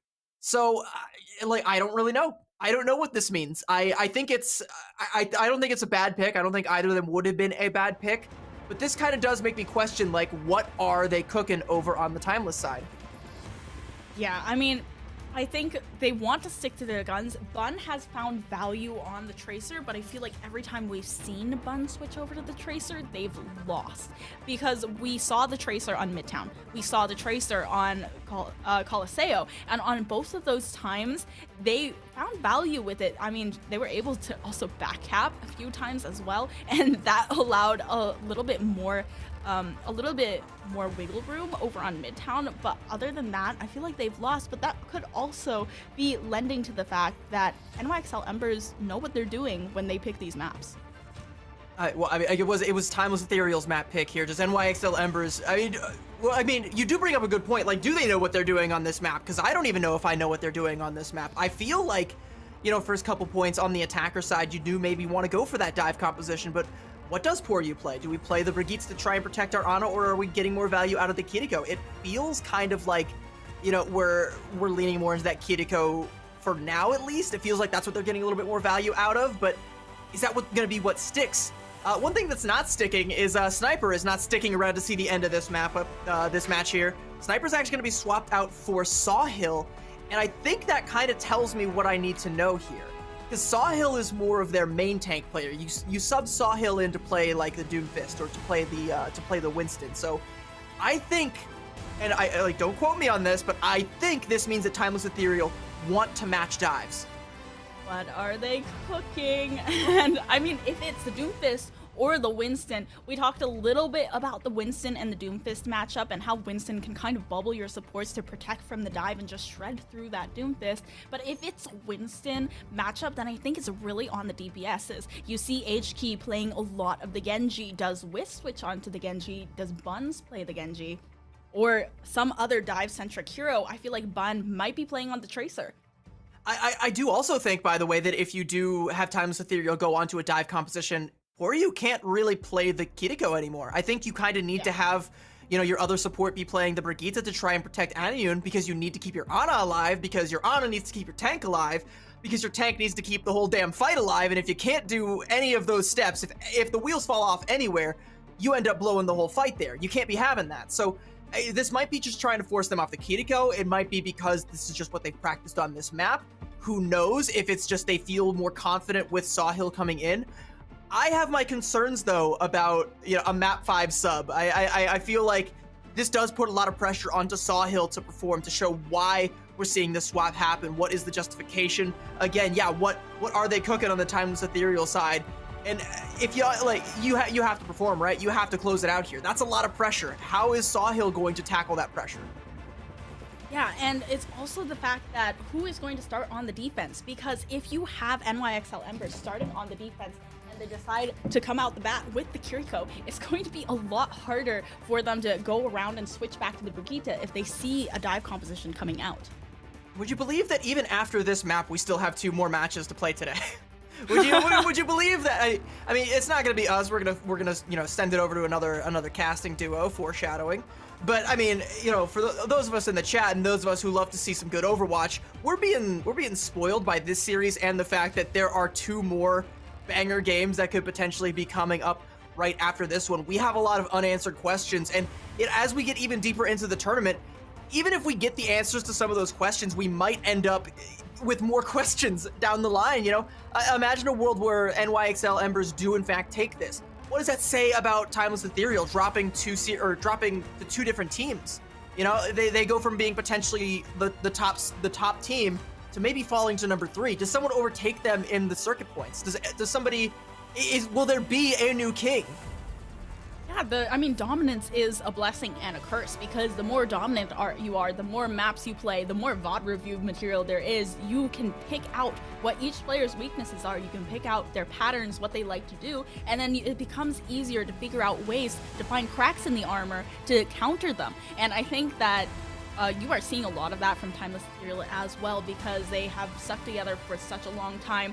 and because they have so much material on what their strategies are, how they like to play, and this meta, the Sigma meta, they are trying to, it plays into their hands because they have such good players that lend itself to this kind of, to this play style, but they are still getting beat by a dive.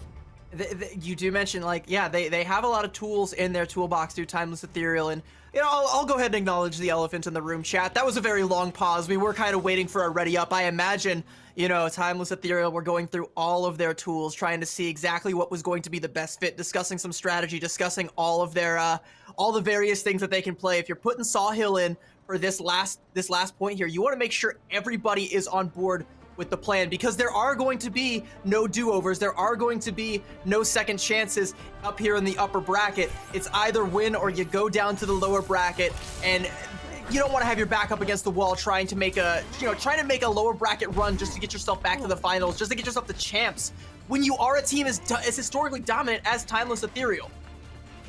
Yeah, NYXL Embers, so they're starting on the defense, and they're coming out with the Kiriko, and this is something we mentioned. If Sawhill's playing the Winston, if what we're being teased right now by Timeless Ethereal is what they're actually playing, then it's going to be really difficult for Anyun to stay alive, and Poryu really needs to find some way to peel for Anyun as soon as that dive comes through, especially with the Echo, to be able to come over top and follow up so well. It does appear, though, that I was correct. You know, subbing Sawhill in does mean that they are going to mirror the Winston, but how much practice has Timeless Ethereal gotten on this composition? Because I only know of a couple of teams that have occasionally busted this Winston composition out, one of them being NYXL Embers, the other we have yet to see, you know, busted out on the stage too much. How are Timeless Ethereal going to play this? Well, I mean, to start off with, not very well. Well, Sawhill going down early is definitely devastating blow, but, you know, 4 minutes for that 4-point capture. They're just getting into the swing of things. They're breaking into the shoes, and honestly, when all is said and all is done, Overwatch fans are being fed well today, both by Chipotle and this series. Now the anti onto Sawhill to try and get things started. Not quite a pick this time around. Sawhill knows to retreat, but otherwise, very well done. That's a great whip shot there onto Halo, though. There was a sleep from Anyun that came out onto Sawhill to try and keep herself alive, but, I mean, while she was looking that way, no one was looking at H-Key. That whip shot cleans it up, and Timeless Ethereal, that's their way in. They can start to try and make a little bit more progress here. They're taking some board presence here, trying to capture big Earls for themselves, but the cart is going to be moving slowly. I believe not even around that first corner yet, actually just now rounding it. Sawhill gets hit with a big nade, has to pop the bubble just to stay alive. Yeah, and now backing up, regrouping with the supports for a little bit of that extra sustain, and now knocking Wisp off the high ground as well. There's a lot of high ground control from this Timeless Ethereal squad with the Bun and Wisp combo, and X10 might have a little bit more trouble dealing with the Flyer in the Echo. I mean, but we're seeing the advantage of playing as far forward as NYXL Embers did. They're going to go ahead and get that early second contest there, but with the nano boost onto Sawhill. Oh, all right, yeah, no, that's a huge nade. That just denies that entire ult right there. And you can see NYXL Embers just continuing to charge forward. They know they have the ball in their court, the early pickoff and all the pressure. Yeah, I mean, Z completely loses out on that nano boost. Sawhill can't build up to the Primal Rage. NYXL Embers completely dry without expending a single ultimate, have still held the cart here around this first corner. Timeless Ethereal just can't seem to find a way in. There don't appear to be any cracks in NYXL Ember's armor right now. Yeah, the sleep anti-combo from Anyun, Sawhill, there was really nothing to be done there, and then just shredded, chased down by Moving Fish. Now starting the dive once again, but it's not started off the back of the Nano. It's just Sawhill going in dry with the bubble. Now you see the Nano has gone onto Z, but it's Moving Fish with right clicks that finds Wisp and knocks them off the high ground. 99% to be overclocked, by the way. So this fight is not looking to be a great one. Sawhill using that Primal Rage to try and keep themselves alive and still charging onto Moving Fish, but now the regroup comes through. However, they are able to stave off the pressure, and they have to back off. I mean, the fight's not quite over yet, but I want to give props to Moving Fish, who had so much faith in their supports that they knew that once that anti-heal wore off, that they would get the healing they needed to stay alive. It wasn't quite enough because the pressure from the duplicate and from Sawhill's Primal Rage coming out from Timeless Ethereal is going to keep pushing the cart forward. NYXL Embers, it looks like they do have H-Key in position to go for a contest, so they might be able to go for it here. Oh, Ichi going to get pressured out. She does get the touch, but is she going to stay alive for long? No, the bubble comes in just a second too late. Wisp is able to shred through HK's health, and now Anyun has to find a way to stay alive, but after missing that sleep, it's not going to be in the cards. However, sleep onto Sawhill instead, but Halo with the whip shot onto X10, they are able to get the cap. Now, the hold might not be in the cards, and in fact, the entire house of cards seems to have crumbled because NYXL Embers, they invested a lot into that fight, and that's a late kill onto Moving Fish right there. Look at all the positioning that Timeless Ethereal can take essentially for free without that other monkey trying to keep it for themselves, you know? They're going to be able to take this high ground on top of the saloon, have sights over this choke. You can even set Z-Man up over on the far left side, up on the high ground to go for a big setup nade when NYXL Embers inevitably come through this little tunnel right here.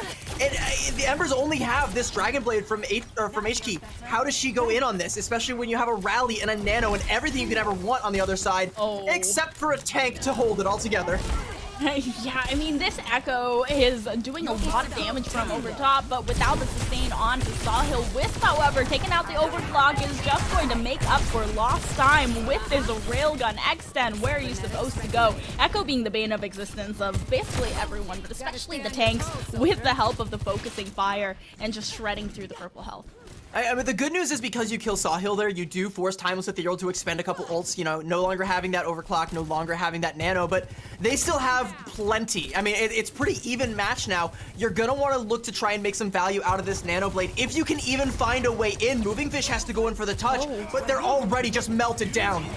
Yeah, it's that focusing fire once again, and now using the Dragon Blade to come through. Z does go down immediately, a little bit stunned by the shield bash, but HT, after finding Z, should be able to get a lot of pressure for NYXL Embers. For you now headed up with the Brigitte. It's going to be Bun's own Dragon Blade, but it's immediately pressured out with the whip shots from Poryu and able to back them off of the objective. So Moving Fish does kind of like spontaneously combust there as soon as they touch the point, but they buy just enough time to get that nano blade off, and they get the only kill that matters, and that's the one onto the Ana. No more ability to sustain the entire fight, and even though, you know, the rest of it gets kind of grief, the shield bash comes through to stop the bleeding a little bit from Timeless Ethereal, they already had lost a crucial limb, and now NYXL Embers, they've got their heels dug in, we're under a minute, they can try and stagger this out. X10 has a pulse bomb, where's it gonna go? Oh, looking for the Brigitte, but has to go up onto the other high ground, retreating with all the health that goes down, and HK also falling, and that's just going to be dominoes for NYXL Embers. Timeless Ethereal, they topple them, they're able to get that final point, and now, like you said, this is a Sigma-centric point, but it seems like both of them are going to stick to the dive here. I think with that pulse bomb that X10 had there, you kind of needed to get either Halo or Z out of the picture there, but they blink in, see Halo with the shield up, just you have the fear of God put in them and have to recall out, and end up sticking it on top of Sawhill, and it doesn't really work out because it just doesn't do nearly enough damage, and Timeless Ethereal, they have the damage, you know, they got all the damage they could ever want, they get to keep their supports alive. Sawhill is getting pretty close to death there, X10 cleans it up. And now Wisp being pressured off the high ground, but Anyun going down early is devastating for NYXL Embers hold. They have the nano in the Timeless Ethereal's toolkit, but X10 does take down Halo. It stalls out their push a little bit more as Sawhill is attempting to get back in position onto the payload. Moving Fish dancing around and has to regroup with the supports, and now the overclock ready for Wisp. I like the Hanzo swap from X10. The one-shot potential is definitely going to make Timeless Ethereal sweat, but, you know, they can wipe that sweat off their brow and flick it right back in the direction of NYXL Embers. The nano overclock going to come out, going to force out the primal rage from Moving Fish, and Moving Fish going to move Z-Man away from the fight entirely. Yeah, Overclock does trade X10, but I mean, you really want that support in this fight. Now pressuring a lot with the Tesla cannon. Moving Fish eventually does fall, however, Bun from overhead now using the duplicate into the Genji and almost getting the blade, but not quite. It's a bit of force positioning from the Dragon, but with the rally, they're able to get that full capture. NYXL Embers, they were just too staggered in that last fight. So much focus from Moving Fish onto the support, onto Z-Man to try and get them out of the fight, but in the end of the day, the rest of the team was just getting pressured and toppled. And let's talk about Moving Fish, right? Because I mentioned that late stagger onto Moving Fish after Timeless Ethereal had captured the first point there. I think the snowball that came out from that was what ended up, essentially screwing NYXL Embers over, because they never really felt like they were in control of point B. That's where, if you're playing a dive comp, you want to have the advantage, but they just never seemed to get it. They never had the space to operate with, and the one, couple fights that they did, they had to win it off of ults, and the ult cycling for the side of Timeless Ethereal was just better top to bottom. They never invested more than they had to, and they always had something to go for the next fight. Whether it was a win, whether it was a loss, there was always going to be a plan B, whereas NYXL Embers, they were already operating on plan Z. They just kind of run out of options at that point in time, right? And the fact that Timeless Ethereal cap at all on Escort is massive, that gets really scary for NYXL Embers, because it means if they want to win this series, which, they've put in so much work to put themselves in the position to win. If they want to win this series, it's got to go to extra innings, and even that isn't a guarantee. Yeah, 25 seconds left over for Timeless Ethereal. No adjustments just yet from either side. I mean, this Echo feels like it's been a problem thus far for Timeless Ethereal, but X10 taking down Wisp, I guess no problem, no sweat. We're just going to wipe off the brow and clean off whatever happened in that last round. Start over. Good first pick, and Sawhill gets the health pretty low. Bun from overhead, though. Once again, X10 going down. Anion's going to be the one that deals with the Echo overhead, while Moving Fish is trying to pressure out the supports from getting the Sane onto Sawhill. And something interesting, by the way, is that Timeless Ethereal didn't go for the spawn hold, so while this fight is going, they have to try and win it here. And, NYXL Embers get all this cart progress essentially for free, even though they don't win the fight. Yeah, they're going to back out, vacate the premises entirely, but they essentially got where, it took Timeless Ethereal like a full minute to even get to. Bun falling to X10 once again. Sawhill just dancing around the corner, and the cart is going to go backwards a little bit, but NYXL Embers, they're here for the re-engage. They're trying to shred through the health of Moving Fish, and it's actually not doing much here as HT comes in just in time. Now the Nano onto Sawhill as the Primal Rage comes through. Z-Man finds Poor You, and Anion is left pretty vulnerable because of it, but just one support is enough for them. Sawhill doesn't get too greedy until the Primal Rage comes up. Anion has nowhere to go, and X10 just gets stomped on.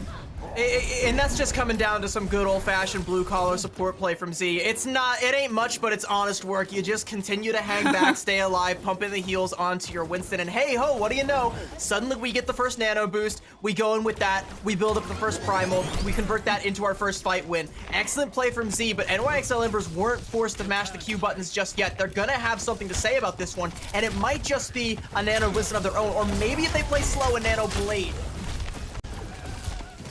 Bun already having duplicate on the other side, but not much more than that. Using the dragon to contest the high ground as HP goes up. The blade almost ready, but the duplicate immediately going through. Now duplicating the Ana. Bun takes down Anion, and they have to rely on the rally, which has been mashing the Q keys to get them through. And there's the Primal Rage as well, finding Z-Man, and finally Halo falling. Now they should be able to get the capture. There's so much pressure that they put down onto Anion just to try and get her out of the picture, and sure they do, and she's not even able to pop the nano, but they sent Sawhill all the way in with the bubble on top. They sent Bun in to use the duplicate just to try and get that pressure out, and even just to avoid the sleep dart that came out, and it was all for naught, because at the end of the day, their backline was the one that was truly suffering. And, NYXL Embers, they capitalized. Moving Fish is getting caught out in an island here, though. They're just gonna get melted there. That's a little bit of a feed there. Nano Blade gonna come out, though. Nanoblade finding Halo, looking for more, finding Demon. Oh, the six-flex sleep! We love those plays. We love to see them every single time.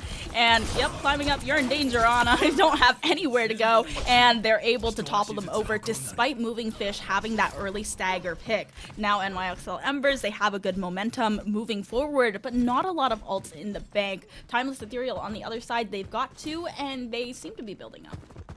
Halo swaps off. I mean, she did use the rally. She swaps to the Lucio, I think, to maybe try and get back to the fight quickly, but she's gonna swap back over onto the Brigitte here. Early Dragon Strike gonna come out from X10. It's gonna lock the rest of Timeless Ethereal in that little cavern there, and Sawhill is suddenly on an island by themselves now. Yeah, Sawhill doesn't really have places to go, but with taking down Anion and HT just going to follow. Sawhill with a really really nice start and the overclock to finish things off, and Timeless Ethereal, they're able to team kill. And again, that just kind of comes down to having faith in your supports, having faith in your team to back you up as soon as the doors open, as soon as we no longer have to worry about that Dragon Strike just erasing us from existence. Once we can come out of that cavern to support our Winston. Hey, Sawhill's got the Primal Rage now. They were able to live long enough, bleed out some of the ults from NYXL Embers, and take a forward position here where NYXL Embers are going to struggle to even get their hands on the cart again. Yeah, Sawhill has to retreat, however, after the anti goes through the bubble, now down and Bun with the second Winston on the map. X10 goes down. Anyon, how are you going to survive this one? Has the anti to come through from Zeman in the back line, and Bun now with the Primal Rage. It is just excellent ult cycling from Timeless Ethereal. 2 ultimates used and a decisive fight win. Under 2 minutes left over. And more importantly, they kill Poryu before the threat of the rally ends up becoming a factor as well. So, I mean, Timeless Ethereal, their ult bank is looking pretty dry right now, but they're still able to buy time off the clock, get a fight win there because they take that potentially fight-winning defensive ultimate off the field. Now, though, as it starts to mount up for NYXL Embers, when Aniyun builds this nano boost, what's the response going to be? Never mind, just a big nade and all the follow-up with the sticky bombs. No response needed. We're not even going to give you a chance to get a word in edgewise, as a matter of fact.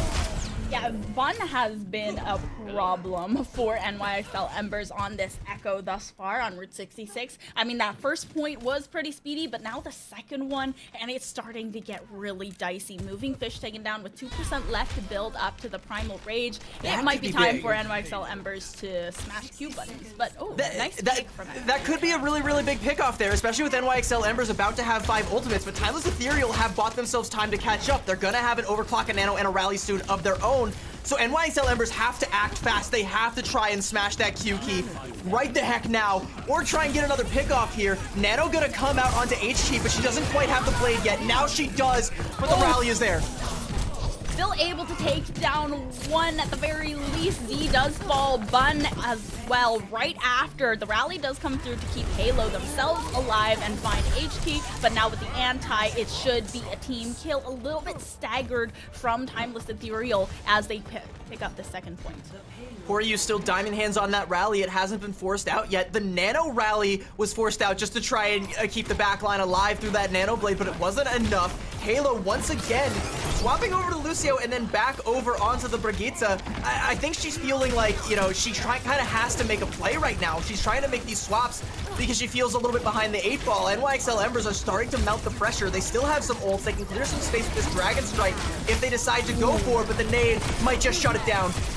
Yeah, the anti completely shut down that push and was able to take down so much of the backline. Anyon following with the overclock, and now they're building up to the Primal as well as the duplicate Timeless Ethereal. They are being very disciplined with the way they're using these ultimates. And it's only 1 minute left for NYXL Embers to try and cap here. And this is so difficult, especially with the dive composition, because it's very narrow. You're not really going to get an opportunity to contest high ground very well. That said, you know, Timeless Ethereal, they already hold the high ground. They can jump right on top of them, and they're going to do just that. They're jumping right on top of the back line. Anyon under so much pressure, but she lives.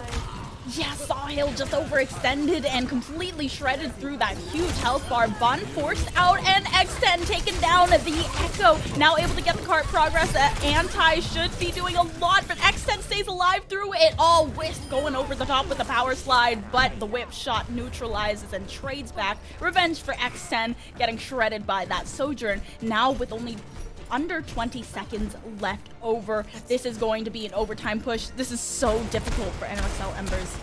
That's a great little micro play there from Wisp to go in for the power slide there, take out X10, forcing the swap onto the Widowmaker, and even dying on cart just to get that extra little bit of meterage in NYXL Embers' favors. The overtime wick is about to come up, and with the Reaper on the field now, Moving Fish might not be able to build up to anything substantial.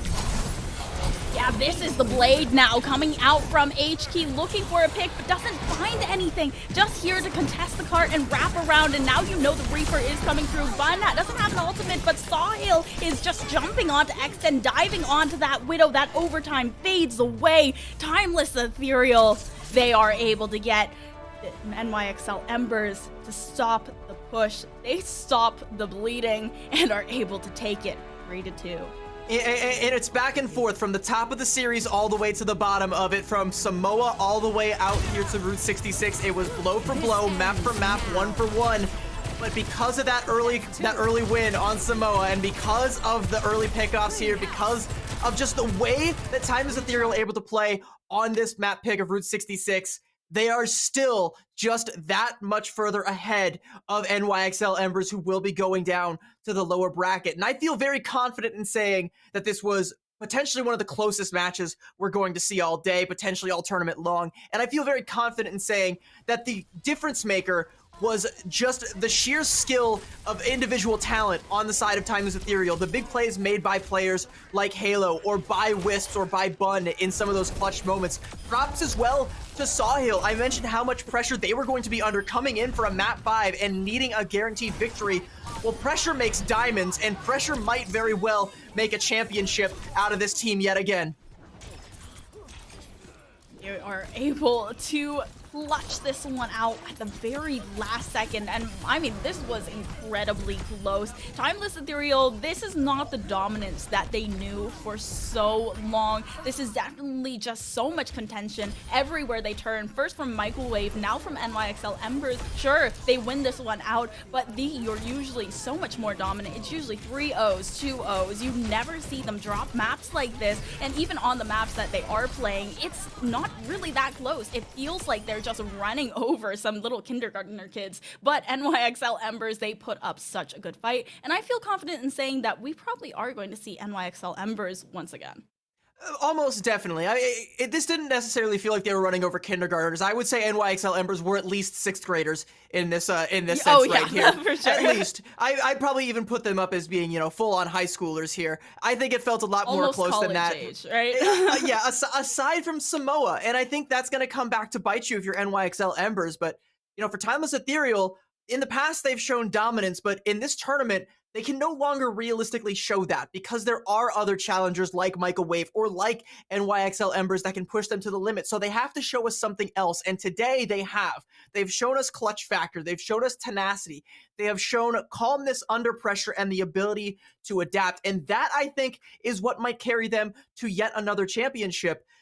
But it doesn't get any easier from here, because there's the lower bracket. You might see NYXL Embers come back to bite you yet again. You might see a team like Drainers shape up. You might see Vancouver Titans Blue show, more than we expect out of them. We might see them complete an underdog story. We might see Fable be the dark horses here, and there's still the threat of Microwave and that disastrous Doomfist composition that they can do.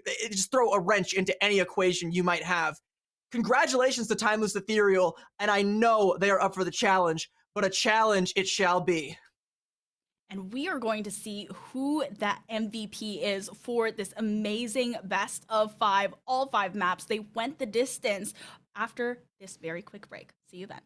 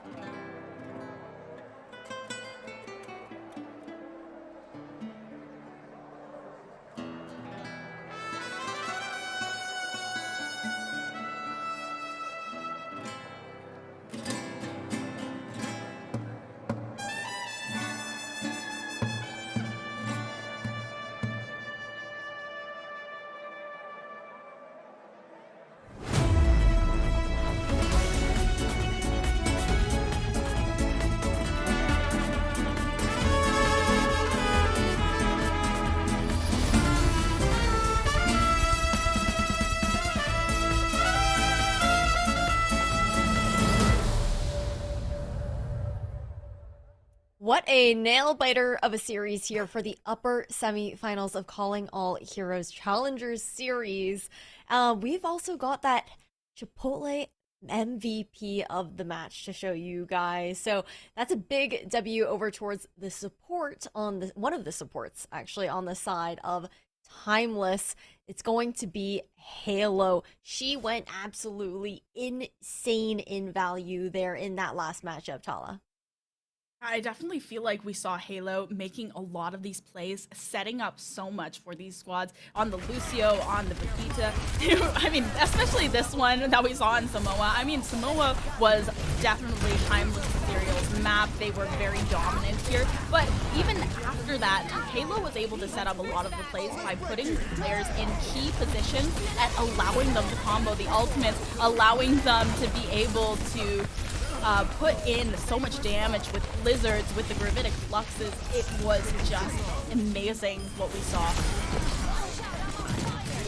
Yeah, no, it was pretty incredible there coming out from Halo. Overall, big MVP here for the side of Timeless Eternal. That's Chipotle match MVP. But we also can't not talk about the team overall. There's CB. The supports are the reason why everyone on the front line can keep up in the game. And overall, I mean, I feel like, this was the closest match of today thus far, but you cannot deny how difficult almost of a match it was for this squad. It was the closest match thus far, and we only had 2 matches, by the way. It doesn't feel like it. Like, it feels like we've been through, like, 6. Yeah, like, it really does. Like, we've been through hell together, right? No, we've actually only been through, like, one pretty swift, easy series, and then a best-of-5 series. Or, sorry, a best-of-5 series. And, the support play on either side was phenomenal, and I think back to, like, especially New Junk City, right? Where Halo is setting up so many of these plays with the boops, with the environmental kills. Whether it was on the Lucio or the Brigitte, she was definitely holding her own, even sometimes swapping back and forth between the two just to try and, do whatever the moment called for. And she knocked it out of the park. She nailed it. Her positioning was phenomenal, just playing very far back, trying to bait out the Dragon Blade and be ready to not Ajax it, to make sure that sound barrier goes off when they need it. And, we talk about the whole team, how having that good a support play means that your whole team is going to have that much more confidence. Sniper and Sawhill as your front line, if they know that sound barrier will be there when they need it, if they know that their Ana, their Baptiste will still be alive when they need him to be, and it's all thanks to Halo, that's good. That's good team play. That's good team play. It's confidence. That allows them to all play better as well.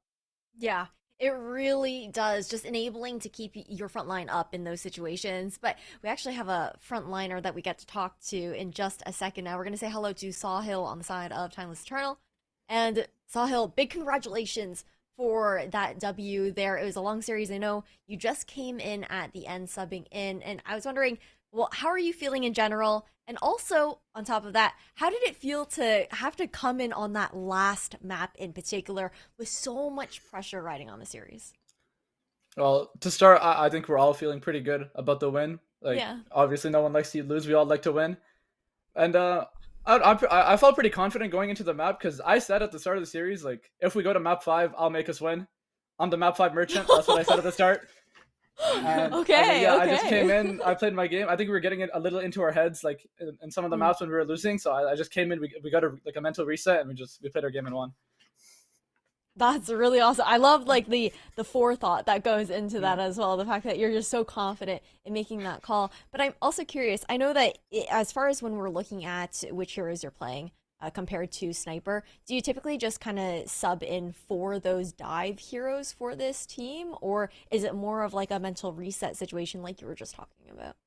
I feel like when we do play dive, I usually play. It's just I feel like I'm more comfortable on more of the dive characters that are like meta right now. For example, like Winston and stuff, like because Diva and Ball aren't that great right now. But mostly when we're not playing like Sigma comps, because Sniper is just the best Sigma in the world. I can't lie, and yeah, we just play me. I agree. Sniper does make a pretty solid case for, being one of the best Sigmas in the world, and then you coming in and having to try and play some of those more dive-centric heroes. Like you said, you have to try and, you're under a lot of pressure coming into that situation, right? Because you mentioned you're getting in your own head, right? Because your team's getting your own heads because you're losing. How does it feel to have to adapt to that? Is that like a new feeling, having to scratch and claw for some of these games, whereas before you just kind of ran away with it. I mean, yeah, I feel like a lot of the mistakes we're making are like we're just making really big mistakes. It's not like on the enemy team. Well, no flame to them, but I feel like we're just making really big mistakes that we can definitely work on. So I think it shouldn't be like this again, theoretically. But I feel like I think we've lost enough in scrims and stuff to be able to play from behind. Like I think we're used to it. Well, you absolutely love to hear the fact that you guys are, aware and looking towards making those improvements and whatnot, and just being conscious of all of that in general. I have a bit of a fun question to ask. I kind of want to know what the comms were like, specifically during that near C9 situation, all the way back at, I believe that was on Midtown, and that was one hilarious to Oh, wait, see is it the that one where the nearly Genji happened. bladed? Yeah, Yeah, they had to Genji Genji blade, and I need to know what the comms were like. Was it like Bun was Oh. making the call, like, okay, I'm backcapping, and everyone's chaotic in the sense of, okay, let's keep them as distracted as possible. Okay, I think our team didn't even notice that Bun was doing that. She was just silent on the cart, and everyone was fighting. And then they bladed, even and Bun better. just said, "Well, they bladed for me," and we just went to the next fight. Like, that's pretty much how actually it such went. a meme. I was so curious if it was like, yeah, that whole distraction Yeah, no, situation. she was but completely I feel like silent. that I makes was it like- even better. Yeah. Just not saying anything about it. Okay, well, Tala, I'll give you the last word for the last question before we get Sahil to sign off, because I know they have a lot of games to go. Okay, well, Sahil, I'm just really curious if there is anyone in the bracket that you are really excited to play, perhaps a rematch, perhaps a first-time match, or just any team that you think is really fun to play against. I mean, our next match against Microwave, I'm like excited to play them again because we lost in Swiss, and I think it's time we get our revenge. Very nice, very nice. Okay, so last question before I give you a chance to say your thank yous and shout outs. What is your Chipotle order if you are able to order Chipotle where you are at? Okay, so there actually is. I live near one of the few Canadian Chipotles, but I actually haven't been there, Okay. so I don't have an order. I'm so sorry. I'll just for the Unlucky, sponsor, I'll unlucky. say burrito bowl. There you go. Google That's the- Chipotle right now and tell me what looks the most appetizing. I need to know. We'll give you a government assigned one. We'll give you Thank like a you, chicken thank you. burrito with like Yeah, tomato yeah, salsa sure. or corn I'll eat salsa. that. I'm actually I don't hungry know. right now. Okay. Like I won't even be here for Well- the first map because I'm gonna be eating. Hey, that's a W for you. You get You earned to, you it. get to fuel up for the Yeah. for the next maps and whatnot. But before we let you go, thank you so much for tuning in and partaking in this interview with us. And I also wanted to give you a chance to give any thank yous or shout outs before we send you off and wish you luck on your next matchup. Well, shout out to my team, obviously, all of you guys, Bun, Sniper, Z, Haley, everybody, Wisps. You guys are all insane. Shout out to the coach SNR, he's there. Shout out Lep, he's also a coaching. And shout out Debit, our manager. That's all. Absolutely love it. Well, thank you so much, Sahil. Good luck on your next matches. And now we've got more Overwatch to watch and see on stream here. But unfortunately, we are going to be saying goodbye to CB and Epitomes for the night. I want to give you two one last opportunity to give your final thoughts and whatnot. CB, why don't you kick us off, and then Epitomes, you can follow up after. Oh, you ain't seen The Last of Us, because we're going to be back tomorrow to bring even more of the action to you. And if today was any indicator, I can't wait. I'm super excited. I'm glad I got to be here with you guys today to call this nail biter. And I can't wait to see what I get to join you guys for next week. But, hey, I mean, I'm still going to be chilling out, watching the rest of it in the green room with production. Like, that's just my vibe. That's where I like to hang out. So I'll see you guys there. I'll be farming some of those drops, scarfing down the rest of this Chipotle bowl that has been taunting me throughout this entire series. And with that, Tala, it's up to you. Yeah, I mean, I'm definitely really excited to see what we see next. I'm definitely going to be watching, keeping a very close eye on these upper finals because, like we heard in the interview, it's going to be a grudge match. It's going to be a rematch. It's going to be time for revenge for Timeless Ethereal. And I'm wondering if they can get it. And of course, you can't get rid of me. You can't get rid of CB. We're going to be back tomorrow for more Overwatch. And thank you so much to Ash for hosting us today. And we hope that you have I'm sure I definitely will if that last matchup says anything about what we can expect for the remainder of the day. But big thank you guys for being on the desk with me. And after this short break, we'll be back with Got Moxie and Dustin B.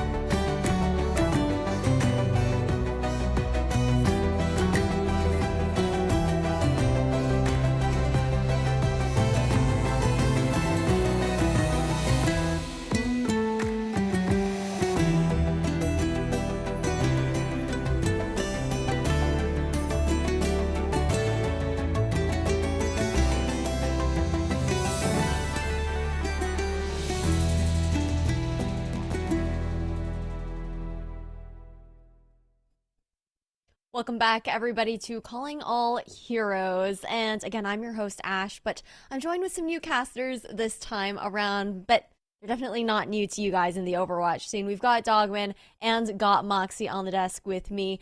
And Dogman, how are you feeling today? I'm feeling good, Ash. I mean, there's been some fun games today. What's it like coming back to the Radiant? I know I'm throwing back a question to you, but I'm doing good. And I mean, how have the games been today for you to watch kind of throughout the series? I mean, we've had two really fun series so far. Yeah, we really have. I would say the first series was a little bit surprising, the fact that it didn't go all the way to that third map, but the last one that we just saw between NYXL Embers versus Timeless Ethereal was an absolute banger. And I feel like it's a bit nerve-wracking. We heard from Sawhill in that interview as well, saying that, okay, we knew that we were making some mistakes that we don't normally make, but I feel like the competition has been growing closer there, Moxie. Yeah, speaking about growing close, I feel like this next match is going to be incredibly close because Timeless Ethereal, they looked incredibly solid on that first map, but then when NYXL's Embers started running that Genji, it became a lot more problematic, and something that Microwave have been running throughout the entirety of this major is Zoe on the Genji. So I'm expecting Timeless Ethereal to potentially have a little bit more of a struggle against this team than if they were rocking against someone like Vancouver Titans Blue. Mm-hmm.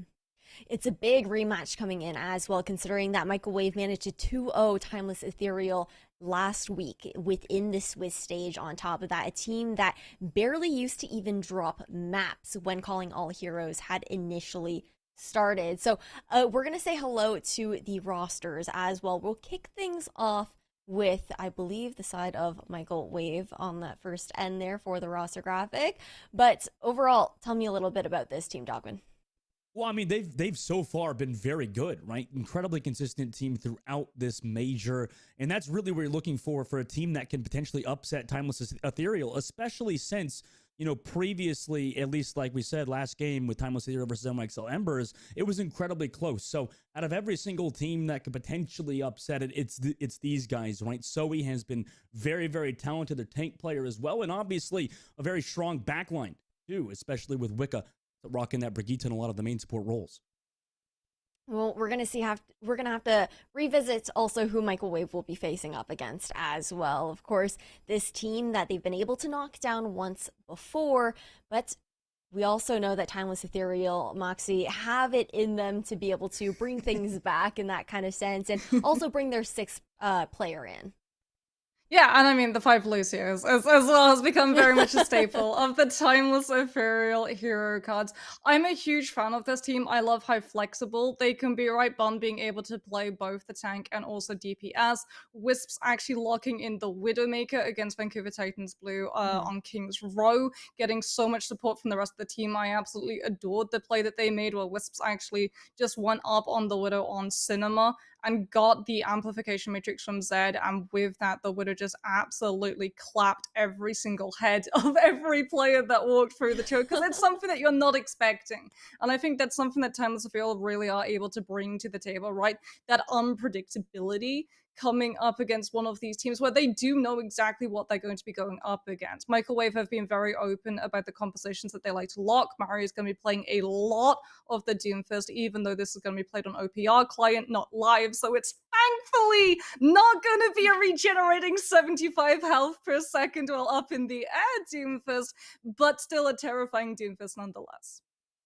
Absolutely. As a reminder to everyone, we are again within the upper finals of the Challenger Series here as well for the last major within the regular season of Calling All Heroes. We've got to head into this first map though, and it's going to be Antarctic selected here for Control, picked here by Microwave there, Moxie.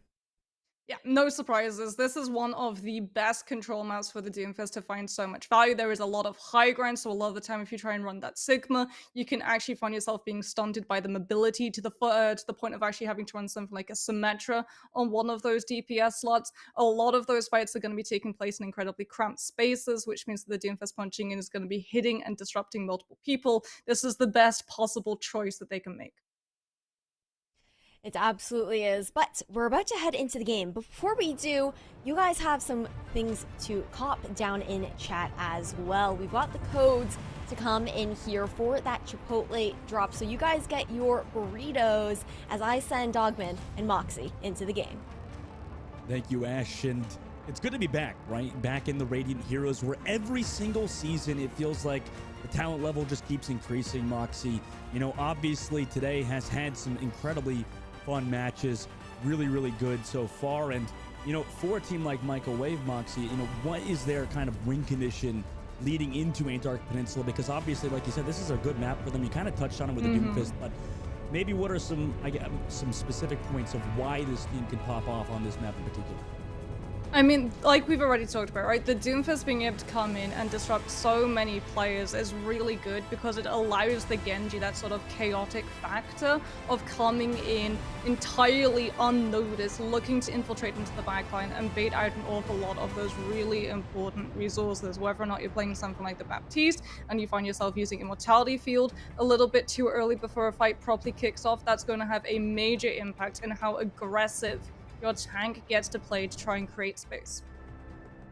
Yeah, that's some good points, and obviously Icebreaker going to be our first sub map, and both of these teams obviously have been consistent so far, specifically Microwave, where obviously last game, and we saw Timeless Ethereal earlier today, you know, maybe a little bit dicey.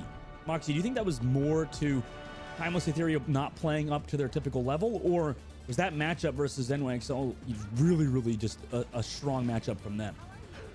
I mean, you can't really say that Timeless Ethereal weren't playing up to what they normally are because, I mean, everyone was popping off on that team, right? Bond coming in with some really sneaky Tracer plays, almost getting the C9 on Midtown. Wisps absolutely popping off on Hitgun as well. We're going to see, however, the first map type come through, and it is going to be Icebreaker. Wisps going for that Symmetra before swapping over to the Sojourn to be able to power slide back in. Microwave not on the Doomfist, running something very similar to what we've actually seen previously. AGMR going to be on the Moira.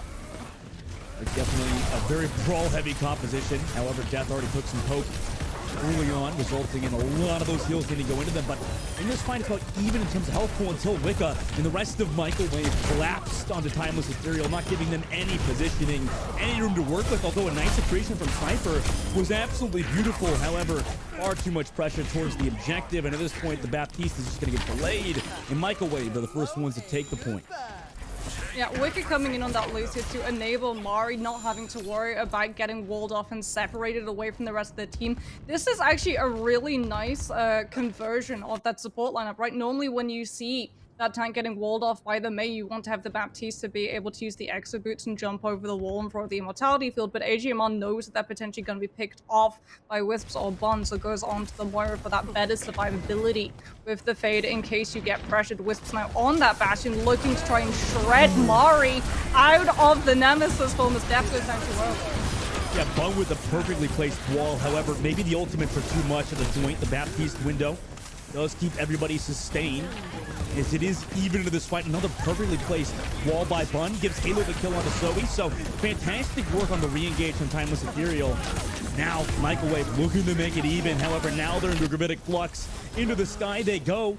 Wicca's able to find the Baptiste, and somehow this Moira's been able to survive all of this fight. However, eventually far too much ultimate pressure with Bun's Blizzard towards the point, though. They're having to back up Microwave. I mean, they've lost too many people towards this point. Timeless Ethereal Wicked rotated around. barriers. Oh, yeah, that too, man. They're now into this next fight, Moxie. They're going to be against Halo. Well, here's the thing. Sniper used the Flux. Bond also used the Blizzard to be able to just stop Microwave from being able to contest that point for as long as possible with the Storm. The Lucio, as a result, they don't have the Blizzard to counter that Nemesis coming on in from Mari, who's immediately going to move forward with the Ramatra ultimate, trying to find the lock-in on these players. I mean, they get the Blizzard off. The beat was there, however, the Blizzard caught too many people from Timeless Ethereal out. Now Microwave can continue this pressure up. Sure, they gave up the point for a little bit. Interesting Bastion ultimate of all things, but now Microwave are in last fight territory. Timeless Ethereal's backs against the wall. Halo's gonna go onto the Life Weaver. We're going to, see it just being used to reset that Lucio. As Def coming in with the Death Blossom, they have to spot where the Reaper is going to be as Microwave get Brawly. They're gonna hold Timeless Ethereal at the choke to stop them from being able to even contest the point. And there's the Death Blossom dust, and it's all falling apart for Timeless. I mean, that was the right play. I mean, perfectly coordinated there for Microwave, and now the rotate to the point. I mean, Bun, last one alive, just gonna get staggered. That's beautiful. That's pretty much premier Overwatch gameplay right there for Microwave. Halo tries to touch but just can't. I mean, that was beautiful, Moxie. Yeah, Microwave coming in looking really strong. Zoe had such a stellar wall. Even though Microwave at the beginning of one of those fights, they lose depth, they're actually able to trade it out.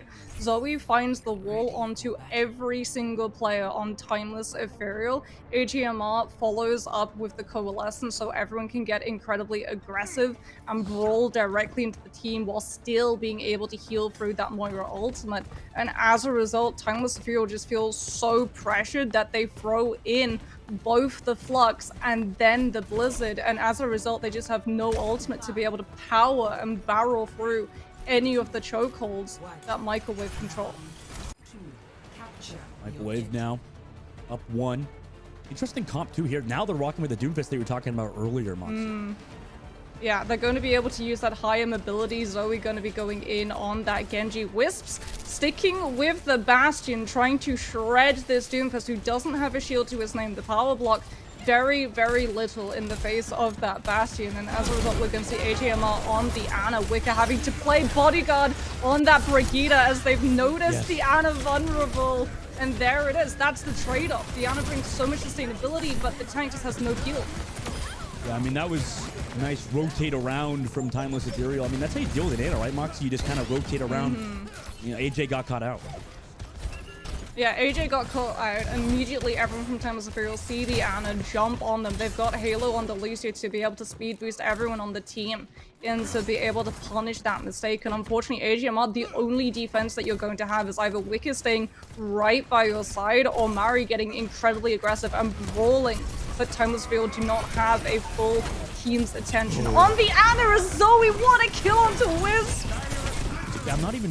Did he deflect or did she deflect? Yeah, deflect. She deflected. Oh my god! And then bring it into a 3K Zoe. Beautiful Genji gameplay out of Microwave's Genji player, and they want even more. I mean, just looking to push back Sniper at the very least, and the rest of Timeless Ethereal got them off the point without having to use a single ultimate. AGMR going to be coming into this next fight with the Nano Zoe. She is so close to that blade. Wisps is off of the Bastion onto the Sojourn to be able to try and take these off angles and punish the Ana a lot more easily than the Bastion has to play so much closer to Sniper. Immediate Gravitic Flux engaged, but has the Ana pocket there. Perfect work from Microwave's support line. Now Zoe goes in with the blade, gets one on the Tracer of all players. Eventually, they're able to find it through some fantastic Baptiste play. However, the pressure is already there. The damage might already be done. In this fight off the map, you go. Goodbye, Sniper. Also, Wisp. See you later. Dustin, it was a bait! It was a bait! Zoe goes for the blade and pulls everyone on Timeless Ethereal's side onto Cliff, and the Nano Boost doesn't go to the Genji. It goes to Mari on her Doomfist. She has all of the damage reduction to be able to hold that position and find the environmental knockoffs onto Timeless Ethereal. Oh, wait, so in that fight in particular, Zoe just kind of tried to fight the Tracer. I like the aggression, I like the confidence there. However, it results in you getting picked off early and giving up the point. So now they can't even use any ultimates here in Microwave. They're back to the spawn. Timeless flip the point. Yeah, unfortunately you can't deflect rocks. And Sniper comes in with a creation and bodies the Genji. Bun now looking for a flank. What is she going to find? She finds the pulse bomb. Did she manage to get a kill? No. And she didn't even bait Wicker into using the rally to stop her. Timeless Ethereal trying to get these kind of perfect positioning to make sure that they're on this Ana. As soon as they walk out, overclock coming up in a second. Microwave have easily a great opening to work with here, though, on their re-engage. However, now Timeless actually get picked up early. Zoe going for those aggressive plays is able to find Bun. That's a huge opening pick for Microwave. However, Death will eventually fall. They trade back Sojourn still, and eventually this Baptiste is eventually going to run out of utility, so no more Baptiste for Timeless Ethereal. They're going to have to delay this objective, just kind of stall out the point, get a recontest later, and Microwave again win a fight without any ultimates.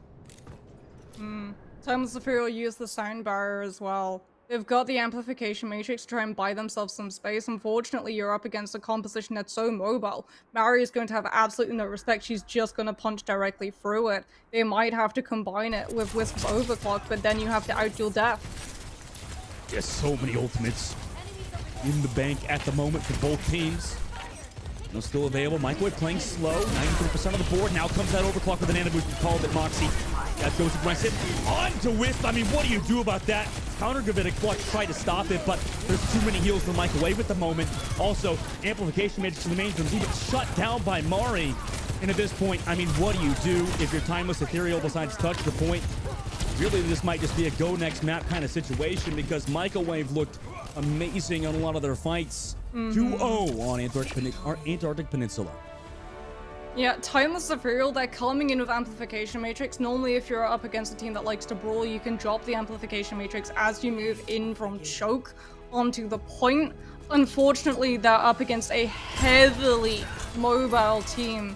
As a result, everyone just gives it absolutely no minders. That's how the deflect got Wisps, and this is how Zoe is able to find the kills afterwards. Sleep Dart onto Bond, the Mei incredibly vulnerable, and this is actually something that I really wanted to talk about.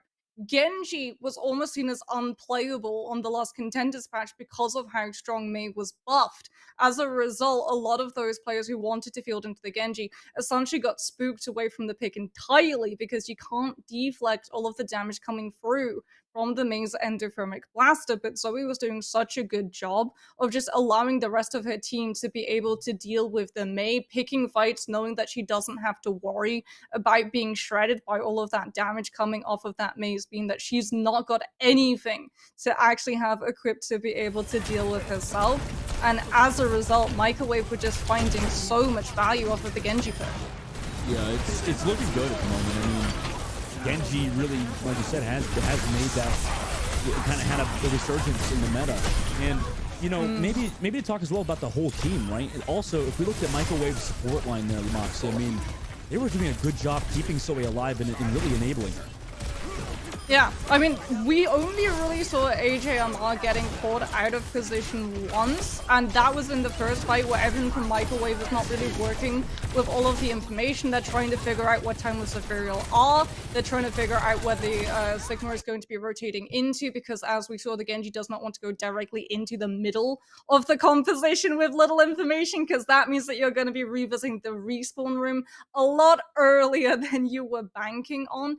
Ever since that moment, however, they were able to make sure that their backline was protected, that no one was able to infiltrate and drop onto AGMR a little bit too early. A lot of it did come down to the fact that they were able to control the point for as long as they did, right? It's a lot harder to be able to, as an attacking and approaching team, try and find an off angle on an Ana that has been nestled up in some of those high ground corners, kept safe by that Brigida, and you also have to worry about a Genji and a Doomfist pushing into your back line and trying to find those kills on every single approach. And I think as well, specifically for Timeless, right? They've shown to kind of struggle versus these dive compositions so far in the tournament, right? I mean, it's this, even I would say against lesser teams, they still somehow, you know, will struggle in a lot of these team fights. And I don't know if that's due to a lack of coordination potentially, or maybe mechanical differential to dealing with the dives. Maybe like players don't do as good versus these dive comps. Moxie, what do you think it is that really is the weakness of Timeless Ethereal versus these dive teams specifically? Like Microwave looks really clean, but also Timeless, maybe some of that has to do with their, I don't know, preparation or something versus the dives. Yeah, it feels like they've definitely been preparing more for the mirror, right? When you look at how they were dispatching a lot of these other teams, a lot of the time it was when they were going into the Sigma mirror with that main Sojin, and it's a matchup that they know incredibly well. It's a matchup that they're very good at being able to do. In fact, you can even see how much preparation they put into being able to run that Sigma as often as possible, given the fact it's not just Sniper who plays the Sigma. They also have Bun being able to flex onto the tank as well. So they're putting a lot of thought and resources into learning that composition. And unfortunately, we saw the problems coming through from that composition. If you are being accosted by a dive team, you don't really have a lot of peel for multiple dive targets, right? Once the Sigma uses the accretion, it's sort of a one and done. If it doesn't immediately find a connection, especially if you get punched out of it by a Doomfist mid-cast animation, it still goes on cooldown and you don't get that opening to immediately be able to jump a low health target. As a result, they sort of have to make this decision of whether or not they want to play incredibly aggressive and try and go for the backline to deny the resources and stop the Genji and the Doomfist feeling like they have the absolute run of the map as a result. Or if they want to play too defensive and they give up too much space. And unfortunately, there's not really a winning strategy when you try and figure between both of them. Every single time you're giving something up, and on control, you never want to be at a disadvantage before the fight even starts. And I was thinking as well, Mox, you know, what map does Timeless take us to? Considering what just happened in that one on Antarctic Peninsula, it looks like it's going to be Midtown. Obviously, you know, I think these Sigma compositions can do well on Midtown, Moxie, but, you know, versus a team like Microwave, with how clean they're playing at the moment, I don't know. Are you a little worried potentially for Timeless, considering the fact that, you know, HK's been playing, or not HK, sorry. This whole team has been playing super well around the Genji. I mean, I can't help but feel that Midtown, you know, I'm sure is a good pick for them in scrims and stuff, but like you said, maybe this preparation for, you know, the mirror or something is resulting in, you know, different map picks potentially coming out for them. So I could actually see this as Timeless Ethereal trying to put Bun's Echo into play, because that is the thing that they were able to use in their last matchup when they were struggling against the Genji, because Genji into Echo always favors the Echo, well, a vast majority of the time. As long as you don't throw your stickies into the deflect, you should be a-okay. Because deflect does not affect focusing beam. So as a result, if the Genji tries to close up the distance or use the deflect when he's looking for that dive, the Echo is still able to, a lot of the time, deal enough damage to either kill him outright or chase him away. And if he uses his dash, he's going after the Echo. You know that that's immediately going to give your backline a sort of bubble of safety, and it was something that we saw Timeless Ethereal when they went to Route 66. Bun ran onto the Echo. We could potentially see it here as Microwave on the defense are immediately going to be putting that hero into play. We do get to see an Echo, but it's not from the team that Timeless Ethereal were hoping. No, yeah, I mean, really interesting pick considering, I mean, it does feel, Moxie, like Echo is kind of like, has a mainstay on Midtown. Does feel like we see this character specifically on this map, and I guess like you said, you pointed it out, like most of these payload maps, the Echo can kind of reign free. But you know, it does seem to me, Moxie, that the Echo doesn't carry as hard as the Genji. I mean, is that a fair opinion, you think, or do you think the Echo has that potential that Genji does? I mean, she definitely has the potential, especially at the Mercy pocket. Zoe, however, going to be running out on the Echo, AGMR on the Ana to sustain Mari on that tank without a shield, only power block to her name. Timeless Ethereal now have an entirely different win condition. If they're able to keep the Echo in check off of Wisps or Z, they're going to have a much easier time being able to cross through these chokes. And if they take too long, however, Mari's going to be able to cycle through those cooldowns a lot faster than Sniper, who's already had to receive Immortality Field.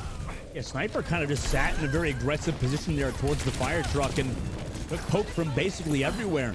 However, Microwave does have a lot of low players on their team. If they can heal up, maybe they can stabilize towards the point too. And actually, they force off Timeless. Timeless does not capitalize on anything. I guess they set up Bun towards the flank there, so that could be big in this upcoming fight. Yeah, Bun's definitely looking for that flank. You can see Wicker being a lot more aware of the space around to make sure that AGMR does not have to deal with that Tracer, as Mari, once again, gonna jump onto Sniper and try and separate the Sigma from the team. Timeless got to walk in.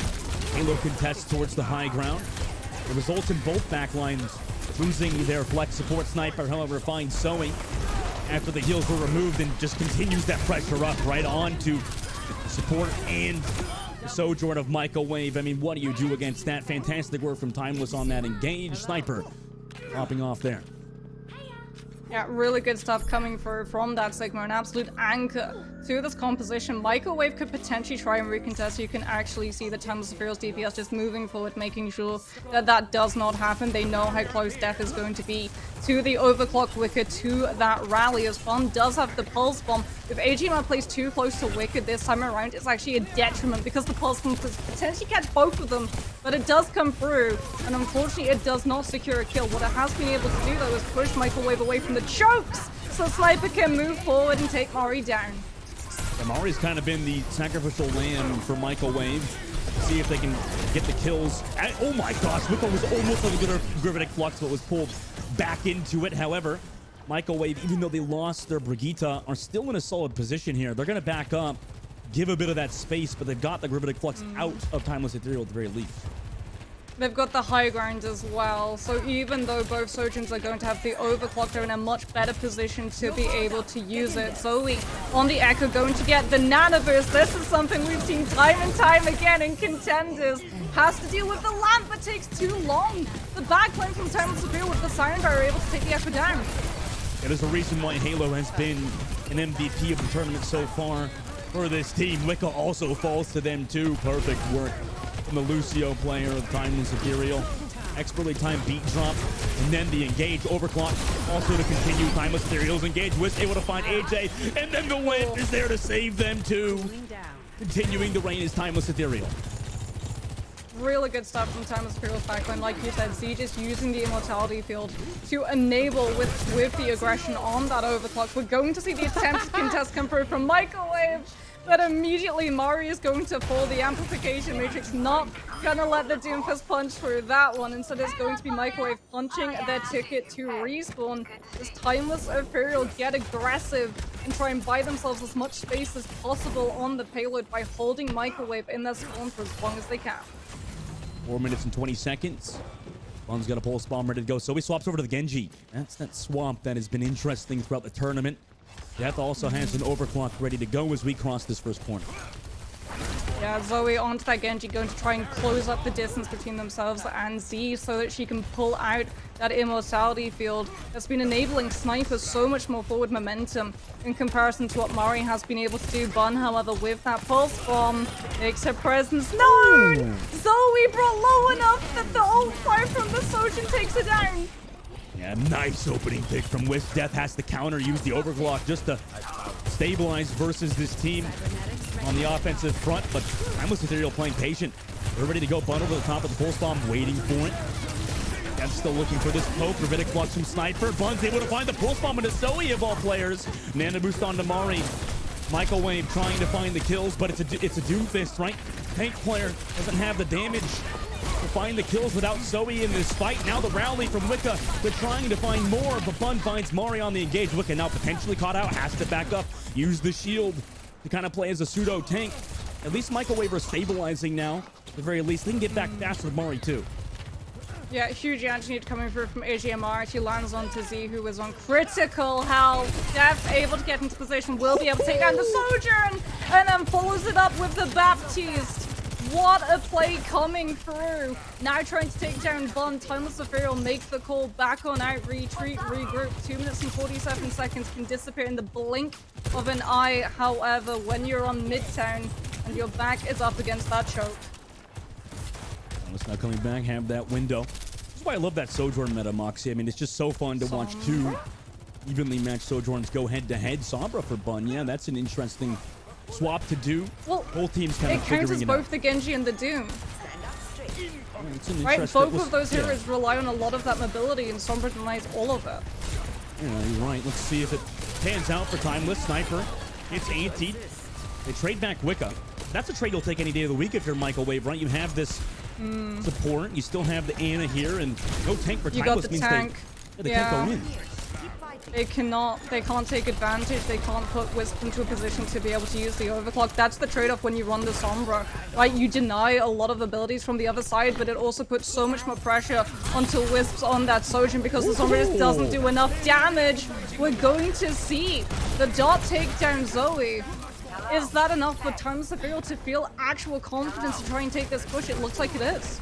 It is, but you know, already 2 minutes off the clock, and Microwave still have ultimates Nano Blade available, but they Nano overclock instead, and that results in 2 deaths. Immediately make it 3. Goodbye, fun. No more Sombra for you. Halo goes down. 4K for death, and true to their name, they're doing it today.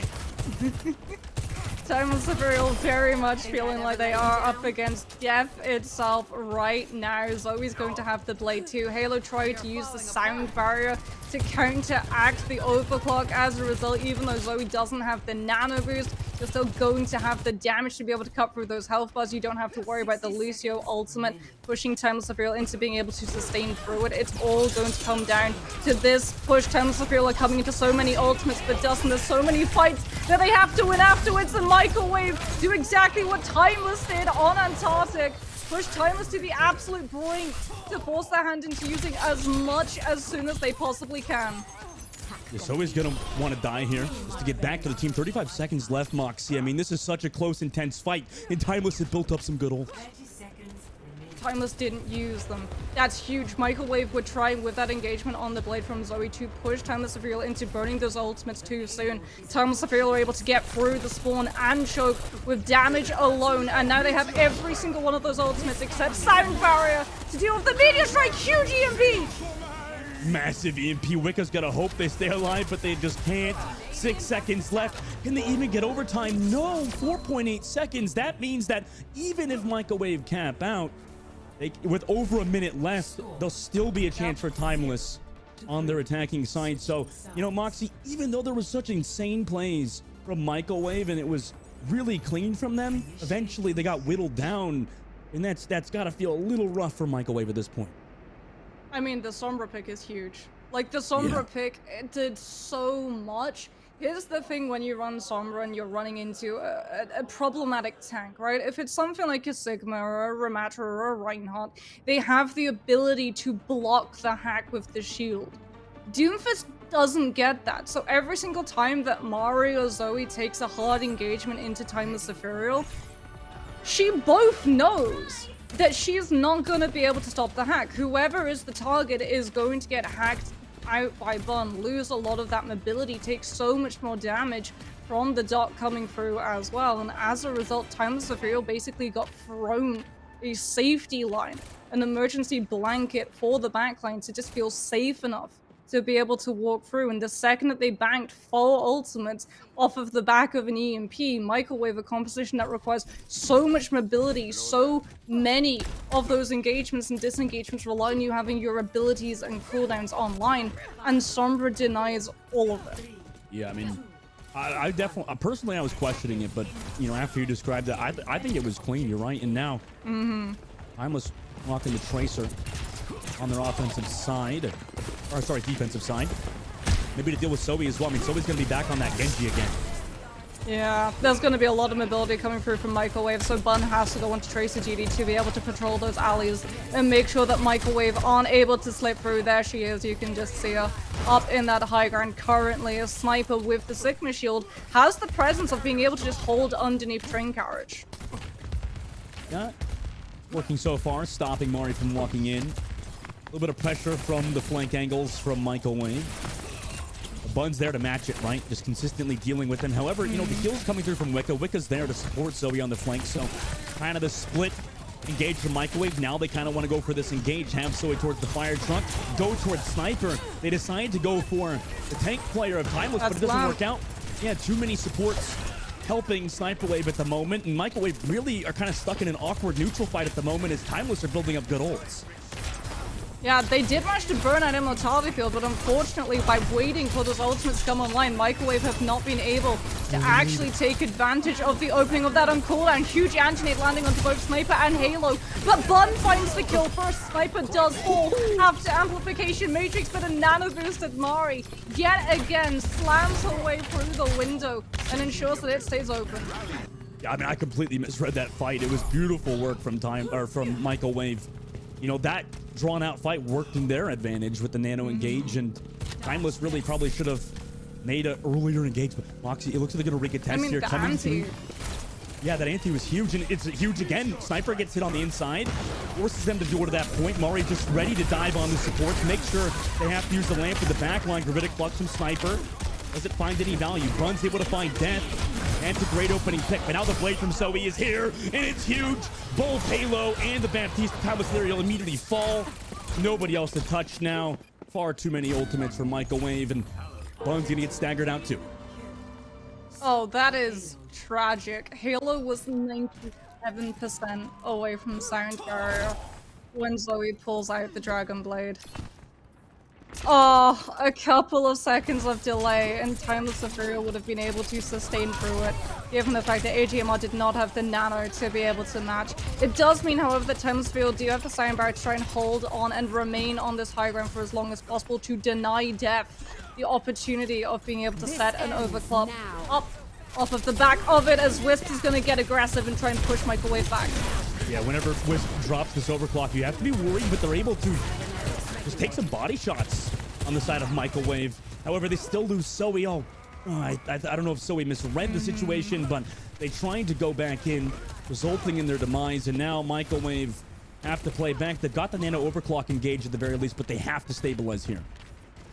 Mari incredibly close to the meteor strike. They have to make sure, however, that Bon isn't able to pick up both of the supports coming through on the pulse bomb. With that tracer, there's the pulse bomb directly onto Zoe, who's able to double jump away. Now we can see the nano boost. Halo gonna swap it out with that sound barrier to try and sustain all the way through it. And here's the thing, Def did not have sound control of the high ground. Timeless Ethereal kite around the Sojin ultimate. Does mean, however, that they've allowed Microwave through the choke. Now, Meteor Strike from Mari. Help give them a bit more space. Anti also over the top side, but are they able to find the kill through the Immortality field? It doesn't look like it. The ability's far too strong. The Timeless are able to stay over the top side. However, they're giving up some cart space, so it's a trade-off they're probably willing to take if you're Timeless. They can re-engage with the Rivetic Flux whenever they want. Yeah, Microwave trying to force the drop down. Timeless Ethereal not running that Symmetra. If they go off the high ground, they have to give it up entirely. As we're going to see the Sigma Flux being used. Sniper able to pick up so many. No Immortality Field, no Baptiste on Microwave's side. That is straight death. As Timeless Ethereal with the ultimate know that they're going to translate it into kills. And now Timeless obviously used all those ults. 2 minutes left now, Microwave. And set up their engage, right? That rally has been big for them so far, and also Zoe with the dry blades has actually been very good. I mean, they could potentially use that rally to give Zoe the over armor necessary to make the jump from low ground to high ground with the blade. You know that Halo does not have her sound barrier back. You know that Sniper does not have the flux to connect onto the Genji as Microwave posturing up. Who's going to be the opener? They're definitely waiting for Zoe to come in with that blade. Death, wait a minute, off the disruptor shot and maybe a body shot on the Halo, able to find Halo early. That's extremely detrimental for Timeless, who were desperately needing speed to make sure these rotates around or potentially even make an engage. But Microwave ready to go. 1 minute, 20 seconds left. They're actually not even on the cart. They're just looking to get kills here and get some elims. Waiting for the engage over the top side, but Wisp tries to go for the shot, but no shot hit. Right, nano building up, actually. Microwave playing patiently so that Timeless knows that it's coming. Maybe thought it's already ready, so that's why they're kind of posturing for it. But now, Nano Blade, so he goes in, finds the lamp, and then immediately onto Wisp, and then onto Z. 2 kills for Zoe, and then onto the Sigma as well. Forces Sniper back, but Timeless will take this dry fight. Maybe they'll get a recontest. They're definitely going to be able to have a recontest. Halo is so close to the sound barriers. He's going to have amplification matrix to buy them the space as well to get through the choke. The question is, can someone touch Sniper? Still on the Sigma, will be able to walk forward and find the contest. AGM falls too soon. With, oh my god, with the overclock gives them the kill they desperately need. With 1.9 meters left in 26 seconds, that was clutch from Timeless.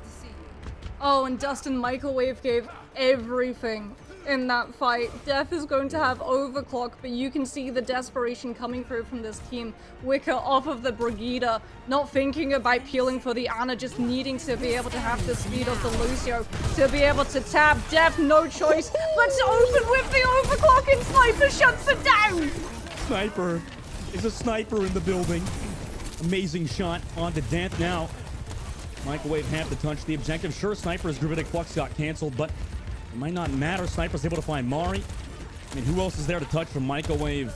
AJ falls. Lucio coming into the delay. Fortunately for Microwave, nobody else here. And it looks like today, Mox, in the upper finals, we're going to have it yet again. another exciting match as Timeless Ethereal will bring us 1-1. Well, you have to remember, they got to choose the map. They got to take us to Midtown, and they do it because they know when we move into point B, it just becomes so much harder for that Genji to be able to find value on the attacking side. Having the defensive team being able to control all of those chokes and having the high ground to be able to hold on to as well, where you're able to distort line of sight, back your Ana or backline entirely away if you're running that Baptiste alongside the Lucio. And as a result, every single time that we saw these fights begin from Microwave side, it was off of a lot of seconds drained away with them having to posture up and build into alt fire for the Sojourn or try and find an initial pick to spook everyone from Timeless Ethereal side off of the high ground and push them into disengage mode, where having the mobility of the Doomfist and the Genji massively benefits Microwave because they have the speed and the mechanical prowess to be able to collapse in on the disengagement. But Timeless Ethereal, what a play for time they're able to make. Ethereal indeed. They force Microwave into throwing so much out in a second to last fight, Dustin. There's nothing left in the tank when we head into that overtime fight. And as a result, it's just Death trying to come in, the heroic play of the overclock and Sniper with the accretion just immediately connecting onto the Sojourn.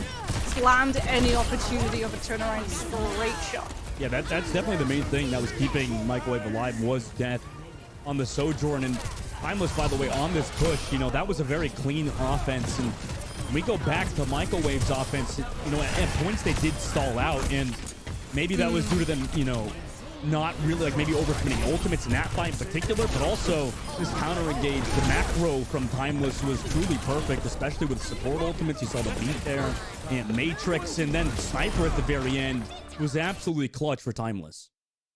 I mean, you saw, right? The fact that they very quickly realized, okay, there's another fight afterwards. We're going to try and take this fight as dry as possible. We're going to come back in with all of our ultimates available, and we're just going to be able to body through all of that potential dive coming through from the Genji and the Doomfist, who, in a fight, when you're going up against things like the Sigma, doesn't have a lot of kill potential. You don't do a whole burst of damage. It's very slow chips over time. It's why Genji is so good to being able to just either push a target low enough that the Doomfist is able to find a kill, or vice versa.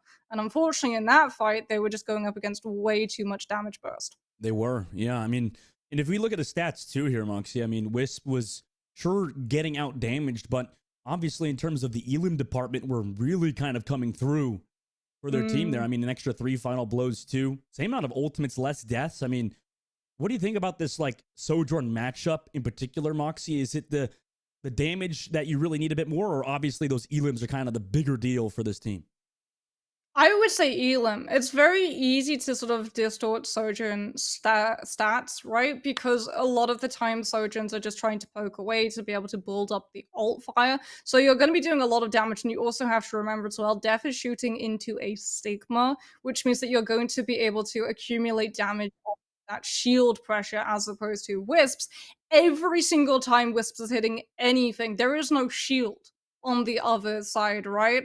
So as a result, every single time your Sojourn is connecting, it's actually dealing damage directly to health, as opposed to Death, who first has to chunk through not only Sigma shield, but also then bait out that Sigma shift, which was a huge sort of hinging plan of Microwave, force all of the Sigma cooldown so that the lamp comes out and immediately opens the door for the Genji and the Doomfist to be able to jump on the Sigma, find the kill, deny the tank from being able to anchor a composition, and immediately chaos is unleashed, and that's something that the Genji and the Doomfist thrive on.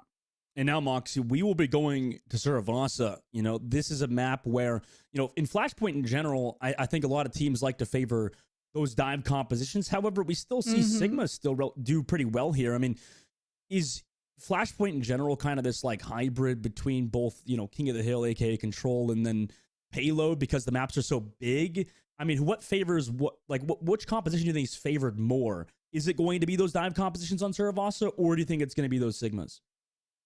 I mean, I think it depends on the team's identity, right? Like you've said, a lot of Flashpoint is about having the mobility on these heroes to be able to take advantage of all of the different angles that open up some of these points so that you can out-rotate your enemy. But if you pick a composition that is really good into dive and you have control of the space and you're able to win the first fight and then bunker up on that point, a lot of the momentum of those dive compositions entirely gets taken apart because it becomes very obvious which angle you're approaching from. And if you decide voluntarily to split the team, you're leaving yourself incredibly vulnerable because a huge part of the dive composition is that you try and buy each other the space to stick in those fights a lot longer.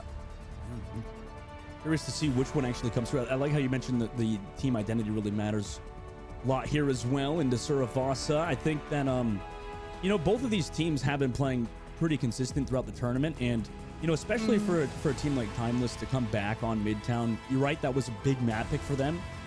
But you know, really to deal with things like death popping off Sojourn, right, that overall macro play, this team looks kind of revitalized, especially after map 1, where if you lose 2-0 Moxie, I mean, you know, that could definitely kind of impact the mentals a little bit moving forward, right? Yeah, what Timeless Appeal are also doing, by the way, is making sure that they're not predictable in how they're going to counter this composition. If you think about it, they've gone up against this Genji composition multiple times, but they've never taken the same approach. And this is what I was talking about when we were breaking down the rosters before, how their flexibility is one of their biggest strengths. Because if you're trying to run this composition, if you think, okay, Timeless Appeal have struggled with this in the past, we're going to run it into them, you also want to know how this team is going to react. But sometimes they've gone for the Echo, other times they've gone from the Sombra. Both times they found value. And as a result, in the matches after this, no matter what happens, it's not going to be an easy adjustment for a lot of these other teams to go, okay, they struggled against this, so we'll just run it. Yeah, that's really unique, I think, like specifically to the Radiant tournament. Like, it feels like, you know, compared to other tournaments, we definitely don't see those like counter picks kind of coming through, right? Like, I know I always talk about this with people, like about the, you know, the intricacies of Overwatch and, you know, the brain power required when it comes to just like counter picking. I feel like at like the very tippity top, like a lot of the, you know, Overwatch pro, like a lot of the top tier 1 talent, like it feels like they don't even make those swaps, right? It feels like they're not even using their brain. It's like, we're just gonna play this composition, and if it doesn't work, it doesn't work, and we change it next tournament. But we're just gonna lock to this. But it feels like today, like with these two teams, Moxie, you're right, they're making those swaps. There really is a lot of cerebral gameplay going on outside of just the mechanical gameplay, but more so just like the macro of it. And I think that is very unique in particular to the Radiant Heroes Major. I mean, I'm just really happy that we're seeing a lot of these teams lock towards something like the Doomfist.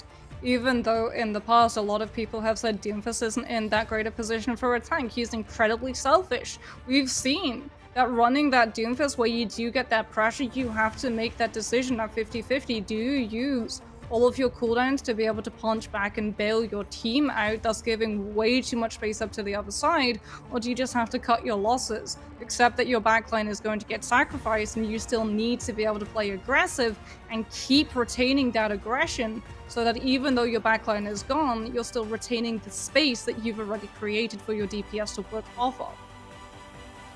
Well, we're waiting into Vasa here as we get some nice shots. Moxie, you know, this map has such a beautiful skybox. It's a shame that you don't see it half It's very pretty. It's a shame you don't see it half the time because you're looking at all the other buildings in the game, right? It's just like they made such a big, beautiful map, and then I'm just trying to kill this Genji on the point. Like, I can't even see it. Like, look at this one. Like, the walls are too big. How am I going to see the skybox here? I can't see all the work the developers Well, I did. like the fact that these walls are so tall because I love playing Alari on Vasa. I will admit, I'm one of those horrible support players that the second that we win a fight, I'm like, okay, swap to Alari, put my pylon as high and as unreachable as possible, and let everyone just immediately get bodied if they try and walk forward and into a choke, because I don't think we're going to see anyone lock something like an Orisa to be able to use Fortify to push through those chokes and take that cooldown off of the table. I'm just glad Alari's not like in the meta at the moment because of the fact that you know, usually people in chat are like, oh my god, you know, support by the way. Whenever a Baptiste gets a kill, Alari gets the kill, somebody in chat types support by the way. Like, it's like this is just like people are just ridiculous with their comments about like support players that can get kills. It's like, oh, you surprise.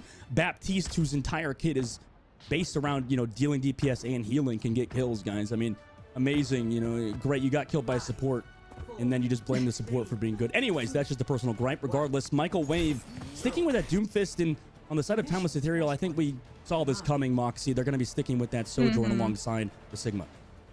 Yeah, it's really going to benefit whoever wins this first fight. Michael Wave with that higher mobility composition, Timeless Ethereal. If they win this fight and can just bunker up on that point, they're going to find it a lot easier to deal with that dive. But a gorgeous anti-nade immediately capitalized upon. So he gets a huge dash onto Halo. Yeah, that's been consistent for Michael Wave as AJMR hitting those antis. Now with that main advantage here, we're just going to be able to push on in. Timeless Ethereal, who have to play it slow, right? However, Michael Wave prioritizing the objective first before they go on that engage, and now looking towards Timeless, but Timeless backed up, and look at that, another 3-person anti-grenade from AGMR. Amazing work from that Ana to build towards that ultimate. However, it doesn't result in a kill, so because of that, we're waiting for that cooldown to come back. Zoe playing so aggressive. This has also been a consistent for Microwave, and that results in them getting picked. Oh no, that's terrible for this team, who needs their Genji player alive, and now AJMR back in a corner, have to play their lives. Microwave, maybe they were on different pages there, Moxie. Zoe potentially want to go for that engage, but nobody else was ready. Well, look at what that aggression has done, however. AGMR is so close to the nano boost. I think Zoe wanted to play aggressive as a result to try and build up the blade a little bit faster to be able to keep pace with the Ana. Unfortunately, she sticks around in the disruptor shot. Coming through from Wisps a little bit too long, goes incredibly low, has to use the deflect and then try and get back to the rest of her team. Timeless Sphere will see the opening, deny the Genji's disengagement, deny the Genji's existence, and then move on to AGMR after Bun's been able to infiltrate the backline and bait that sleep onto cooldown. As Timeless Sphere Sniper getting punched into by Mari doesn't result in a kill, but has put Microwave potentially the opportunity to close up the distance, but so much pressure on Tamari, she goes down. I mean, that's so good. With the Ant Matrix from Z, eventually Timeless able to get that kill. Sniper with that damage and the throughput, now 80% on the board. Moxie, this is going to be either a really hard wicket test or not at all. It has to be just to save the next point. Unfortunately, a huge part of Flashpoint is identifying when a point is lost and holding onto those ultimates so they don't go to waste. And you can see Microwave, that they're not anywhere near. They're going to give up the point. They're going to let Timeless Ethereal keep that one and posture up to be able to cut Timeless Ethereal off where the Sigma composition hurts the most. It's mobility. If they're able to catch Halo, Sniper is absolutely dead in the water with the lack of mobility and ability to move forward and try and pressure Mari back. Timeless sitting on the point. Playing back, Microwave setting up their engage. Nobody's close towards that blade, just trying to get a little bit of poke before they're ready to go for it. And Timeless are completely aware of that situation. Maybe they could build up towards Halo's beat drop as well. Potentially counter that engage, but they don't have it just yet. Now the Nano Blade comes out, point unlocks. But I mean, oh my, 2 kills for Zoe in that fight. Make it 3 on the Wisp, 2 for 1, and then immediately adds Wisp onto the table. Unfortunately, they didn't counter that engage there for Timeless Ethereal. Maybe due to the point unlocking, it was a little awkward, but now Microwave... Well, they wanted to, but Mari jumped in at the same time. Everything that Timeless Ethereal were planning to use to counter the Genji got baited out by the Doomfist first. You know, Timeless Ethereal have some solid ultimates as well, unfortunately. Or sorry, to recontest with. And now Microwave, you know, what do they do here on their hold this time, Moxie? Don, what are you doing? Oh, she's getting in the backline. Wicker and AGMR are playing from the high ground, so it's a lot harder for the Tracer to be able to jump onto the backline, and yeah, it's just going to be contesting that point and trying to find the flip, and they do! Timeless Ethereal bait Microwave into a fight off the point and flip the point! That was clean from Bun in Timeless to go on that engage with the beat drop too, so win that fight and got that point, like you said, early on. That should surely help them in the macro of this game. Yeah, because now they've met that win condition, right? They've got control of the spacing. Microwave have to dive into them, and we're going to see the exact same occur as that first point. Bun as well going to keep harassing the backline, stopping Microwave from being able to construct a solid dive with just the threat of the pulse bomb. Look at how far Microwave are having to rotate. Look at the amount of players they're having to leave behind to try and figure where this Tracer is. Bun's in a perfect position to deal with him too. Here they go. Whips the pulse bomb, unfortunately, but that's still the pressure from Bun. kind of just poking them through the back as well, forces Wicca to go for that 80% of the board too. Now Peach is dealing with a Doomfist dive. Mari still has that ultimate as well to sustain. Gonna hold on to it now though. Walks back towards that point, towards the rest of their team. But Z consistently doing a lot of work for Timeless at the moment, just really waiting for that at Matrix. Playing so patient. Perfect lamp as well. Then 2 kills for them too. Overtime ticking down. Nobody else here. I mean, Microwave just has to stagger towards that point as Timeless Ethereal go up 2. They have one more objective to complete Flashpoint. They lost that fight off of just the paranoia from where Bun was playing as Tracer. If a dive composition isn't taking a fight, then you're not face tanking to build nano boost for AJMR. As a result, when the fight actually kicks off, they don't have the ultimates to be able to chunk through it. Timeless Reveal now, yet again, leaving Bun behind to try and find infiltration into the back line. So he's so close to the blade. If they can find a kill into AGMR, they're going to deny it entirely, especially with Halo that close to sound barrier. He's running on the front line. Go towards that blade. This gets booped away from Mari too, so almost pressured off the angle they want to find at. Wisp already used that cooldown to leave. So he kind of wants to go for it, but then regroups towards the rest of the team. Well, Timeless already is here on the objective, so they get the flip. Nano Blade comes out now onto Sniper. Is a beaten there in time? No, it's not. Unfortunately, Halo could not save Sniper, nor could an Immortality Field, though. Wisp does trade back Death, so that's something. Mari's here to disrupt Death with the Overclock. As well, Wisp goes, but it's left too. Immediately landing now is Mari to find a bit more. Bun's able to find the pulse bomb off of a very good re-engage now for Timeless. However, Mari's still here towards the point, trying to contest the objective. Halo's able to find them. He will go down to Mari. Halo able to trade that back though, and Bun's able to find 1-2. I mean, this is so far brutal for Microwave as Timeless getting now up to 60%. Yeah, because they had control of that point the entire way through. That's why we saw the sound barrier come through from Halo, even though she'd lost Sniper already. And yet again, Bun is there to stop Microwave from being able to rotate. There is one last fight, and Timeless Ethereal know they're going to be able to win it as long as they can keep Microwave off that point. Coming to touch 90% of the board here. Sniper, yeah, already going for that back line. Just going for the solo flux. Oh, actually double in that ultimate. AJMR goes down. Sniper just has to disrupt. Mari now can't even use, or Death can't even use the overclock for next fight. That's already 2 kills just off the back of perfect Sigma gameplay. I mean, Timeless Ethereal now. It looks like there's nothing Microwave can do to stop them from winning this map and going up 1 in the series to potentially bring us to 2-1, and they do so. One more map now for Timeless to win. And that was awesome for them on Survasa. Yeah, clean mechanicals, but such smart macro play coming through from them. They identify really quickly that even though all of those off angles and amount of approaches that are open to Microwave should benefit that dive with the surprise element, it plays perfectly into Bun's fear factor. We start playing Overwatch, Dustin. The second that we move on to second point, we start playing a horror game.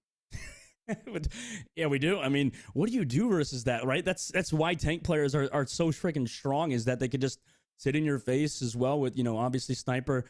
That was opposite in that last fight, by the way, not living up to the name there. More like just like melee creep hero from a MOBA or something, like just disgustingly just shutting down anything Microwave could do. It's tough for AJMR too, because I feel like they're playing fine and are trying to do as much work as possible, but there's a weird disconnect right now for them. It feels like, Moxie, between Zoe and AJMR, right? It seems like AJMR is pressured by the tank player, and there's not much that Zoe could do on the front line, right? Trying to play as aggressive as they can. I don't know, is that the desync there that's setting up Microwave kind of for a bit of a disaster, or is it a matter of Timeless Ethereal kind of just throwing a wrench into their plans right now? I mean, it's a huge thing of Timeless Ethereal just stopping Microwave from having the comfort factor into running Dive, as we've talked about, right? Even when Dive was first initially a composition in Overwatch, the entire strategy, if you think back to when we had 2 CP and we were coming into places like Anubis, if you were attacking, you would run the Winston, you would have the Ana, you would send your Winston onto the high ground initially on the platform that the defenders had. The Ana would be able to heal up the Winston, who would face tank build the nano boost, and only when you had the nano boost would you actually commit to the fight. And it's something that Timeless Ethereal know incredibly well, again, because of how flexible this composition are. They've played Dive, they know how it sets up, they know its win conditions. So what they're doing is essentially seeing that potential disconnect between the Genji having to play a lot more aggressive to keep up with all of the ult charge that the Ana is picking up from the poke coming through the Sigma composition on the other side. And they know that it's going to be forcing your Genji into having to play a lot more aggressive, potentially out of position, to be able to match the ultimate charge up with the nano boost. And they're pushing as much pressure and applying all of it onto both the Genji and the Ana separately to intentionally drive a wedge between them, because they have seen and witnessed and struggled against the Nanoblade matchup for every single time we've seen them before this match. They know that the win condition for the other side is the Nanoblade, and they are doing everything in their power to stop it from aligning. It's so smart coming through from this team. Well, we'll have to see if they can keep it up, obviously, at that map point. But before we see that next map, before we see if Timeless can make that 3-1 victory, we're going to go to a short break. So when we come back, we'll see you guys for map number 4.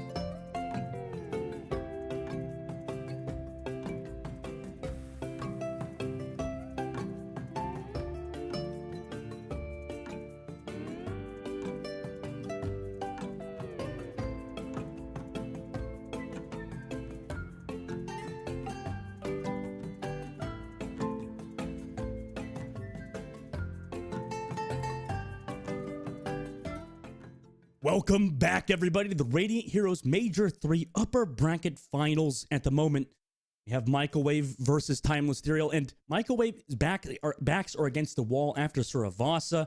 That last game went all Timeless Ethereal. Just absolute dominant performance for them. They're looking to close it out right here on this map number 4, Moxie. Yeah, it's definitely going to be a little bit of an uphill battle as well because Microwave, like, they have been able to beat Timeless Ethereal in the past, but a lot of it was off of Timeless Ethereal struggling against this Genji and Doomfist mix-up. You can see that they have seen some of these teams picking that composition and they have been working at being able to counter it, not just one way, but by multiple. We've seen the Echo, we've seen the Sombra, we've seen Bun go on to Tracer and just decide to entirely disrupt the cycle that the Genji and Ana are trying to put up together. This next map is going to be Coliseo. It's really interesting to see what exactly Timeless Ethereal are going to opt into, because surely they know that potentially they're going up against that Doomfist Genji once again. Yeah, and if you're them, I mean, you got to feel solid about it too, right? It feels like Timeless are kind of countering the composition. I don't know if it's due to Zoe potentially not getting the value that she wants out of the Genji. Like, what do you think the reasoning is behind this Doomfist comp not working as well? Because, obviously it's tough, right? Like, Zoe's got to be that carry Genji, but also your backline needs to play aggressive. And then if they're getting shut out by Sniper, like, what do you do, Well, it was working for them. If you remember, they'd won the first fight on Suravasa. The problem is they're just not really able to oust any of the kills afterwards because Timeless Ethereal, they see, okay, we've lost the first fight, we don't have the Lucio, we're going to back off gracefully. We know that we can't afford to try and keep applying this pressure because the signal without that Lucio is going to be way too easy for the dive to be able to jump on. And as a result, they play the long con. It feels a lot of the time like Microwave. When they see those instances, they sort of have a lot of understanding on when to go, right? We saw the anti-need come through from AGMR. It was hitting multiple people. The reaction and coordination from Microwave as a team was instantaneous, which is exactly what you want it to be. Ari would punch in, Zoe would go for the dash. Either of them would be able to pick up some of those kills onto Timeless Ethereal's side.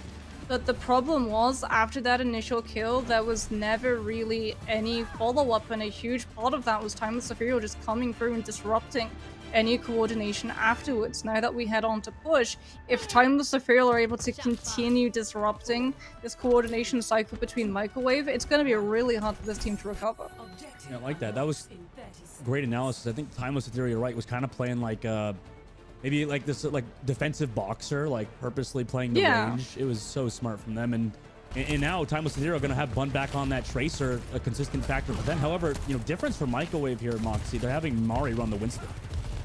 Yeah, Mari on the Winston going to have a little bit more protection, right? When she dives in, it puts a little bit less pressure onto AGMR to always hold line of sight onto the tank. Halo going incredibly low. The target of that dive, they're trying to bait Z into using that immortality field a little bit too early, but as a result, Microwave able to get a lot of distance already picked up as Def trying to build up the ult fire on the Sojourn, racing against Wisps, trying to find that first pick.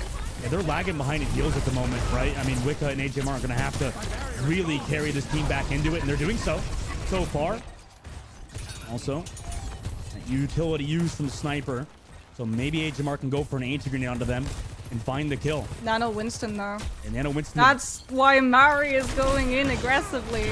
Yet again, like I said, it's the Temple of Anubis strategy. Is that accretion from Sniper almost hit AGMR directly then? And Mari going forward, Zoe's able to find the kill as well. Onto Wisp. I mean, that was perfect from Microwave. They played patient, able to find the re-engage, and through that, they're able to win this fight. I mean, they played aggressive originally, but came back and were able to fend off Timeless. Well, because they played aggressive, AGMR got to rocket up to that nano charge. Mari knows that she can go that aggressive because she has the bubble to be able to fall back on. If Timeless Ethereal try and chase after the Winston knowing that the cooldown is going to be off, they run directly into Dev's line of sight, and you do not run directly into middle of Coliseo because that Sojourn is set up and looking to snipe.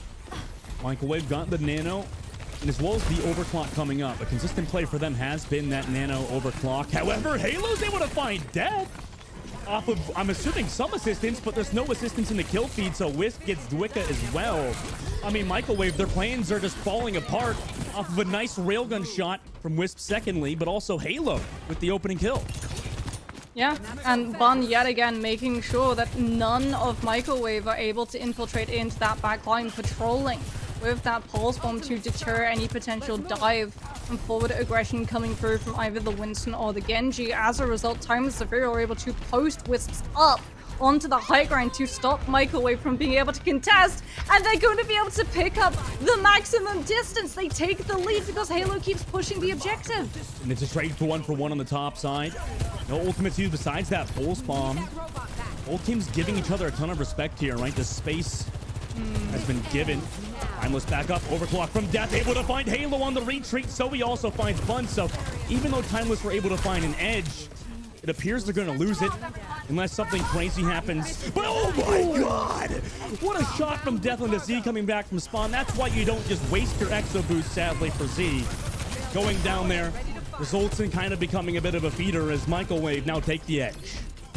Potentially, Z was trying to use the exo boots to get an angle onto Sniper. No! That was nothing! There was no reason! Look, the Sigma was separated, No, okay? there was no reason.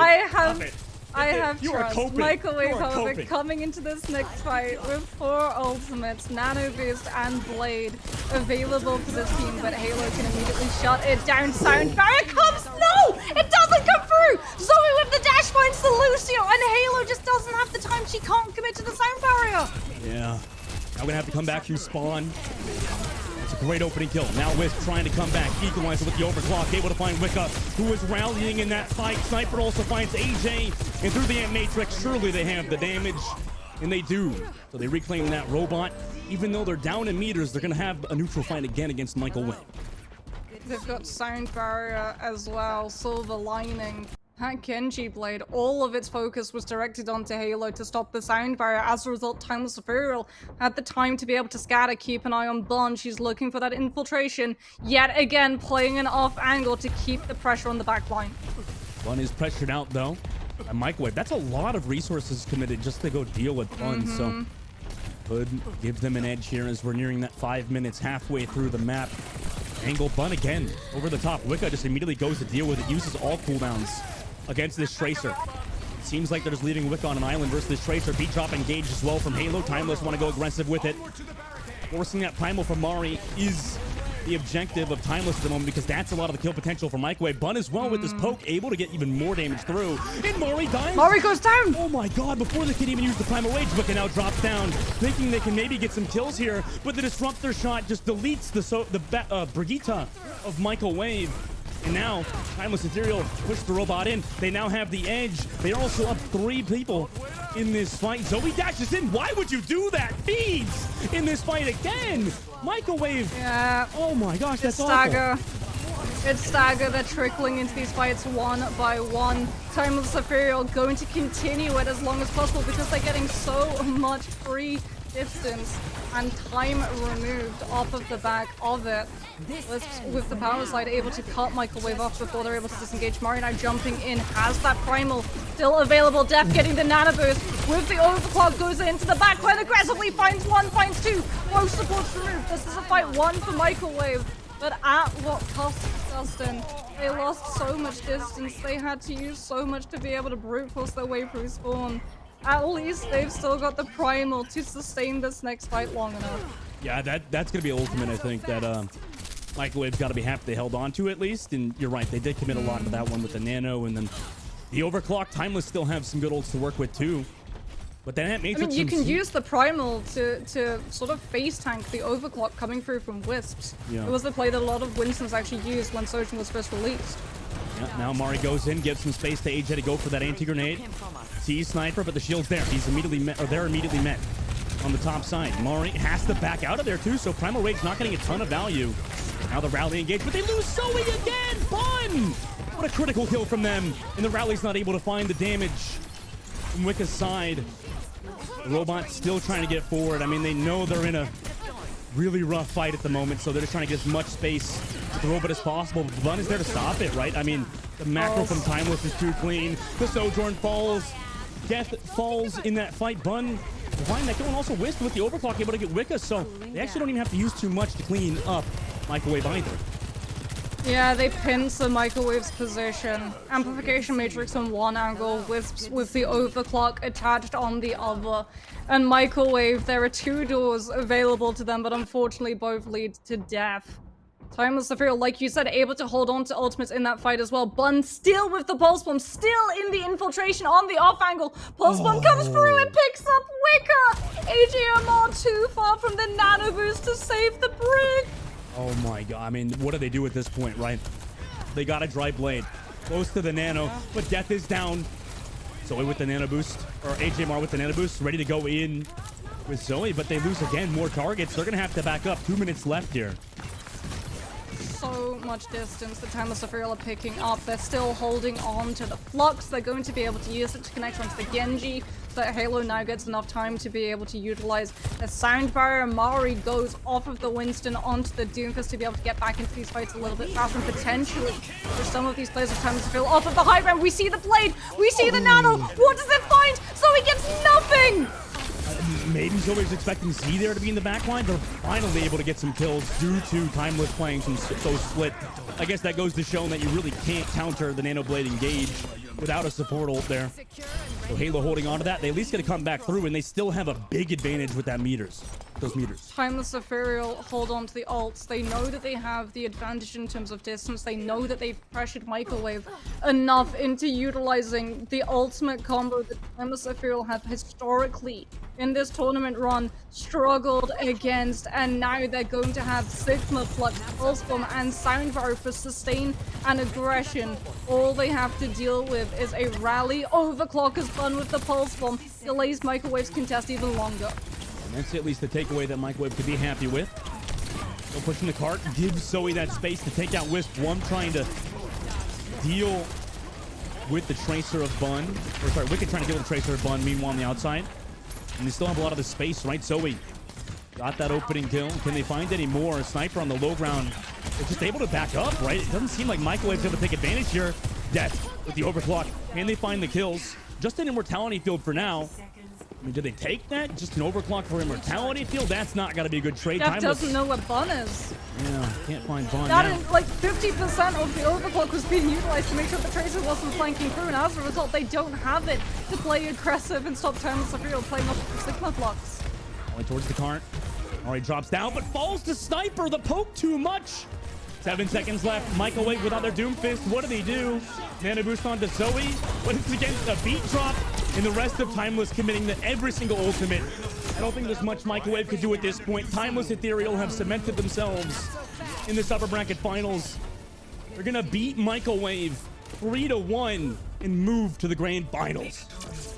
Sniper, honestly, really impressed. Has to be the MVP for me. Coming in with that Sigma, able to find the accretion. In the second to last fight, Microwave are posturing up for a dive. They've got Zoe going through the underneath of the building to try and push off all of that disruption caused by Mari, but an accretion actually connects onto the Doomfist, and as a result, the Genji isn't able to commit in and has to back on off, and that hesitation never helps a dive composition. If you're hesitating, but you're already in an off angle to try and jump in off of something created by the rest of your team, you're entirely split away from them, and as a result, Timeless Ethereal, even though they didn't find kills off of the stun, they still get to take a fight where they have a numbers advantage and they just steamroll over that dive. It looks entirely different to the matchup when we saw these two teams go head to head last time.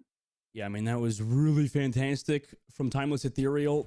Really good team overall, right? I mean, these guys have been performing at such a high level for so long.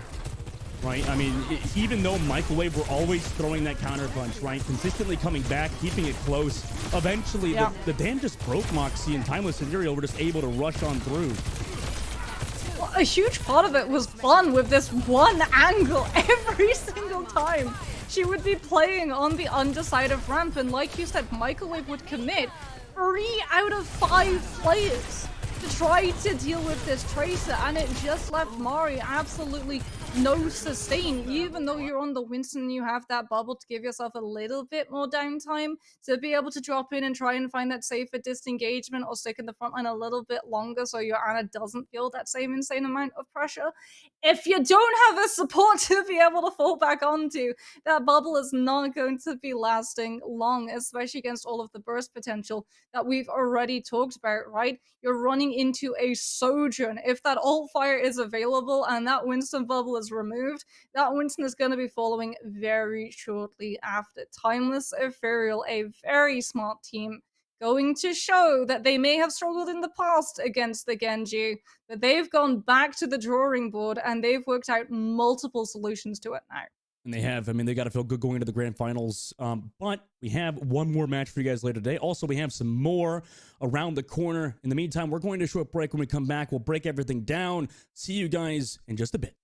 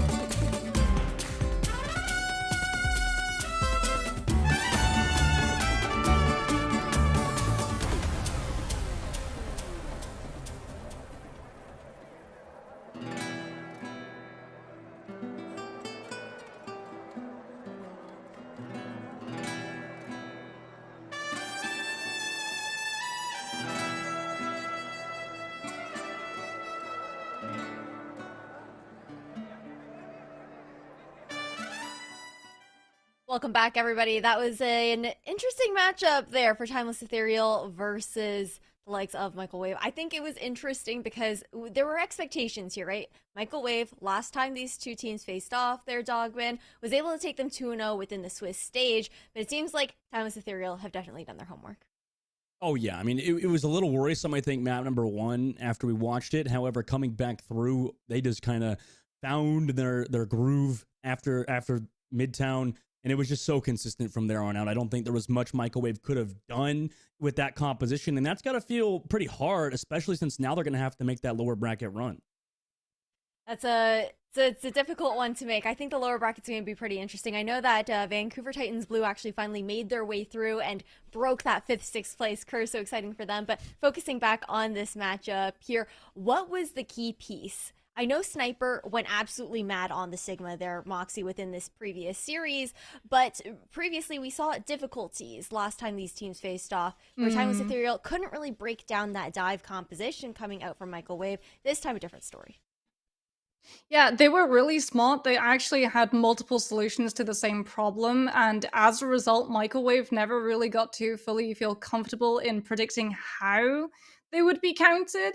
If you become too predictable in Overwatch, it becomes a huge detriment because a lot of the time the teams have such a good understanding of where you're going to be playing, what your win condition is. They can immediately, as soon as a match begins, take just moves to be able to counter it entirely. But this time the shoe was on the other foot. Microwave were the ones being incredibly predictable. You knew that you were running up against the Genji, you knew that you were running up against the Doomfist. They didn't have any of the information that Timeless Ethereal had, and as a result, you saw Bont every single time we went to that overhead map view. She was moving into position, she was harassing, she was making sure that Microwave were just losing more and more time and having to commit more and more resources just into dealing with just fighting the ghost of a Tracer's presence. A lot of the time she wouldn't actually be there. Yeah. You even saw the entirety of the overclock just being held in position with definitely like, the Tracer here?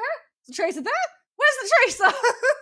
And as a result, all of the momentum that the dive composition was looking to be able to put forward and take into advantage, because dive is a very momentum based composition where you're able to find one kill and roll it into a second and a third until you're able to just steamroll over a lot of those bunker style plays. None of that ever got off the starting blocks. It's important to run those tracer distraction tactics for sure to be able to pick apart that back line and keep that chip on your shoulders. But we've also got the Chipotle match MVP. Speaking of chips, if you guys are thinking about nachos, let's see who it's gonna be here for the side of oh my goodness, Timeless. I can't even speak right now. Timeless Ethereal. Timeless Wisp. Ethereal Wisps went absolutely mad, especially on that Sojourn. We saw so much poke happening, so much damage, so much value coming from this player, Dogman. Yeah, I 100%. Wisp is. I mean, you could really give it to anybody on this team. You know, we were talking about Bun earlier. Sniper, Wisp as well had such consistent performances with their overclocks, and then also just having the support of Z and Halo is another additive bonus. This Sojourn player for Timeless has been so good and so consistent to the tournament. I think that Death really was doing their hardest to match them, and they were at points, but realistically, Wisp is one of the best Sojourns, if not the best in the entire tournament. So consistent of a Sojourn player. We saw with just the final blows has been an absolute important stability piece for this team. That's a big part of it, but we also get to call into an interview here again with another player on Timeless Ethereal. It's going to be Z this time around. Z, congratulations on this win and managing to find yourselves in the grand finals as the first grand finalist here for the last major here within Calling All Heroes. How are you feeling? Thank you. I'm feeling good. We played two pretty good teams today, and they weren't easy series by any means, but I feel like we learned a lot as a team, and we kept talking, and second series especially, we really locked in and were able to, I think, play some really good Overwatch. So I'm happy. Yeah. No, you guys definitely played some banging Overwatch within this series. I'm kind of curious about how things went for the team, how discussions went leading up to this weekend within playoffs, because you guys did fall to Microwave during the Swiss stage last week. And was it discussions throughout the week about, okay, this is how they like to play. They like to play a little bit more divey and counter-stratting that, or were you guys more so going on the fly and just seeing how they're playing today in particular? So yeah, I think that loss during Swiss stage kind of rattled us, and we were like, wow, this season is going to be harder. We need to lock in a little bit more. And we also made, in my opinion, a pretty big error when we played them in Swiss. We matched them on Doom Comp when we had never practiced Doom Comp as a team. We kind of just were like, oh, we're better players. We can just beat them through learning on the fly. And I think that ego kind of costed us during the Swiss. So yeah, this week we really practiced against Doom Comp and how to live as Sig Comp, because we didn't want to switch up our Sig Comp because we're all on our best heroes. So just that practice really helped. No, all noted on that. I mean, it's all about being able to play your game at the end of the day when you're playing Overwatch, ensuring that you guys are comfortable and able to adapt more on the fly in that kind of sense. But I think Justin has a quick question for you as well while we're here. Oh yeah, I mean, see, you played perfectly, I think, in that series, and for you, I think you changed up your play style throughout it on that Sigma. Like I think on Coliseum, you played like aggressive, and at one point Zoe like lost you. Was that on purpose? Were you like mixing and matching how you played that Baptiste throughout the series? Because on top of that, your cooldown usage was really, really good. Just trying to deal with also the Winston dives. Was this on purpose? Your overall play style and the changes that happened? Like not intentionally, but I'm sure subconsciously, like especially on BAP, you have to into dive comps, you have to like take every inch that's given to you. You have to use all your cooldowns uh defensively, and then once you live their dive, you can start like shooting back basically. And so as soon as we live their dives, that's when I start looking for aggressive opportunities. And I don't know. I think I just got lucky a lot of times. My cooldowns were hidden. I didn't really miss any lamps, but yeah, I think just subconsciously. Well, speaking then about using a lot of like defensive cooldowns, what is your communication with Sniper like? Because obviously that dive composition, if they see the Sigma, they're going to want to run through both of your cooldowns as quickly as possible. But a lot of the time, we would see Sniper getting that pressure and potentially even going down, but the team would still be able to win the fight overall. So into Doom Comp, they basically either have to look at me or look at Sniper. And I think a lot of the damage that they do to Sniper, as long as he's in my line of sight, so I can heal him with like my biotic launcher, as long as I can do that, it's like fake damage, basically. Like they aren't gonna kill him, you know, they're kind of wasting their time. And so it just forces their hand a lot. And I think yeah, I think it's just really easy to play a game like that. I always tell Sniper whenever I don't have cooldowns, and then make sure that he's always in my LOS. And basically, what he just has to do is hold off their backline with shield. Because as soon as they're on, I can't heal their Doom. It's really easy to shoot him, and like that's when the damage is permanent. You know. Good stuff. Good stuff overall. You love to hear about all the comms that go on within the team and whatnot. We're not going to keep you here too much longer. I know it's been a long day for you guys within the tournament thus far. But one last question before we end up heading out. I actually got to know. I'm not sure which part of the world that you're situated in right now, but for the Chipotle Real Talk interview, I wouldn't be wrapping it up unless I asked you what your typical Chipotle order is or would be. So I like to get rice, no beans, chicken, queso, some veggies, shredded cheese, and then like green salsa is like my go-to. Sometimes I'll switch it up a little bit, but that's like the standard.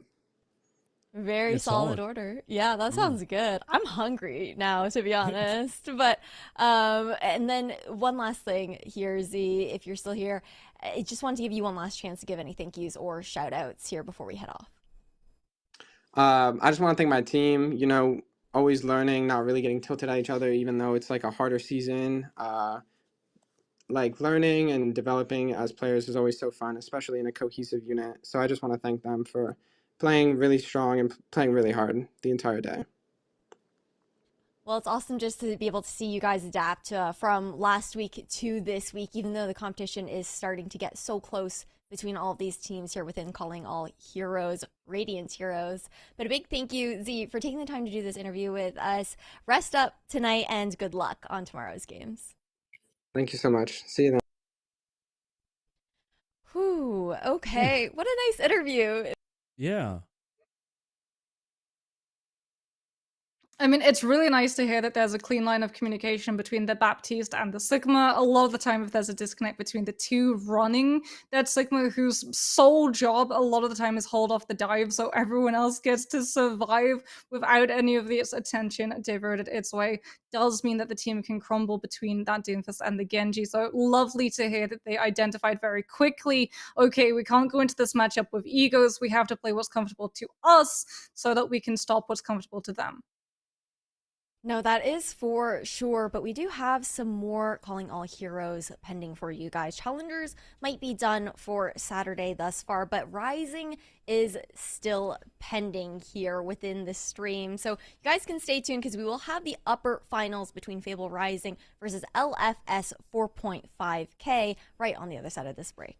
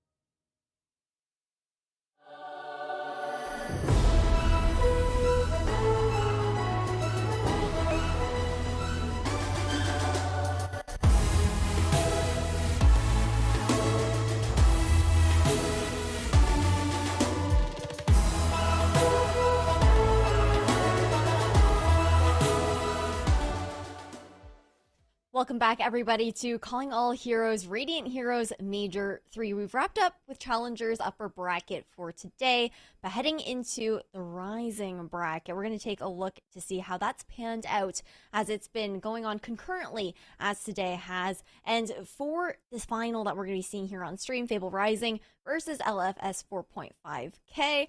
I mean, Dogman, how are you feeling about how this bracket has actually played out?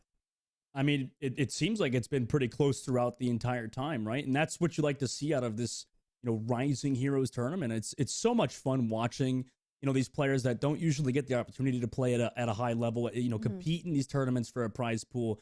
We could talk about that all day, but I do think this matchup between Fable Rising and LFS is going to be very good, and it's always such a unique perspective on the game that we don't get otherwise. It really is. And I love the fact that it's just the amount of teams doubled since the last time that Rising had come to fruition. Yeah, last time it was like 4 teams had signed up, I think, and this time around it was 9 teams that actually signed up for Rising. So it's big things. Like, it doesn't seem like a lot maybe, but realistically, it's that opportunity to, again, get those reps in and then hopefully eventually grind up to the point where you're able to play within the main challenger circuit there, Moxie. Yeah, I mean, having that upwards path is really good for a lot of these players. It gives them that sort of confidence as well, a sense of security. Lovely to see as well, not just the amount of teams that has increased, we're also getting to see a lot of these teams having academy teams coming through from our major teams and the Challenger Series. So already you can start to see that sort of path to pro establishing itself here in Calling All Heroes, which is great because it means that you're already connected to those teams. Being able to make the jump from the Rising Series into the official Challenger Series is going to be a lot easier for a lot of these players. Absolutely massive to have those pipelines. But to introduce the first roster here within Fable Rising, I mean, this squad has looked pretty consistent throughout the event thus far, Dogman. Yeah, they have been. And they're going to have to keep that up if they want to win today, obviously, right? I mean, by the way, look, the managers of Fable is Wicca, one of the players that we literally just watched. That's really fun too, because I mean, I was running a team at one point, not well. Hopefully, Wicca's actually doing a lot of work helping out Fable Rising. So this team has, like you said, been consistent, and I'm just looking forward to watching them and casting them for the first time because they're really, a potentially unique team compared to everything we've watched so far today, especially since it's all been Challenger Series. No, for sure.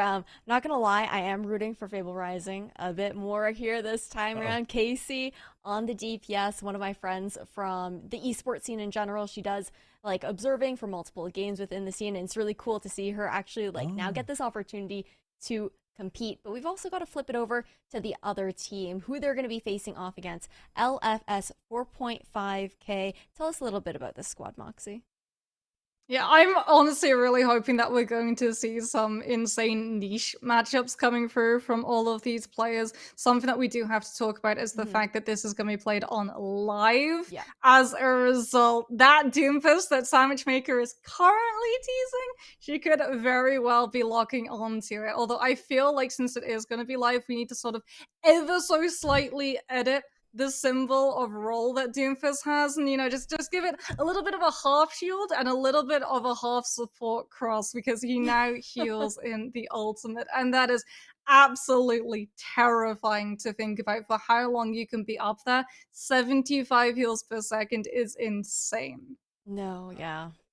I just can't believe how much they buffed tanks in the recent patch. I mean, this is going to be, as you said, Monkey, this is the tank giga buff. I hate it. I hate it. Yeah. As a support player, what the heck, man? Like, what are we doing out here buffing tanks this much? It's just my slight rant.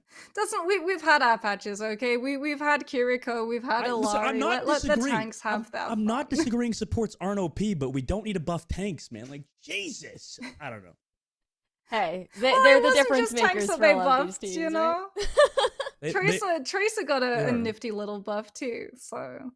Yeah, I mean, that character's always like, a patch or two between being broken and underpowered, right? Yeah, you're not wrong. You're definitely not wrong. But we got to move on to the maps here. You guys have all the time to talk about these heroes within the game itself. But heading over to Control, it's going to be Busan coming up next here. Moxie, how are you feeling about the map pick?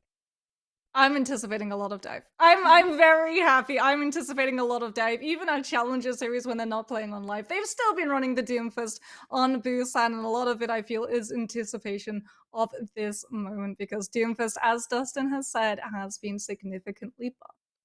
Well, I'm gonna have to say goodbye to you guys, and I'm excited to see how going on to this live patch ends up panning out here for these rising squads. You two, take it away. Thank you, Ash. I appreciate it. I'm sure she's also glad to leave us too because, obviously we're a bit on his. We were about sometime, to Moxie. just start up an entire dev talk. we are. I mean, I feel like me and you have a lot of like good disagreements about patches in this game, and it results in some It's definitely. really funny as well because we're both support mains. Yeah, I mean, it's very. I mean, supports are really strong in this game too because I mean the main thing is Moxie's like the self heal, right? I mean that's huge. Just Yeah. that Passive? it's so Oh, yeah. strong. Is it the strongest passive in the game? It must be, right? I mean, I would say the tanks getting less knockback is also pretty significant, right? If you think about the amount of times that you have to sort of approach a lot of these tricky chokes that have environmentals, especially since we have so many characters that have knockbacks. We've seen the dog again. I love seeing that dog, by the way, as the front. I know it's a bit of distraction, but yeah, both teams, like you said, we're probably going to see some of that dive coming through. And depending on, obviously the ranks of the players, it can really change how you play that dive, right? I feel like depending on the level of Overwatch that we're playing, it always can change to be a bit more individualistic compared to, maybe some of the higher ranked players that play very, very coordinated together. And if you're not, then it can get really scrappy. Yeah, especially if we're going to see both of these teams lock the Mei, there are a lot of fights that you can take on downtown Busan in the open, where if you're able to kite the other team, the Mei loses a lot of that power. Okay, yeah, there we go. We're seeing the Mei because it's not downtown. I got baited by the overhead view. It's actually going to be Mecha Base. As a result, every fight that you take here becomes a lot harder to be able to dodge around the strength of the Mei wall with how this map has been designed.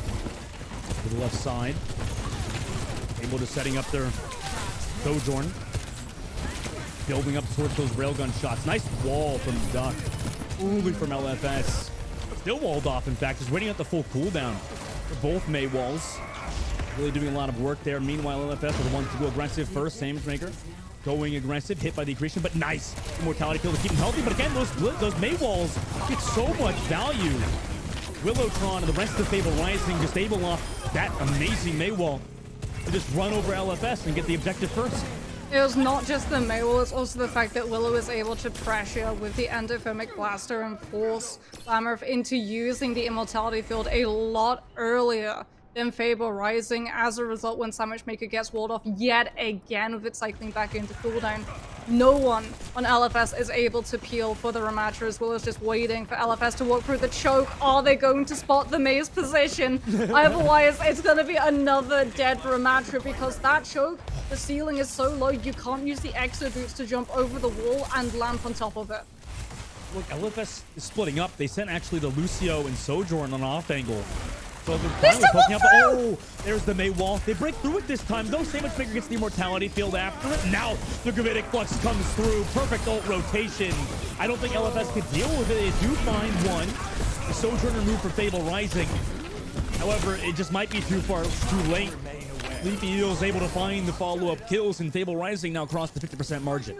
You can definitely see the influence coming through from a player like Wicker, right? Like you said, the cycling of those abilities from Fable is perfect. Willow with the wall forces LFS into using all of the bursts. Samemaker already having to use the Nemesis form to be able to block and sustain through the damage. Immortality field gets invested. As a result, Sleepy Eel knows that they're free to use the Sigma Flux as LFX will drop in the amplification matrix, but Willow, another huge play, comes in with the Blizzard to stop any momentum. A great beat, re-engage, Sandwich staying alive, getting the heals from their supports as well. They're able to go aggressive off of it. It did force the beat drop out of Echo. It was a bit delayed, and Willow hits the headshot. What a shot from them. No longer do they have a Lucio in this fight, so the speed ain't there. And LFS are just going to wipe, but they're dying with ultimates. 90% on the board. This is going to be a weird recontest, or it just might not happen. Oh, and they stole that! They had Blizzard! We're going to see the overclock invested from Fable, the amplification matrix too. Yeah, LFS just weren't able to touch. Oh, communication potentially being an issue there is you have to use something. It was a lost team fight regardless, but maybe you want to toss out something. I mean, at this point, you're saving ultimates for next map, and it doesn't work like that in this game, Moxie. No. When you swap a hero on, you know, the map that you're playing, you do retain all charge, but unfortunately not when we swap map types, as we can have a look at the stats. Willow coming in doing only 1,900 damage, but here's the thing, 8 eliminations, 1 death. Because Fable Rising were able to win the first fight, they immediately get all of the power with the Mei composition and just holding choke. That's crazy too. They only had 2 deaths. Yeah. 2 deaths, Moxie, that entire round. I mean, you could believe it, but that's still crazy. Think about how much LFS had to invest just to break through the choke. Everything was immediately used before the fight had even started. As yet again, Fable Rising with the Mei looking to wall LFS off. Well, I mean, all that damage coming through on LFS. They have to walk out low HP. Immortality field keeping them alive. It seems to be a consistent factor. Is that immortality field? Well, Lammer. Meanwhile, Willow rotates around this left side, walled off. Away from Sleepy, but nice immortality field on their front line from the Baptiste. Keeps them healthy for now. His ultimates have been built up on both sides. No deaths just yet. Both teams kind of just trading off damage. Damage goes low, and Sleepy heals with the accretion. Finds the opening blow. Duck falls too, knowing things are pretty much just lost at that point. The rest of the Fable rotate towards that point, and they're surely going to cap it. Well, here's the interesting thing. LFS should be finding way more value with Duck on the Mei in comparison to Willow when you look at the tank matchup. Right, we've talked about it. Sigma, the kinetic grasp does not actually stop the Mei primary. The Fable Rising are doing such a good job at controlling the distance with the poke coming through from the Soldier Mei and Sigma that Duck is never in the forward position to be able to use the primary and pressure Sleepy Eels. Point holding, Fable Rising. Amp ready. And they don't even need it. Echo was able to find Sandwich off of some damage from their Sojourn. And now LFS just back up for now, Mox. It was the wall. Yet again, Sandwich Maker moved through a choke, did not have the Lucio speed boost. Caught walled off from the rest of her team, and Fable Rising yet again win a fight with 1 cooldown, still holding on to this choke. Lameth again having to use Amp just to get through. Yeah, they are, and they're able to do so, but all that damage coming through. Immortality goes didn't fall back. They're able to stay alive. T-Top's surely going to need to be top to stay alive, but the Sojourn overclock is here from Kit Kat. Can't go aggressive because they don't have the heals, and Duck's able to get taken out by Echo. Where was the counter beat from maybe Ana in this fight? Because now daggers come through, 60% being built on the board. At least they're getting some ultimates out now, but Fable Rising continue the reign. Counter beat was being held for Sigma Flux for next fight. It's a lose-lose situation. You're taking so much damage, you're immediately forced to use the immortality field. You don't get any value off of your amplification matrix. Fable Rising still with control of all of the spacing. Duck can't even try to build up to a blizzard because Willow's already got 1 built to counter it. Lamech walked out as well with the Regenerative Burst already popped, so they need the speed drop, and it comes out. But after Duck is gone, Lamech able to pop the immortality field, but they're frozen, and so is the rest of their team! 2 members of LFS both died to just the passive from the blizzard, and 94% on the board, 95%. The beat drop not even required. Nobody's going to be able to touch for LFS. Fable Rising will go up 1 map in this first of 3.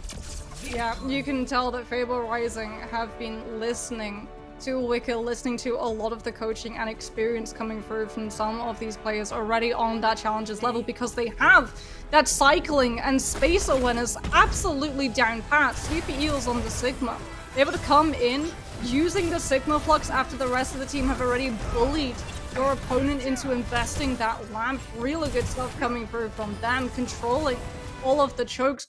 Great accretions as well to be able to land and connect onto all of the players coming through from LFS. So every single time one of them maybe closes up the distance, maybe didn't get walled off, survived that initial rotation on approach, instantly accretion straight to the face. You're sent back a meter right into a Mei wall, and you have no cooldowns to be able to keep yourself standing.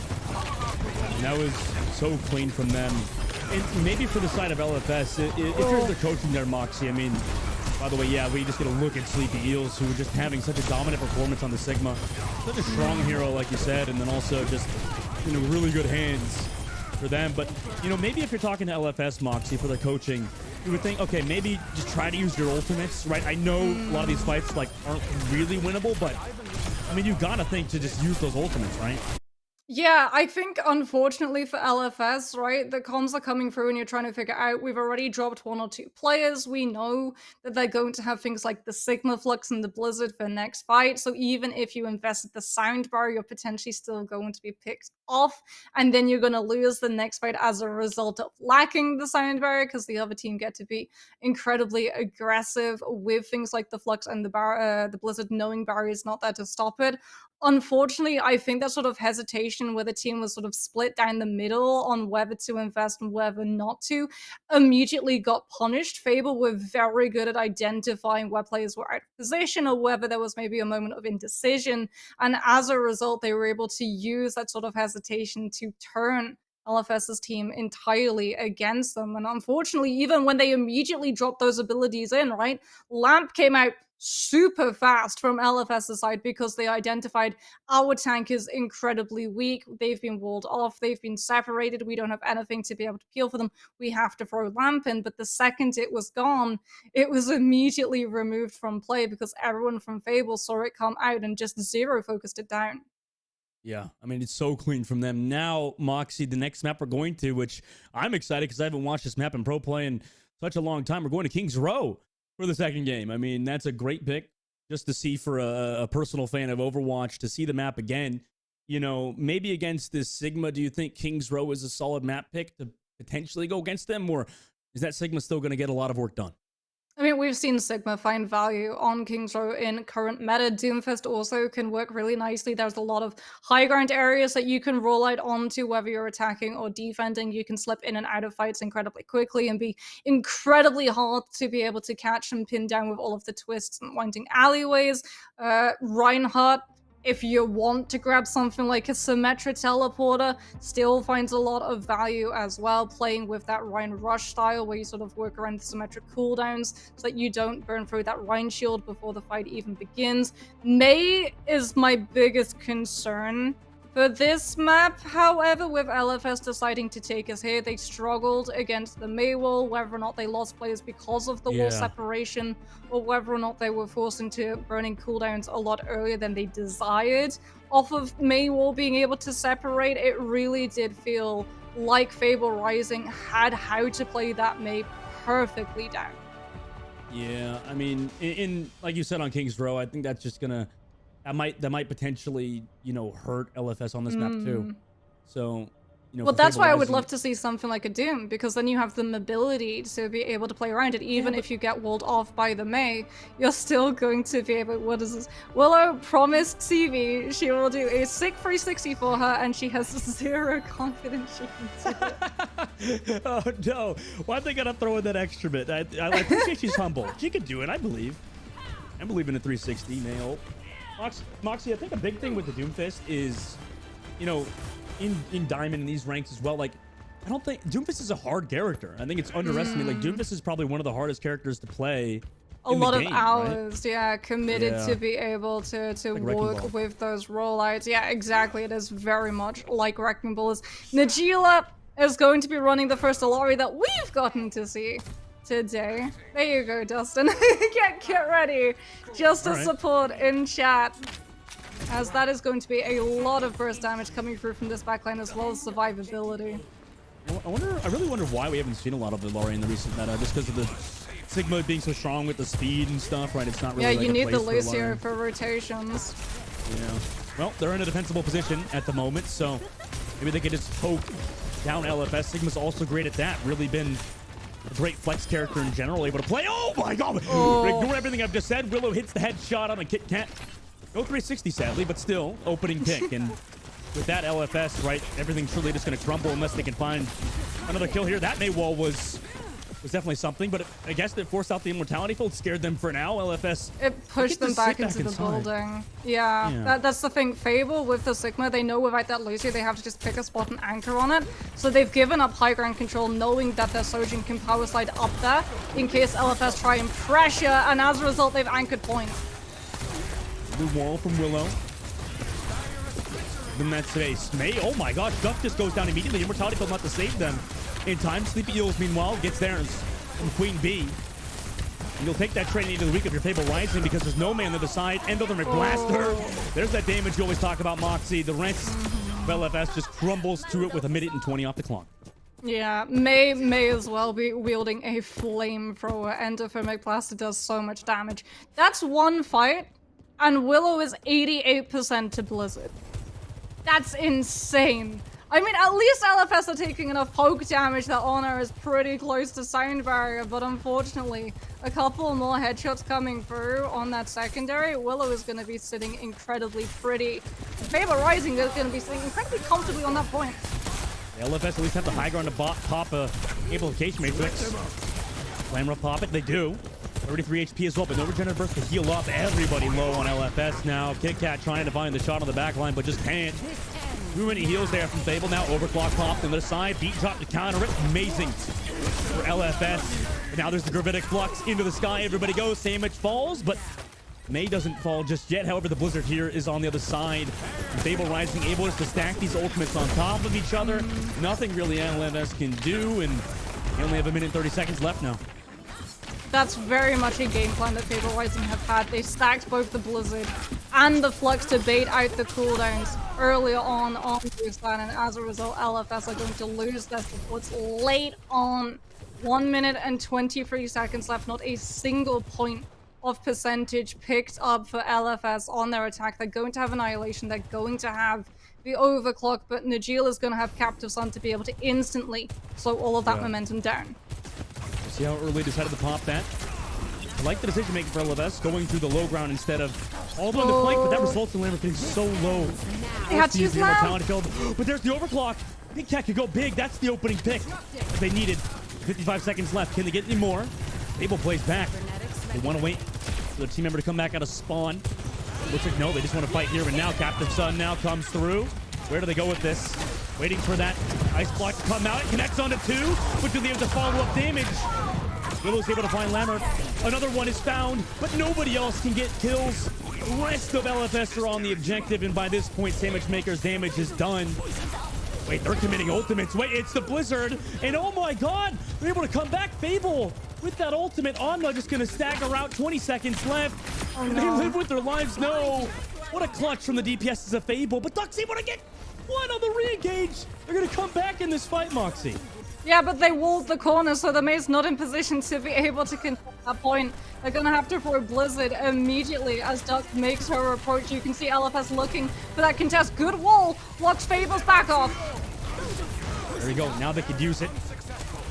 Out of the point, Sleep Eel goes. Has the support there, but the Blizzard stopped Queen D from getting any more advancement towards the point. Overtime ticking down now. LFS just had that defensible position. Now Fable Rising have to regroup for that Streets phase. Honor is going to have as well the Sound Barrier to try and snowball because it took so long for LFS to pick up point A. They need this next fight to be clean. That's exactly what they needed. KitKat takes down her mirror, and LFS have been able to push their way through one of the hardest chokes in game. That's huge. It means that they don't have to worry about the May walls coming through from Willow. Nice shot.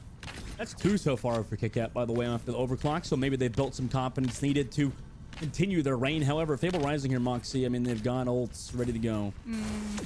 I mean, we've already seen the stack of the Flux and the Blizzard. We could well see the stack of the Flux into the Overclock so that the Sojin is able to rip through those low health targets. Oh no! Almost gets her head clean off by peeking that off angle on stairs. But KitKat's still able to find the kill, so the flank Lucio was unsuccessful. KitKat still on the low ground, able to find the kill, and they're actually winning in terms of cooldowns right now. Overclock now from KitKat to continue their reign. Jumps over the top side, and oh my god, they're able to hit so many good shots in this one. 3 for them. Sleepy Eel just has to back up around the corner, play for their lives, but they definitely could get staggered here. They have We're so many starting to ults, see but the couldn't use them. power of this Ramattra though. Vortex into Overclock Yeah. to slow all of the players from Fable Rising so clean. KitKat able to line up her shots as a result. However, Fable Rising coming in with the overcontest. They've got 5 ultimates and Dustin, they're gonna use them. There's that Captive Sun. It doesn't do anything against Sandwich Maker, like you said, just getting so much value on the Ramattra. KitKat as well. Through that, able to get the kills. Blizzard's here on the point, but it's far too late, Willow. I mean, you've got no teammates. As much as you've clutched earlier, now it's not winnable. And LFS, Moxie, against the odds, now have 2 minutes in third phase after their overtime take first. Yeah, but Fable Rising coming in with that contest, they did trade 3 ultimates, but they have slowed LFS and burnt them out of getting to play aggressively with the space off of either the overclock, the annihilation, or the sound barrier. As a result, if we go back to that default setting, the defensive team's always going to have that advantage unless KitKat can try and find these opening shots. Cat drops, able to build the shots, and eventually the Nant Matrix will run out. Fable Rising look to re-engage with their ultimates. Immediately popping their overclock. Now goes aggressive, but takes those pummels to the face, and no heals are there! The Immortality Field, where was it? No Soldier in this fight now for Fable Rising. They're able to trade one. Willow has been just as good with the right clicks as having a Soldier and Railgun shot. That actually gives them the edge. And with that, Queen Bee's able to find Sandwich Maker. KitKat falls, and with the carries down of LFS, everybody's just going to get staggered now. 1 minute and 12 seconds left now for LFS. LFS unfortunately tried to use the Blizzard as well to turn a couple more kills into their favor, so Fable Rising weren't able to hold on to this main road approach. Sandwich Maker now off the Ramatra onto the Reinhardt. More coverage with that shield on the approach, but it also means a lot more pressure when it breaks. Finger walks in. There's the Nant Matrix. Like you said, that shield goes down so fast. Blizzard to follow it up, but it was after everybody's moved up. Oh, LFS, they got the run! Finger caught out though. They were a bit too close, and then Willow hits the shot. Oh my god, that was nearly a 360, but it wasn't a Blizzard necessarily. However, that's still 2 for Fable Rising. Huge coming through from Willow, and now she gets to move up, play aggressive. Sandwich Maker at least knows that you've been able to walk forward and very quickly burn out the amplification matrix, so Fable won't have it for overtime, which is the most crucial point for LFS to be able to keep their presence on cart. Sandwich Maker walks in, just trying to get a lot of that swing damage. The Beals understanding that backs up. KitKat again in the clutch, able to find those railgun shots. Wants a little bit more. As overclock, like you said. They go aggressive with it. Got the Immortality Field. Duck has the follow-up off the body shots. It doesn't matter if they're body or head shots. They're able to get the kills regardless. 3K for KitKat in this fight. In overtime, they do it again. I mean, Sleepy Eels staggered out as well. I mean, who's going to touch now Fable Rising? Yeah, Captive Sun, but Captive hasn't Sun. been able to do anything else in the past. Captive Sun comes back. But Immortality Field is here. It only gets onto the Lucio. If Ana can separate, it won't get much value. Ana falls, but it doesn't matter. Sandwich Maker with the pressure on the cart gets it done. LFS, against all of the odds, are able to cap full out on King's Row. So it's a huge gamble going for the Reinhardt without that Symmetra, especially when you know you're playing into a team that has so much poke pressure, coming out with both a Baptiste, an Alari, and a Sojourn. But the Alari is actually a huge reason why Sandwich Maker decides that she's going to make the swap, and that's because Captive Sun gets entirely blocked by a Reinhardt shield. It does catch onto the Lucio, yes, but it does actually stop the connection onto anyone else on the team. And when we do see that confidence for LFS to be able to walk forward, knowing that they have the blanket of the Reinhardt shield, which has so much more help than the Ramatras, they have the confidence to put KitKat into angles to try and take on her mirror. And if you notice too, Mox, I mean, Sandwich Maker was getting a ton of value out of just Rhine swings in general, and then also in the Ramatra, like you said, pumping out that damage. And you also saw the supports were really taxed as well, right? I mean, Ana and Lamarov both had a crazy amount of healing compared to Fable Rising supports. So, you know, that could be a difference maker is holding in this. And Moxie, look, they have the same composition that they ran on their offense. Well, you have a Mink. You want to try and take advantage of it, right? If someone gets walled off, Fable Rising, if they don't run that Baptiste, they don't have Immortality Field to throw onto whoever gets pinned on out. Fable Rising, however, going to be currently just teasing that Widowmaker, definitely not locking in with it fully, just wanting to see with the damage base whether or not they can pick someone off out of position before swapping to the composition they're actually going to roll with. And now, early wall from LFS. Sandwich Maker trying to play around the statue.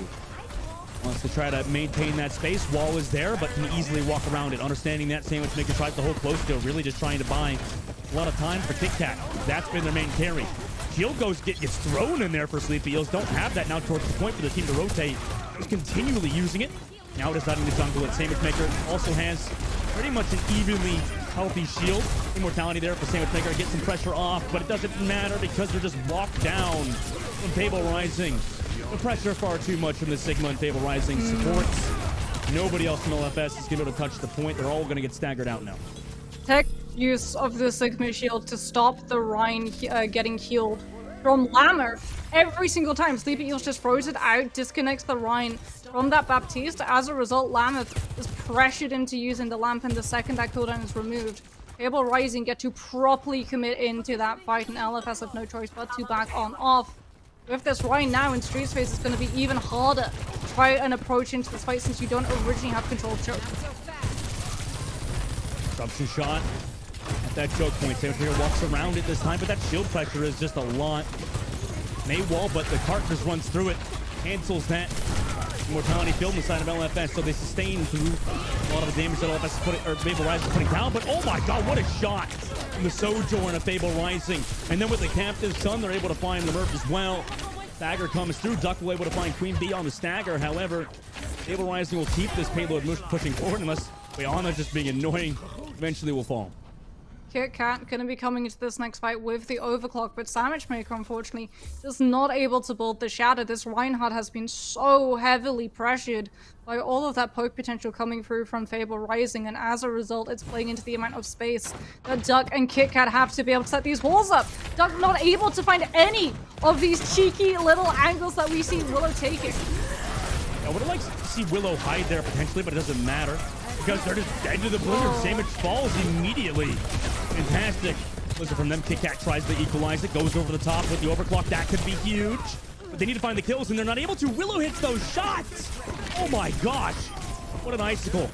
And with that, Fable Rising able to just keep pushing forward. LFS is going to give up the objective in 5 minutes and 20 seconds now for Fable Rising on the third. What a blizzard coming through from Willow. They know that this Reinhardt, everyone from Fable Rising, they understand. This Reinhardt is the anchor for the composition. Without the Reinhardt, everyone from Fable Rising gets to play incredibly aggressive. They don't have to worry about being pinned and immediately killed. They don't have to worry about burning Lamp out early because of the poke pressure, always forcing LFS into using theirs first. Sandwich Maker without the shadow, not able to move past the amp and shut Fable Rising down. Yeah, the beach drop unfortunately just going to go absolutely nowhere. This railgun shot towards the very end could give LFS a re-engage. They have Shatter in a second and Matrix to sustain towards the point. Maywall for now slows down that, but there's that blizzard from Duck to the catch. Anybody out to catch the Sleepy Eels. And the Immortality Field isn't there, so it's all for Sandwich Maker. And back to the spawn, Fable Rising goes, but Moxie, that's a massive time bank for them to work with. 4 minutes and 20 seconds, like you said, that is a lot of time. Fable Rising can just continue applying this pressure, forcing LFS into throwing an ultimate into every single fight to try and hold on to this high ground for as long as possible. Sandwich Maker trying to play around that corner, not getting spotted out. Are you going to be able to land that shadow you're looking for? No, the Sigma Caesar. Yeah, that is a very interesting angle to hold Shatter at, to hide at potentially, but doesn't obviously get it offset. Mission could go for the flank Shatter though. Leave that inside angle. Waiting for it, just decides to play it straight up. Immortality Field used to sustain them. Goes for the Shatter, and it's massive! That's basically a Kaiser Shatter. 4K. The rest of Fable Rising just have to jump off the map, and that could start the comeback for LFS. Huge shatter, and like you've said, that could very well start the comeback for LFS. Big Cat is going to have overclock for the next fight. If it doesn't find kills, Honor is going to have the sound barrier to use. The Sleepy Eels tries to turn that fight into their favor with the Sigma Flux. LFS now putting themselves into a position for the Reinhardt to be able to find the value too. Good wall. Separate Sleepy Eels away from that team. The Fire Strike forcing out the shift early. Now they try to walk in. Captive Sun here to maybe follow up on this Gravitic Flux, but they don't use it just yet. Beat drop force now towards the back, trying to deal with the Soldier on the top. Kickoff hits the shot, comes back through. They lose both their teammates though. And then there's the Captive Sun. Beautiful follow-up. Duck will trade back Sleepy Eels at the very least, so potential recontest is here, but what a Captive Sun re-engage for Fable Rising. Yeah, Llama's so close to his amplification matrix, but a huge wall coming through from Willow forces LFS into going wide. Delusion just able to tap in time. Kit Kat with the kill onto the Sojourn might have turned the fight into LFS's favor. Yeah, that's what I'm worried about. I mean, these spawns are so close that really a lot of these teams have a hard time closing out. You know, LFS now have stabilized, but they have a Wrecking Ball. Don't know if that's really what they want. I mean, the Wrecking Ball's going to be able to disrupt. Every single time Fable Rising try and get into position, you can send the Wrecking Ball through, especially when you want to have Amplification Matrix. It might not find kills, but it's still delaying Fable Rising from being able to make that move. I mean, this could be weighing on Fable Rising, like you said. Ant Matrix now for Queen Bee engaged. Overclock here as well. When they go with it, Damage gets rid of the pylon over the top, but there's that Ant Matrix, and there's the Overclock to follow up on up falls. Immortality field down. Really, there's not a lot of sustain here for LFS, so it's all on the Damage Maker to create a lot of space, in which they're doing so at the moment. Big Cat's able to find Queen Bee, so a lot of the heal's gone. Still have the pylon, though. Will is able to find Duck, and no more Tracer now for LFS. It's all on Kit Kat, but there's no heals for them. And Sleepy Eels will get the follow-up kill. Ana comes to delay. Wrecking Ball to just stall. They need to get this down. They want a chance here. LFS on their attack to have a potential to attack. They need to get down below 14 seconds. There's nobody else here. Blizzard as well. Lucio comes into touch. Captive Sun, and yes, they do it with a minute and set. Wait, no! Oh my god, the Wrecking Ball's here. 5, 4, 3. Can anybody else touch? The mines are out. 1 second. Oh! No way! They do it with a second on top of a minute. LFS, they don't get a chance now because of it. Oh no. 1 minute and 1 second. Oh. Are you kidding me? Are you kidding me? Yeah. I've not seen it that close ever, I don't think. Yeah, that's crazy. That's actually crazy. It's really sad too, because LFS off of the Hammond mines coming through from Sandwich Maker, it really looked like they were going to be able to push it into OT. I'm just impressed. I mean, you said it yourself. King's Row defensive spawn points on C are incredibly close, and so many of these heroes, like LFS, when they swap to all of those really mobile heroes, they know they have Amplification Matrix. They know that they're sacrificing being able to poke through Amplification Matrix by going for that longer stall potential. So when Amp comes through, it's not for LFS to try and find kills for, it's literally just to try and burn the clock down that Fable Rising have access to. And once Amp is gone, it just becomes coordinating players to be able to tap on with that card. And like you said, it is so impressive that they're able to do that. A lot of it comes down to target focus and mechanics and all these different things that I'm sure these players are focusing on learning. Widow shot, by the way, ready to go, but obviously nobody's going to fall for the Widow spawn shot these days. We're in this together. All of us. Yeah, it's not quite 2017. It is 2023, and as a result, we're going to be seeing the Sigma Sandwich Maker yet again on that Reinhardt, trying to find value. Cut off from the team by the Sigma Shield again! Yeah, Immortality built immediately there to keep him healthy at the very least. But that cooldown's now gone. They're going for more, though. I like this from LFS. The aggression is perfectly timed.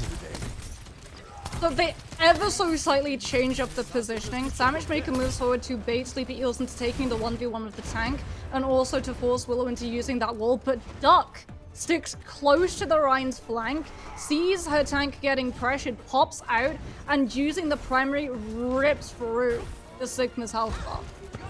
They want to walk in, bait around, but the immediate counter may wall from Duck. That's nice for now, but Duck's stunned. Immortality field forced on both sides, actually. Eventually they'll be taken down. Fable Rising able to get the opening pick, and Duck falls too, and in overtime, Fable Rising are doing it off of some fantastic Sojourn play. 3K in that fight. Nobody else now for LFS can touch, and Fable Rising will go up 2 in this first to 3.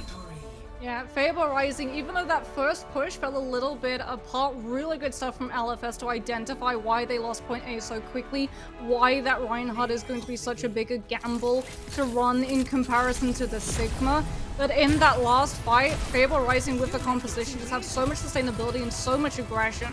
Right? They know they're playing into a Reinhardt, they can run the Alari, they know that the pylon is potentially going to be sticking up in that fight for as long as possible, since you can put it out of reach of the Reinhammer if you're running into something like a Ramatra or a Sigma with the range that they have.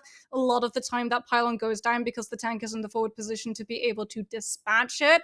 However, having Baptiste, Alari, Sojourn, May, and all of the additional pressure with the Sigma heaped on top just means, unfortunately, that if LFS aren't able to build the ultimates in that 1 minute, which already is going to be such a huge ask, they just don't have the sustain nor damage burst potential to find any other kills when Fable Rising take the fight. And that was so clean from them. And, you know, besides Willow, sorry if I pronounced it right, it's Casey Honeycrisp, right? I mean, such good Sojourn play. to counter Kit Kat, who was also playing well, right? I think at points Kit Kat was the star of the show, but consistently in the clutch, Kit Kat was coming through. However, at the very end, the very last fight, the one that mattered, especially since LFS built up the ult in the previous one, I mean, really just clean work out of Fable Rising, and the consistency has been there for them. Yeah, Najila as well, really impressing on the Alari. Pylons were put into really good and inconvenient spots for LFS to deal with. Here we can see that insane stall coming through from LFS, identifying from Fable. Okay, they're not going to be playing for pick potential. We just have to be able to build up ultimates and stop them from being able to contest. And they do a very good job, just as we see LFS able to cycle through the time bank. Oh my goodness. Willow, 12,508 damage, 44 eliminations. What an insane performance coming through from her. She may not have done a 360, but I think she made up for it in terms of damage and kills that she finds. That's insane. That is a whole 4 more blizzards built up off of the damage that she's able to dispatch. Yeah, I mean, she 360 lap duck in the race. So, I mean, yeah, that was literally like you said, 7,000 more damage. That's crazy. Or not 7,000, was it 6,000? Basically 6,500. But yeah, I mean, really insane work from Willow, like you said. And this May player has been so good. She's really been a standout player for this team. And, a lot of these players, Moxie, are trying to, go, improve through the ranks, win the tournament. And I know learning has been a big, the biggest thing that a lot of players have talked about. Even in the Challenger Series, they'll talk about how they're really trying to improve and learn and, work on some things. If for this team, if they could build around Willow, right? If they can consistently do what they just did in this series and maybe have a little bit better follow-up damage, right? The only reason that they didn't fully cap out on King's Row with a lot of time is because, they were getting a little maybe panicked, right? Towards the very end. If they can reel that in, maybe calm the energy down a little bit, focus on targets and really just hone in on those kills, they're in a great spot. This team looks great.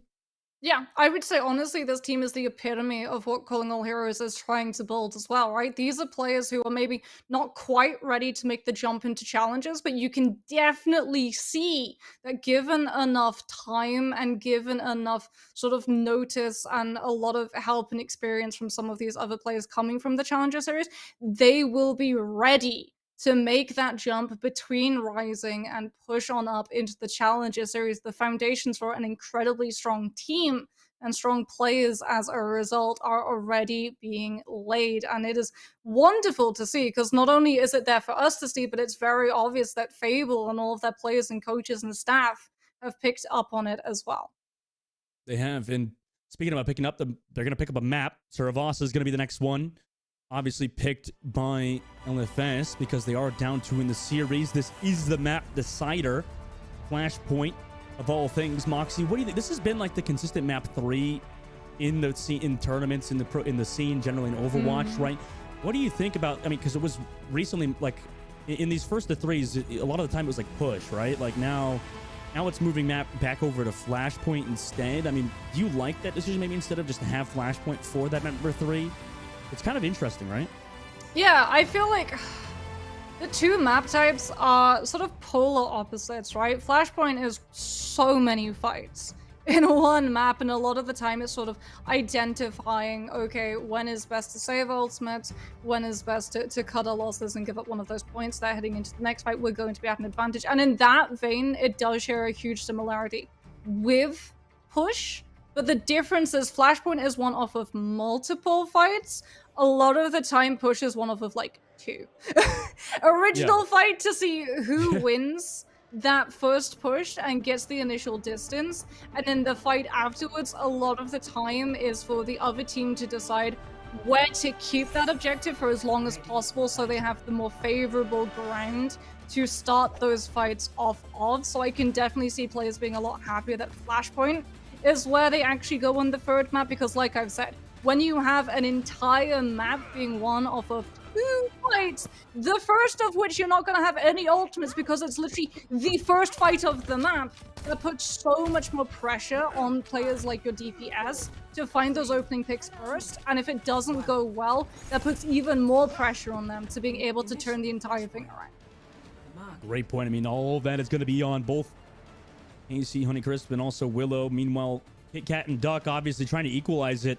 Obviously, Kit Kat was doing a lot of work on King's Row, but for Duck, You know, this is really a prove it or lose it kind of situation, while Sleepy Eels is going to start on the Junker Queen for Fable Rising. I mean, if you get walled off, they're going to be able to have access to things like that shout. You can see Duck already coming under a lot of pressure as Willow finding the wall, trying to isolate Sandwich. Nice. Nice block from Willow to stay alive for now. Sandwich walks towards that point. Without the immortality field, is there enough healing? So much pressure is on the supports. Unfortunately, for Sandwich Maker, they'll fall to KC Money Crit, and now Fable Rising just gonna walk forward. No pickoffs either. I mean, that was basically a flawless engage. Fable Rising have identified that Sandwich Maker on this rematcher is able to be pulled out of position, and they've doubled down on it. Sleepy Eels with the Jagged Blade is going to be displacing this rematcher and yanking them after things like Immortality Field have already been bullied out of LFS's side by Willow with these walls. Already you can see the difference as well in terms of damage. Willow's 71% to the Blizzard in comparison to Duck, who's just not been able to find an angle or get close enough for fear of being yanked in by the Junker Queen. We talk about KitKat being a carry. They've got the overclock for this fight. 60% early on the board. And you mentioned only 2 fights. This is the second one. So if LFS lose this, it's pretty much all but over on this first point overclocking. KitKat pop. The Immortality able to keep Sandwich Maker alive. Can they find the kill? Sandwich Maker falls. Junker Queen on the other side, Glow will fall to the mid-air shot from KitKat. That's an amazing equalizer. But no more railgun shots left, right? You burnt that. Overclock, and Willow with the default Icicle, able to find one, make it 2. 92, 93% on the board now, and with those shots from Willow, they don't even need to use ultimates. The overclock was popped for LSF, but they don't even win the first point, and now they, Fable Rising, win point number 1. There's just so much sustain and damage, even lacking a tank. Fable Rising have just all of the self-heal with the Mei, all of the mobility with the power slide coming through from Honey Crisp. And as a result, they're still going to have things like the Blizzard and an overclock to take this next fight. LFS not able to rotate in time either because they died late. As a result, Fable Rising with control of the spacing, which gives them such a huge advantage yet again. Yeah, all of those ultimates, and especially coming into Junker Queen ult, that's going to be scary. Amplification matrix there from Lamruff. At least they have a beat to potentially counter, but overclock. And KC on the other side, able to get rid of the Immortality Field. Also poke down Sandwich, unfortunately misses the second shot, but we'll hit that last one now.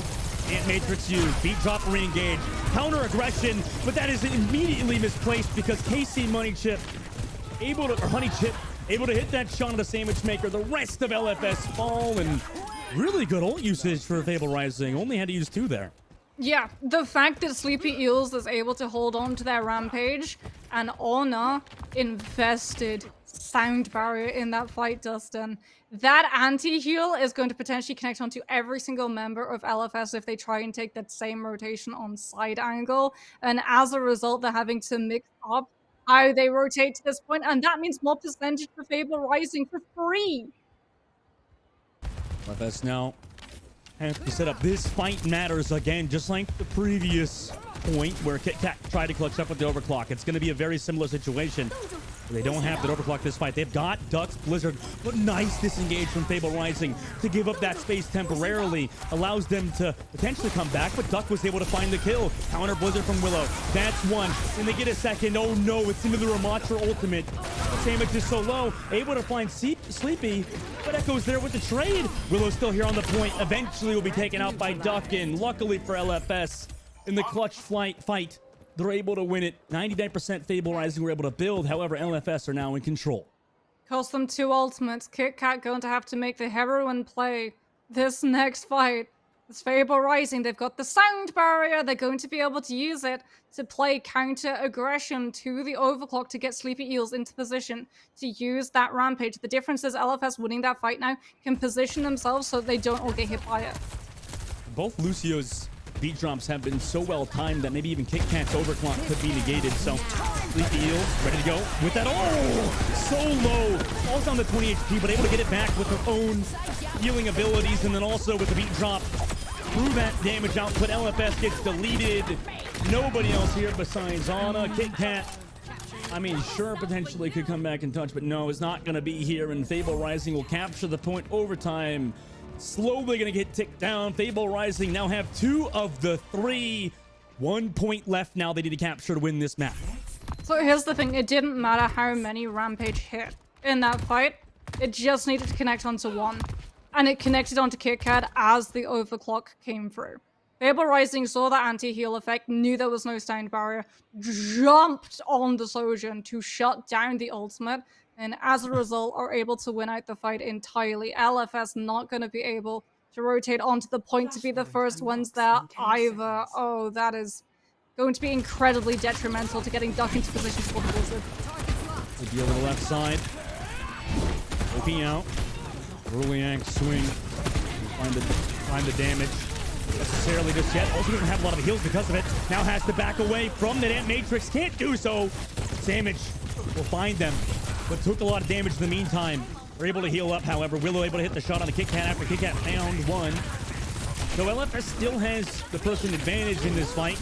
Has to do with the Blizzard though from Willow. They think they can win it. Beat drop here to sustain. The boop actually would make things awkward because Sandwich can't get headshot there after that boop. So now LFS will actually slowly get staggered out. Still, the Blizzard got its value. They're even in this fight now. Duck does trade it back though. LFS trying to continue on the point without their tank player. Willow will get found by KitKat. Anna is found by Sleepy Eels though because they're back. Immortality killed also the delay. And Fable Rising could still win this. It's stalling. Clock coming back. Yeah, they're stalling out. The delay comes through from Sleepy Eels. Amazing work from this Junker Queen. Fable Rising now 25% left. Oh, not only do you stall to almost 80% in one fight, you win it. As a result, you now have control of Choke. LFS Duck might have to just use Blizzard to be able to brute force your way back in time to actually come in with that overtime. I mean, what can Sandwich Maker do? He can't even live there. Is he able to get two off of that overclock? Eventually, the Rampage is here, and really nobody else can touch for LFS. The Blizzard's here from Duck. Yeeted.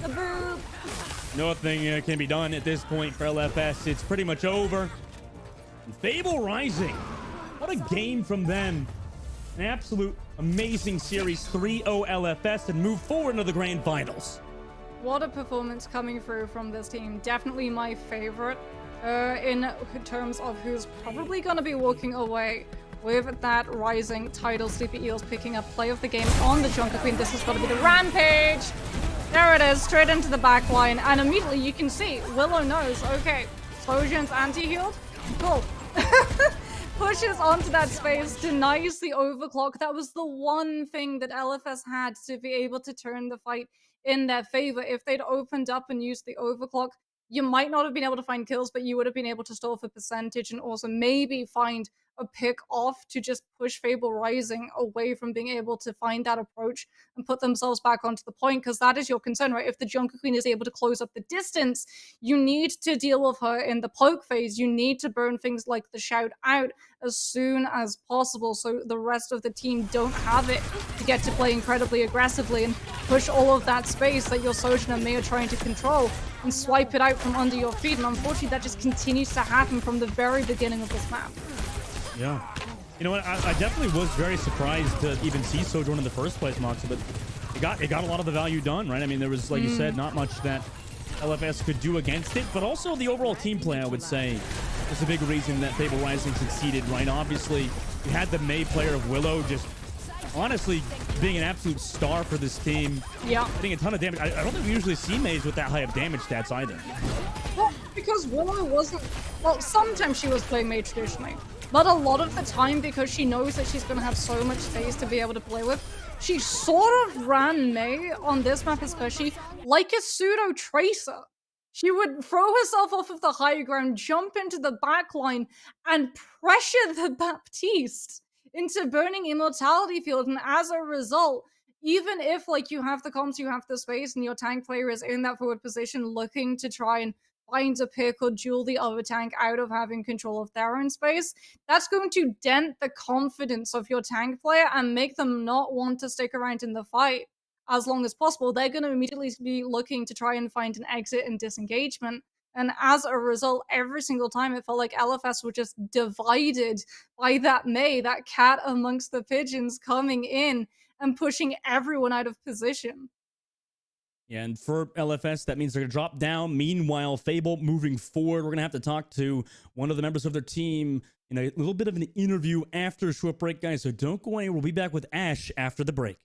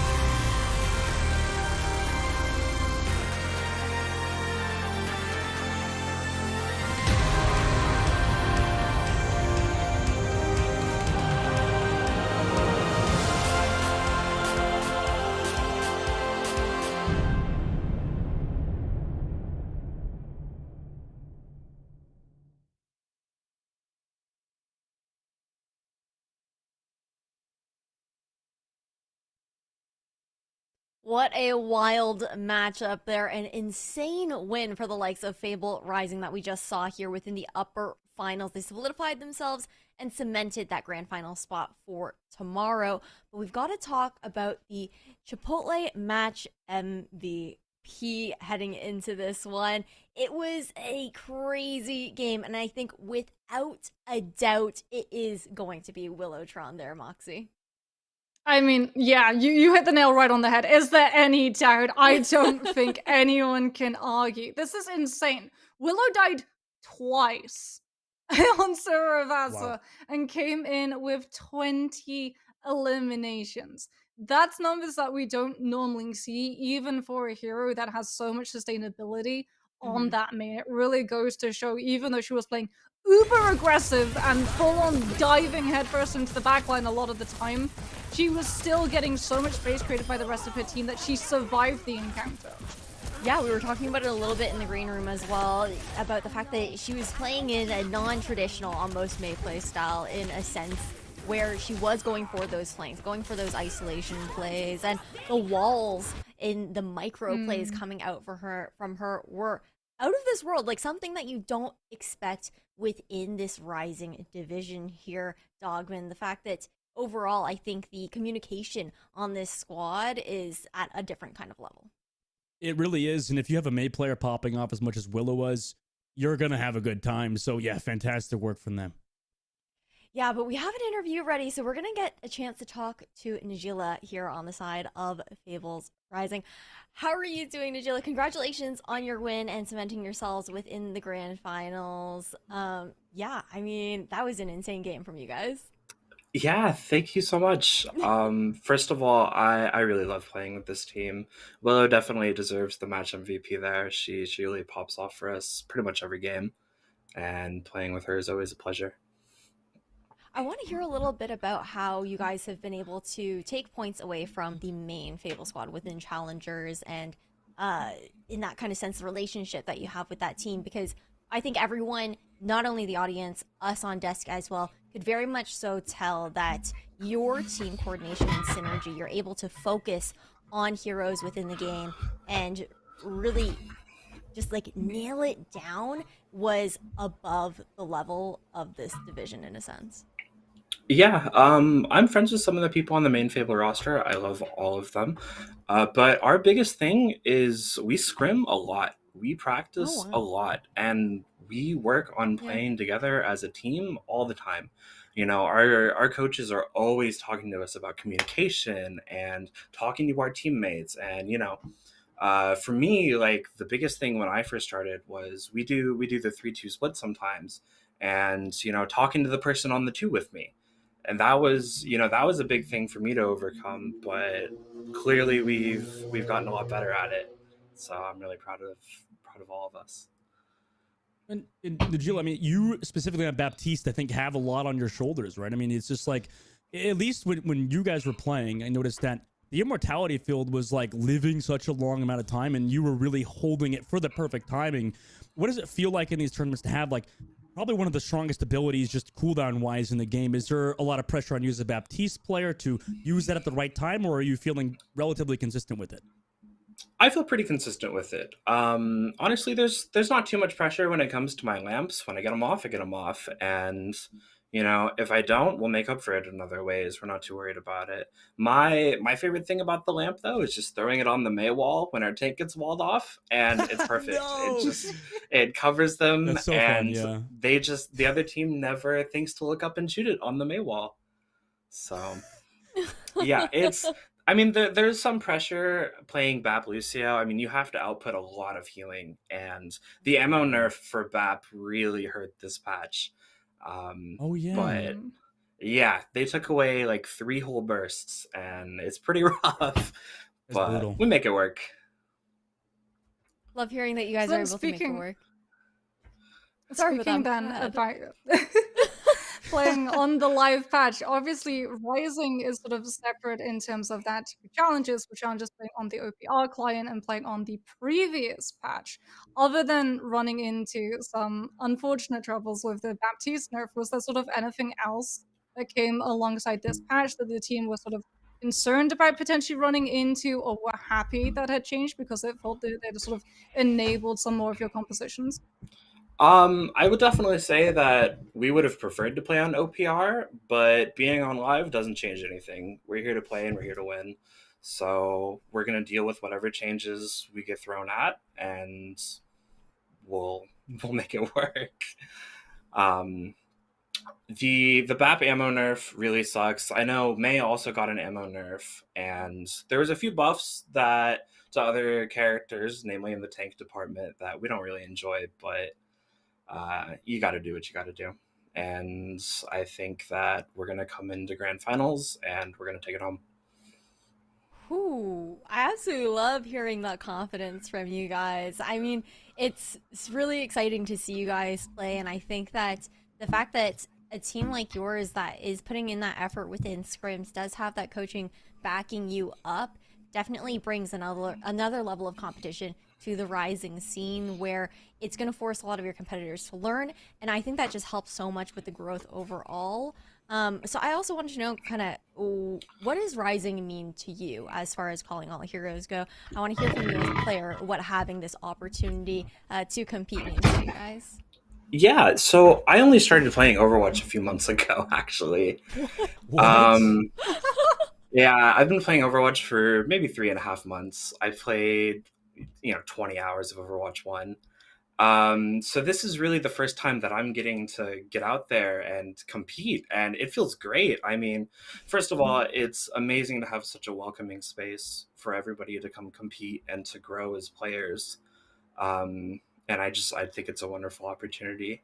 But for me personally, it's a really big deal. I love the fact that we have Rising, and I definitely think that you all will see me playing in Challengers soon enough. Ooh, okay. Well, I Yeah. can't wait to see that. We do have to unfortunately wrap up the Chipotle Real Talk interview though. And before we go, I'm gonna ask you one, your Chipotle order if you do order Chipotle, and then two, to give any thanks and shout outs before we end it off. Yeah, okay. I get the chicken burrito with white rice, black beans, guac, and the queso sauce. It's pretty good. And then I always get a side of chips and queso just because, you gotta.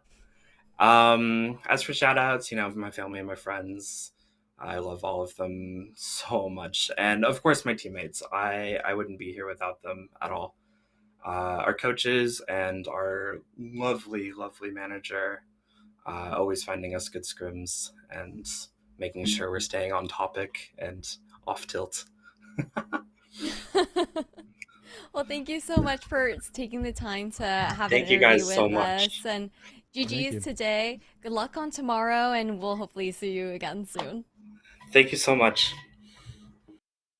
Oh, that guys, but Yeah. the day is about to wrap up. So why don't we take a peek over towards the bracket just to see how today ended up panning out as we lead into tomorrow. So when we're looking at the Challengers series, I know we were just on Rising, so we're backing up a little bit to what happened earlier today, just a series before this. Moxie, tell me a little bit about your expectations as far as like, did you expect the bracket to pan out this way?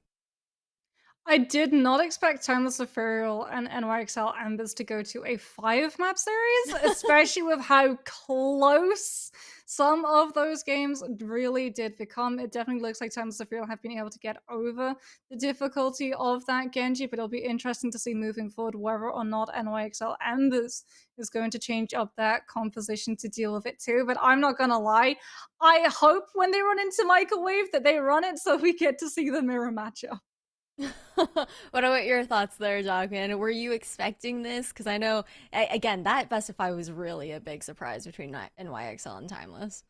Yeah, I mean, I think leading into the tomorrow's games, really, we just have to see what happens with NYXL Embers, right? And how they could do versus Vancouver Titans Blue. That's going to be a massive game. And, after that one, potentially, if I know I don't want to count out necessarily Vancouver Titans Blue, but depending on if NYXL Embers wins that game against Microwave, that would also be a fun matchup. So realistically, how anything goes tomorrow, I think it's going to be a good day.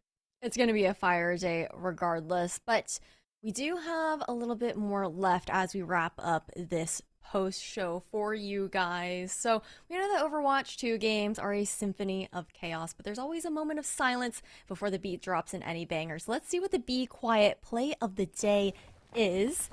Okay, we got some Tracer gameplay, so things are looking good here so far, Moxie. Oh, it's the pulse bomb. 100%. It's the sneaky pulse bomb. There it is. Right on the Ana. It's a slow mo. Oh my god.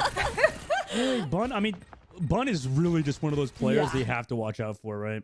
Without an absolute doubt. She has been quite the star throughout the entirety of Calling All Heroes. But overall, we got tomorrow to look forward to. We've already shown you guys the bracket. It's going to be an action-packed day. I think every single match is going to absolutely heat up. So again, Dogman, Moxie, thank you so much for joining me on the stream and joining me on the desk. Big shout out also to CB and Tala, who were with me earlier today. And of course, a big thank you to you guys at home who tune in and help make this all possible alongside the players and teams who compete. So we'll see you guys tomorrow. But for now, good night.